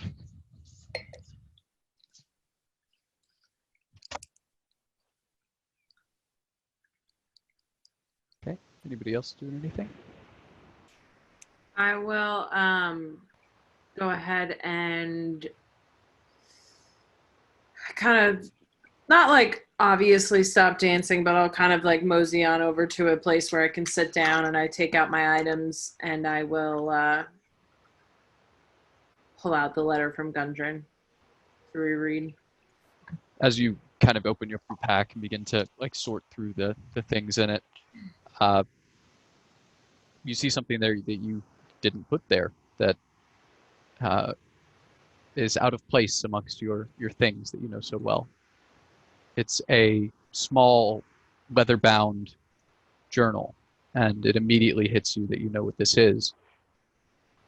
Picking it up and pulling it out, you realize that you're holding Narfrin's journal. Somehow made its way to your pack. I've just sent you a link in Foundry. It will give you access to it. What? Never mind, don't use that. It's updated apparently, and I didn't know. I will send it to you in a minute once Narfrin sends it to me from where he is.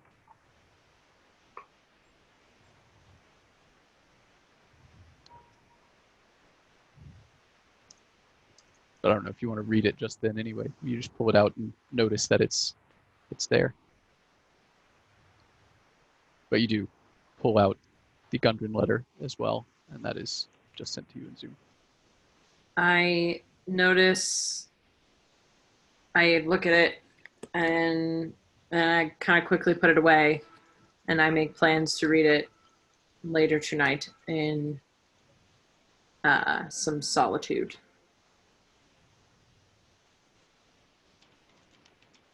Great. Logan, you can add Logan Jan's quarterstaff to your inventory. I've just made it. Ooh. Named after you. That's cool. I have to check that out real quick. Just does 1 bonus damage extra. It's not a +1. Just does 1 more damage than standard quarterstaff.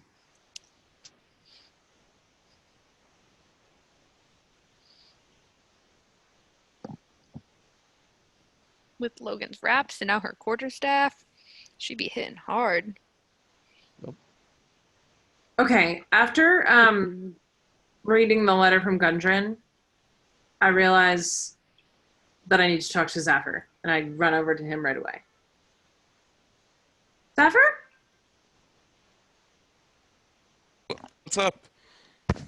Can you do that thing where you send a message to somebody? Are they in the Feywild? No. Do they have to be? I don't. Well, when we were in the tower, I tried talking to my mom, but then I remembered like it has to be the same plane of existence. So I don't know if the Feywild is the same. Is it? This is Mary. Isn't it sending? It can be across different planes. It's just a 5% chance that it fails. Yeah. Okay. Then yeah, I could do it. Well, if we're just 1 year in the future in the Feywild, maybe we can message somebody here, and then we'll know if we really are in the Feywild. I guess. I mean, maybe you can message Gundren, or you could message one of the Stone Shaft Hold guys. I mean, or I guess we could, message Delphin, but Not Delphin. Delwyn. No, Delphin. That's right. Delphin, right? Yeah. Yeah. I mean, yeah, I could do it. Just who do you want me to? Who do you want me to send the message to? I mean, I guess that's up to you. What do you think would be more likely to answer your call? Or maybe you could send a message to Farron? Oh, wait, don't send a message to Farron. I don't think we should tell him about Narfern just yet. Maybe I send a message to Delphin. Maybe that's a good idea. Yeah. I don't know if I trust Delphin that much, though. Are you there? Oh, wait, are we not just all on the boat? She just ran up to me.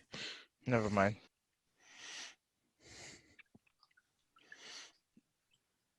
What do you think? I don't know. It makes me.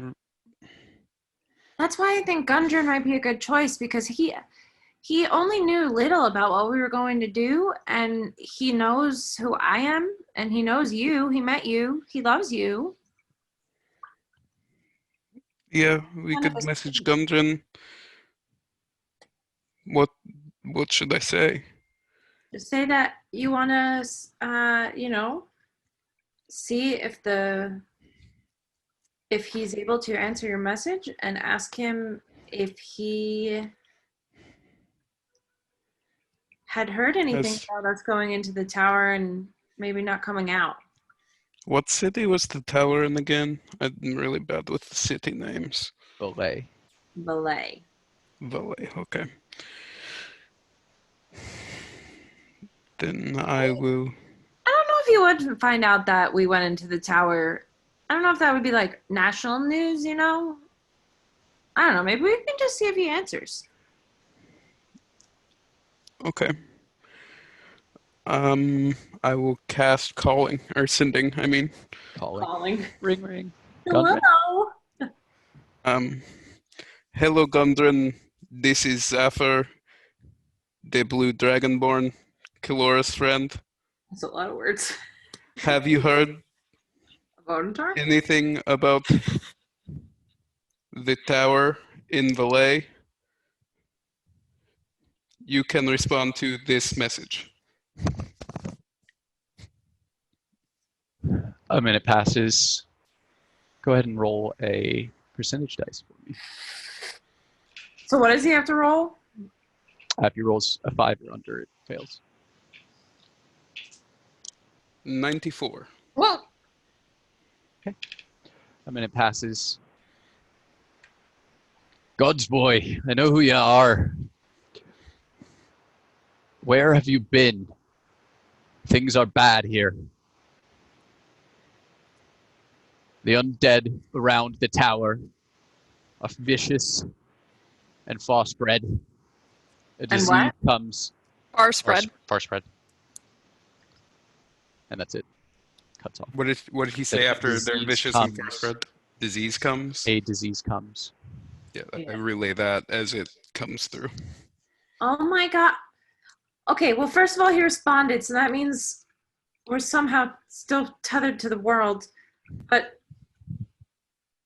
what did he mean about the disease and the undead? And I think you should message Delphin now. Okay. Do we want to tell Delphin where we are? Do we? I don't know. That's what I'm asking you. Who is this Delphin that you Hey, keep? let's go tell talking everybody about? that Gundry responded. That we need to let them know that. Okay. I'm gonna go gather everybody. You guys! By the way, when after the sending works, you probably see the if they're keeping up with us, the things turn like blinking colors. Yeah, there are a few All the colors. Same for Kalora, probably. anxious. You guys! Hmm. I was remembering how much I miss Gundren, and so I pulled out his letter to read it, and then I thought we should have Zafir contact him. So Zafir sent him a message, and he responded, and it's bad. I mean, back home. Of course it I should have is. finished that sentence. But he responded. What did he say? Tell him, Zafir. He said, and I say exactly what he said. He said the undead are getting worse and spreading out from the tower, and that there's a where- disease coming.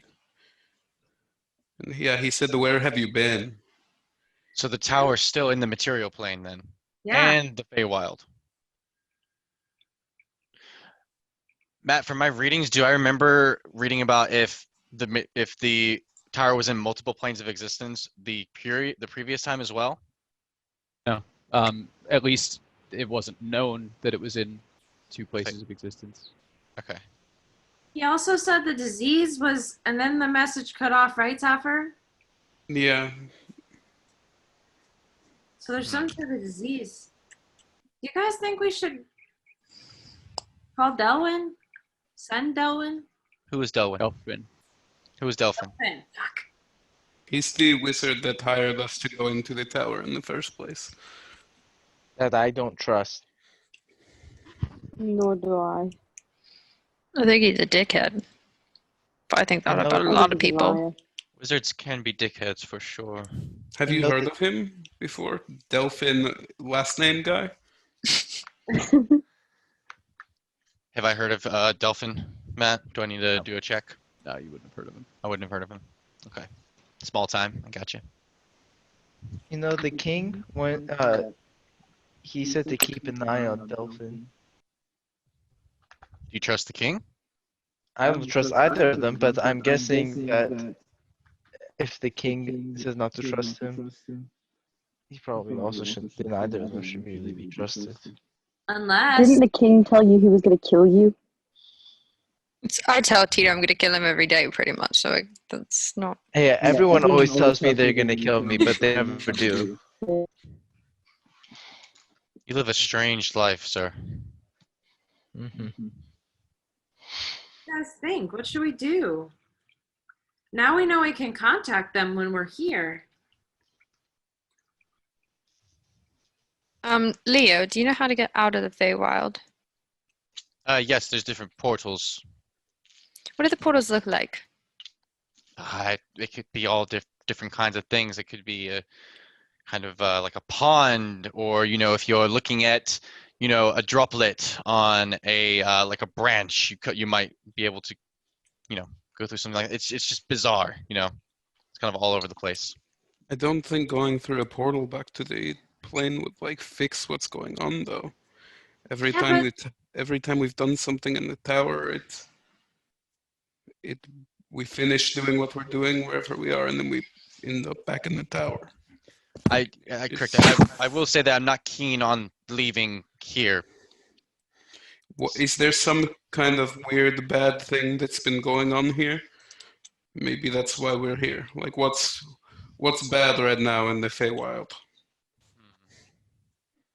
Any dragons or thieves guilds? Not that I Maybe- know of.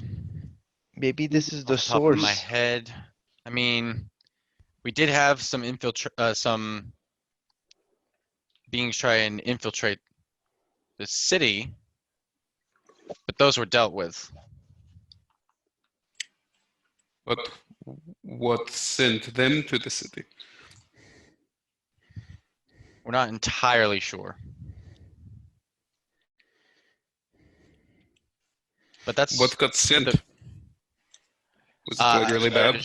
Shadow Dragon. Did the Shadow Dragon have a rider? No. But we do know what it was looking for, and it was secured, and we dealt with the Shadow Dragon and sent it back to where it came from. And then, I've been traveling, and then all of a sudden I try to teleport, and you all are here. What was it looking for? I am not at liberty to reveal that. You would have to talk to somebody on the High Council in order to figure out that information. Well, who's our point of contact for the High Council? You would need to get an appointment to be able to talk to them. Is it someone in your family? I do have somebody in the family, but I am not allowed to use them in that kind of way. Can we use them in that kind of way?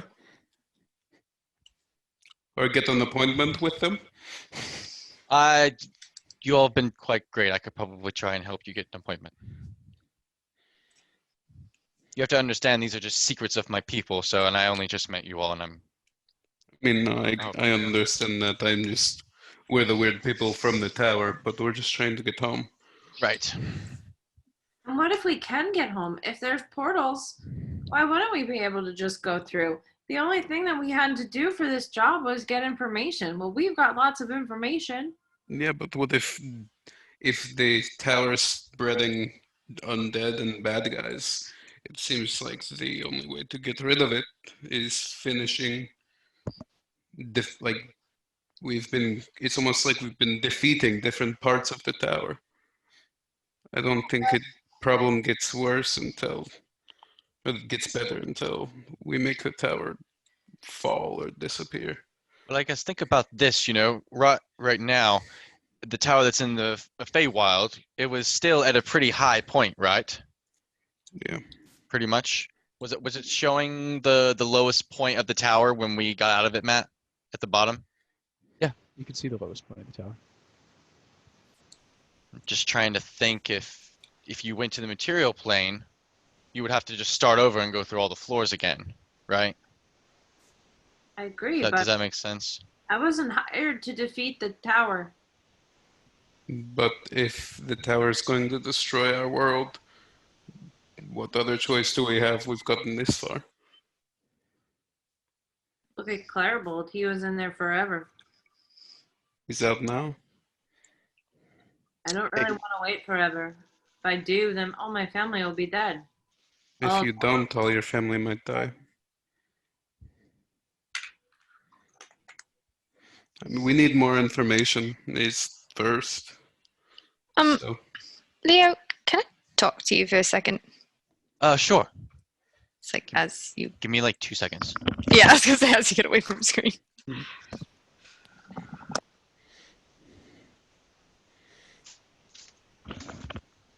Okay, sorry, I'm back. Literal 2 seconds. Okay, so I kind of like pull Leo to the side. So I know you said you have families in the High Council, and obviously we want to get that contact because we're trying to save this tower and get back and all that shit. Is does your does either one of your sisters, your twins, have anything to do with this?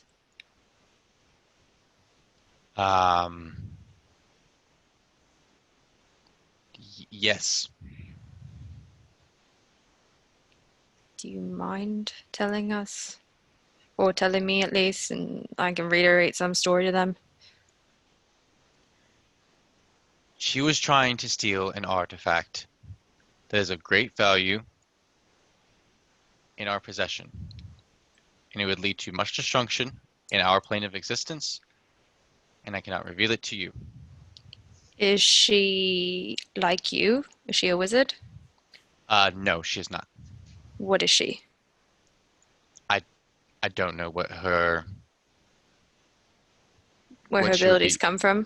I know where her abilities come from, but she's more into, I guess, what B-Rad and you do, I guess. More martial prowess. She's one of the best. Then what about her twin? What did she she's, do before that? She's more of a druid. Just like Kalora. And when was the last time you talked to the other sister?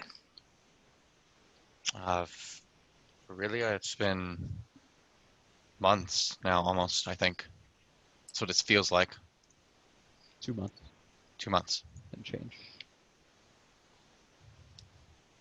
Okay, so probably, obviously talking to the High Council is a big thing, but we're kind of on the same path. We have to find your sister.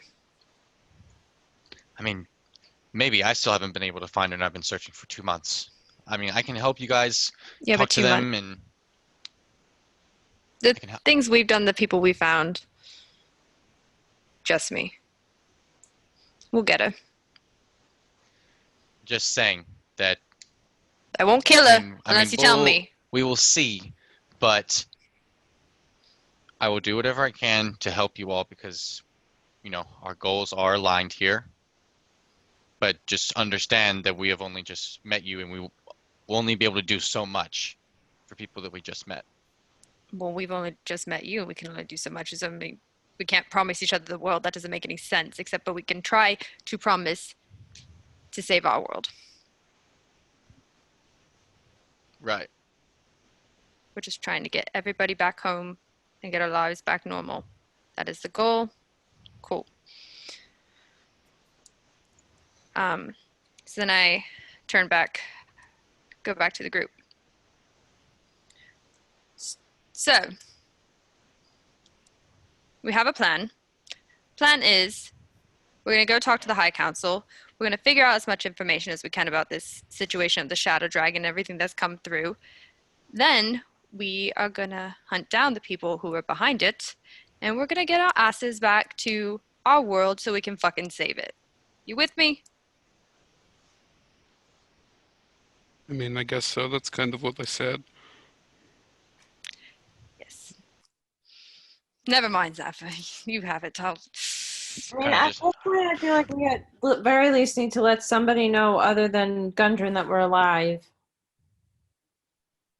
And I just standing there, like rubbing my temples after the conversation. What about that one tiefling? Nobody wants to talk to your booty call.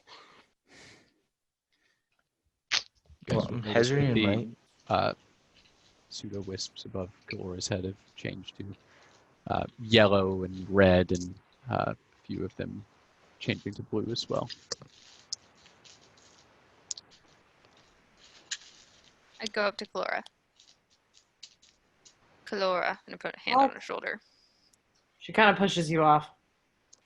I firmly grab her shoulder. What?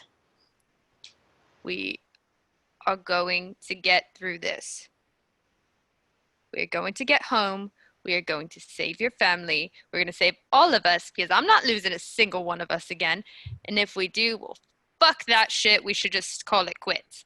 But this is not going to happen because I'm not going to let it. I promised you we would find your family a home. Laura says nothing and kind of walks away. You have to get out of my grip at this point. Do not let me leave. You No! hostage. Yes! Kalora, I know you're upset. Trust me. I've been there multiple times, and you have to express these feelings so they flutter away or whatever. But you have to turn them into something better.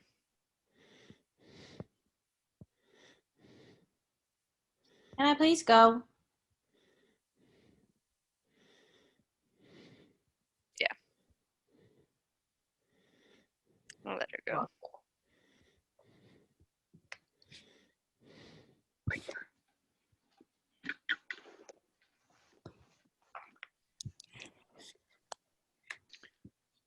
Where do you walk to, Clora?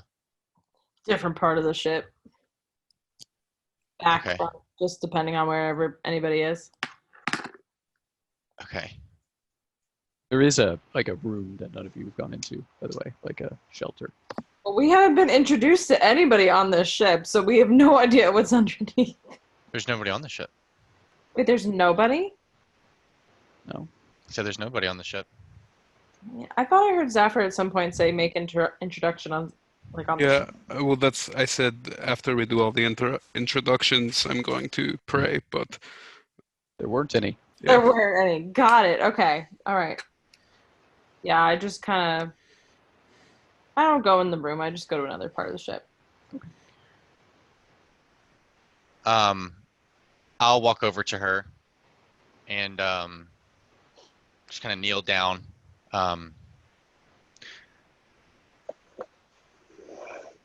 If you wish, I can take you to a place where you can see where your home is. What? You can see it. And you can go home if you want to. What? But it is through some very dangerous lands. And I would ask that you at least see the city and hear what we're all going to do before you make your choice. Well, I don't really have a choice to go to the city or not. But if you're going to stay or go. And if you do wish to go, I can have it arranged for you to be taken there.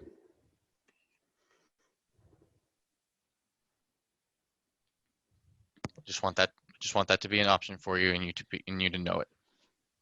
Laura doesn't say anything. I'll stand up and walk over to the rest of the party and let her be. Okay.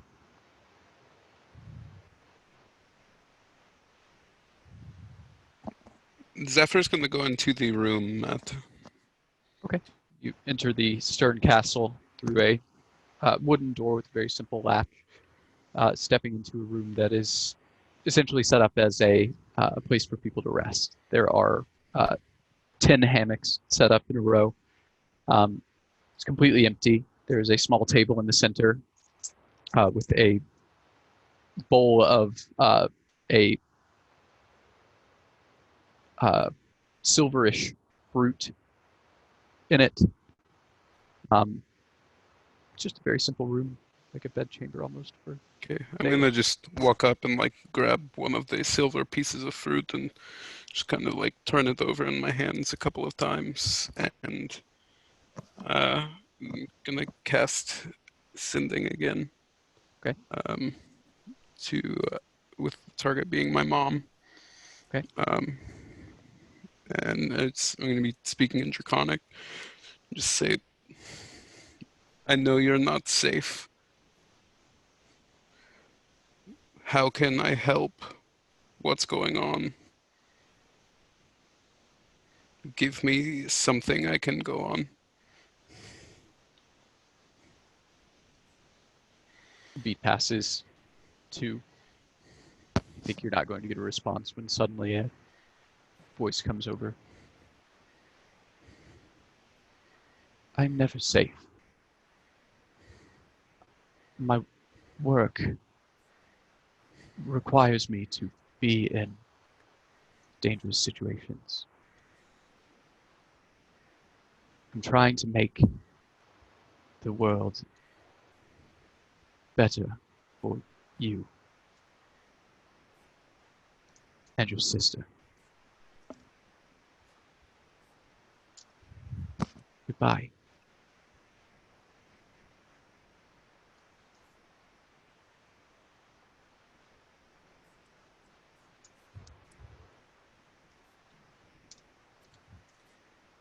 Zephyr's just in shock and really confused. He can't cast that anymore today, so he's going to just sit down, eat the fruit, When you eat the fruit, and you try feel and a very remember anything. sense of magic going through your body.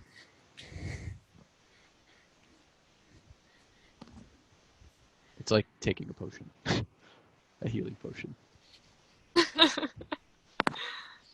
You know, I you can shouldn't use waste fire this. spell slots for that spell, right? No, I didn't. Yeah, like you can use a. I don't know what level. I forget what level sending is, but if It's you wanted third. to use a fourth Yeah, level you can for it. use a 4th level slot for it. I don't know if that changes if you'd respond or not. He will probably take a minute to think first if I do respond right now. So still just eating fruit, thinking, trying to remember anything Pataris might have ever said that would shed any light on that.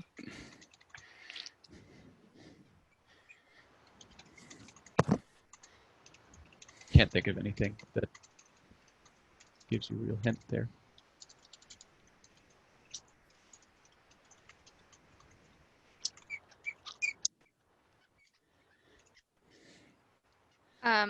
I'm just gonna go to the top front of the boat and just look out on our, like, going out on our quest. Yeah, same here. I'm just gonna go over to the railing and just kind of look at the forest as it goes by. Letting my cloak, go in the wind. Lex and Leo, go ahead and make perception checks for me. as you look Hell at it. yeah. Hell yeah. Ooh, bet! Not 20, 19, but I gotta figure out what my plus is. It's a 28. Is it 28? You have +9, right? Oh, thanks. I got an Hold on. 8. 8. Okay. So I think it's 28. I just gotta get to the website because I don't have that pulled up. If it's above the 20, it's fine. Okay, yeah. As the forest is rushing by on the right-hand side of the boat, you notice a particularly large tree, probably about 20 feet wide. Set into the front of it is a door,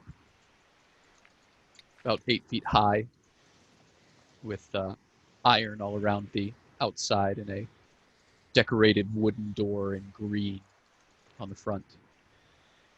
It's got a brass knocker and a brass handle. Theo, what's that? Do I recognize it, Matt? No. No. Not quite sure. As you guys continue looking at it as it gets further and further away, you watch as it disappears, leaving the tree completely whole. Lived here all my life, and I fear I'll never ever know all the mysteries of this place. doors just come and go like that? Just like the garden that we saw earlier. Do they come and go based on what you're thinking? Feeling? I don't know. Maybe somebody was here was looking for a way out. Might have been a That's- portal to the material realm. Who knows? Well, that would make a lot of sense. Well, we already missed it, so why not?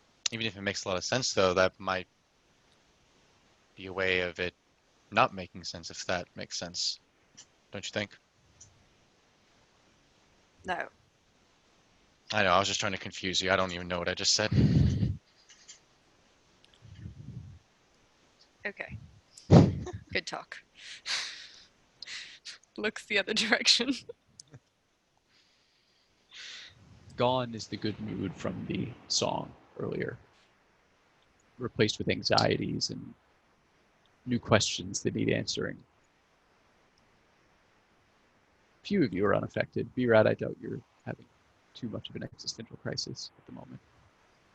Sapphire's actually probably feeling a little bit relieved. Lex is more determined. Complex emotions, we'll say. Replace the simple happiness from a few Or minutes simple before. sadness. After another couple hours of melancholy silence, before you is a tree, larger than any you've ever seen. Its trunk is easily 500 feet wide, and it explodes upward from the forest floor, absolutely dwarfing the small lake at its feet. As you continue forward, you come up under a large root that has arched over the expanse of the river. You see others out in the distance, some of which are up to 500 feet high and hundreds of feet wide. Pseudo-wisps surround the entirety of the tree, few at the base and then ever expanding in number as they go upwards. They do have various colors, but the predominant color of the pseudo-wisps surrounding this large tree is blue. Thick vines hang from the upper branches up into the difficult visual range of the canopy. At the bottom of each of these baskets, or each of these vines, is a basket of sorts, almost like a gondola of some kind. They're made of the same gray-brown wood as the boat that ferried you in, smooth from years of use, and ranging in size from anywhere around the sides of one person, relatively cramped, to baskets that could carry easily several horses abreast. The boat eases into a section of this lake, begins to go towards the shore. There's no dock to speak of, no wooden construction to moor up to the boat. And you can now see others of different sizes, some small enough to hold 4 or 5 people, are moored in the same way, not moving. Going up next to the shore, the boat stops, beaches itself on the small, rocky, pebble-filled beach in front of it, just underneath one of these large gondola-like baskets, one that looks like it would be big enough to hold all of you. As the boat docks itself, a door on this gondola opens outward, revealing an empty space with a single plinth of wood in the middle. Leo, you're home. Woo. With that, I think we need to be done for tonight. Keep going until 2 a.m. Alejandro. As much as I would love to. Guys, that was awesome. Cool. Yes. So Great much new session. stuff. So much new stuff. A lot of fun new stuff. You have a sister. Right? I have a sister.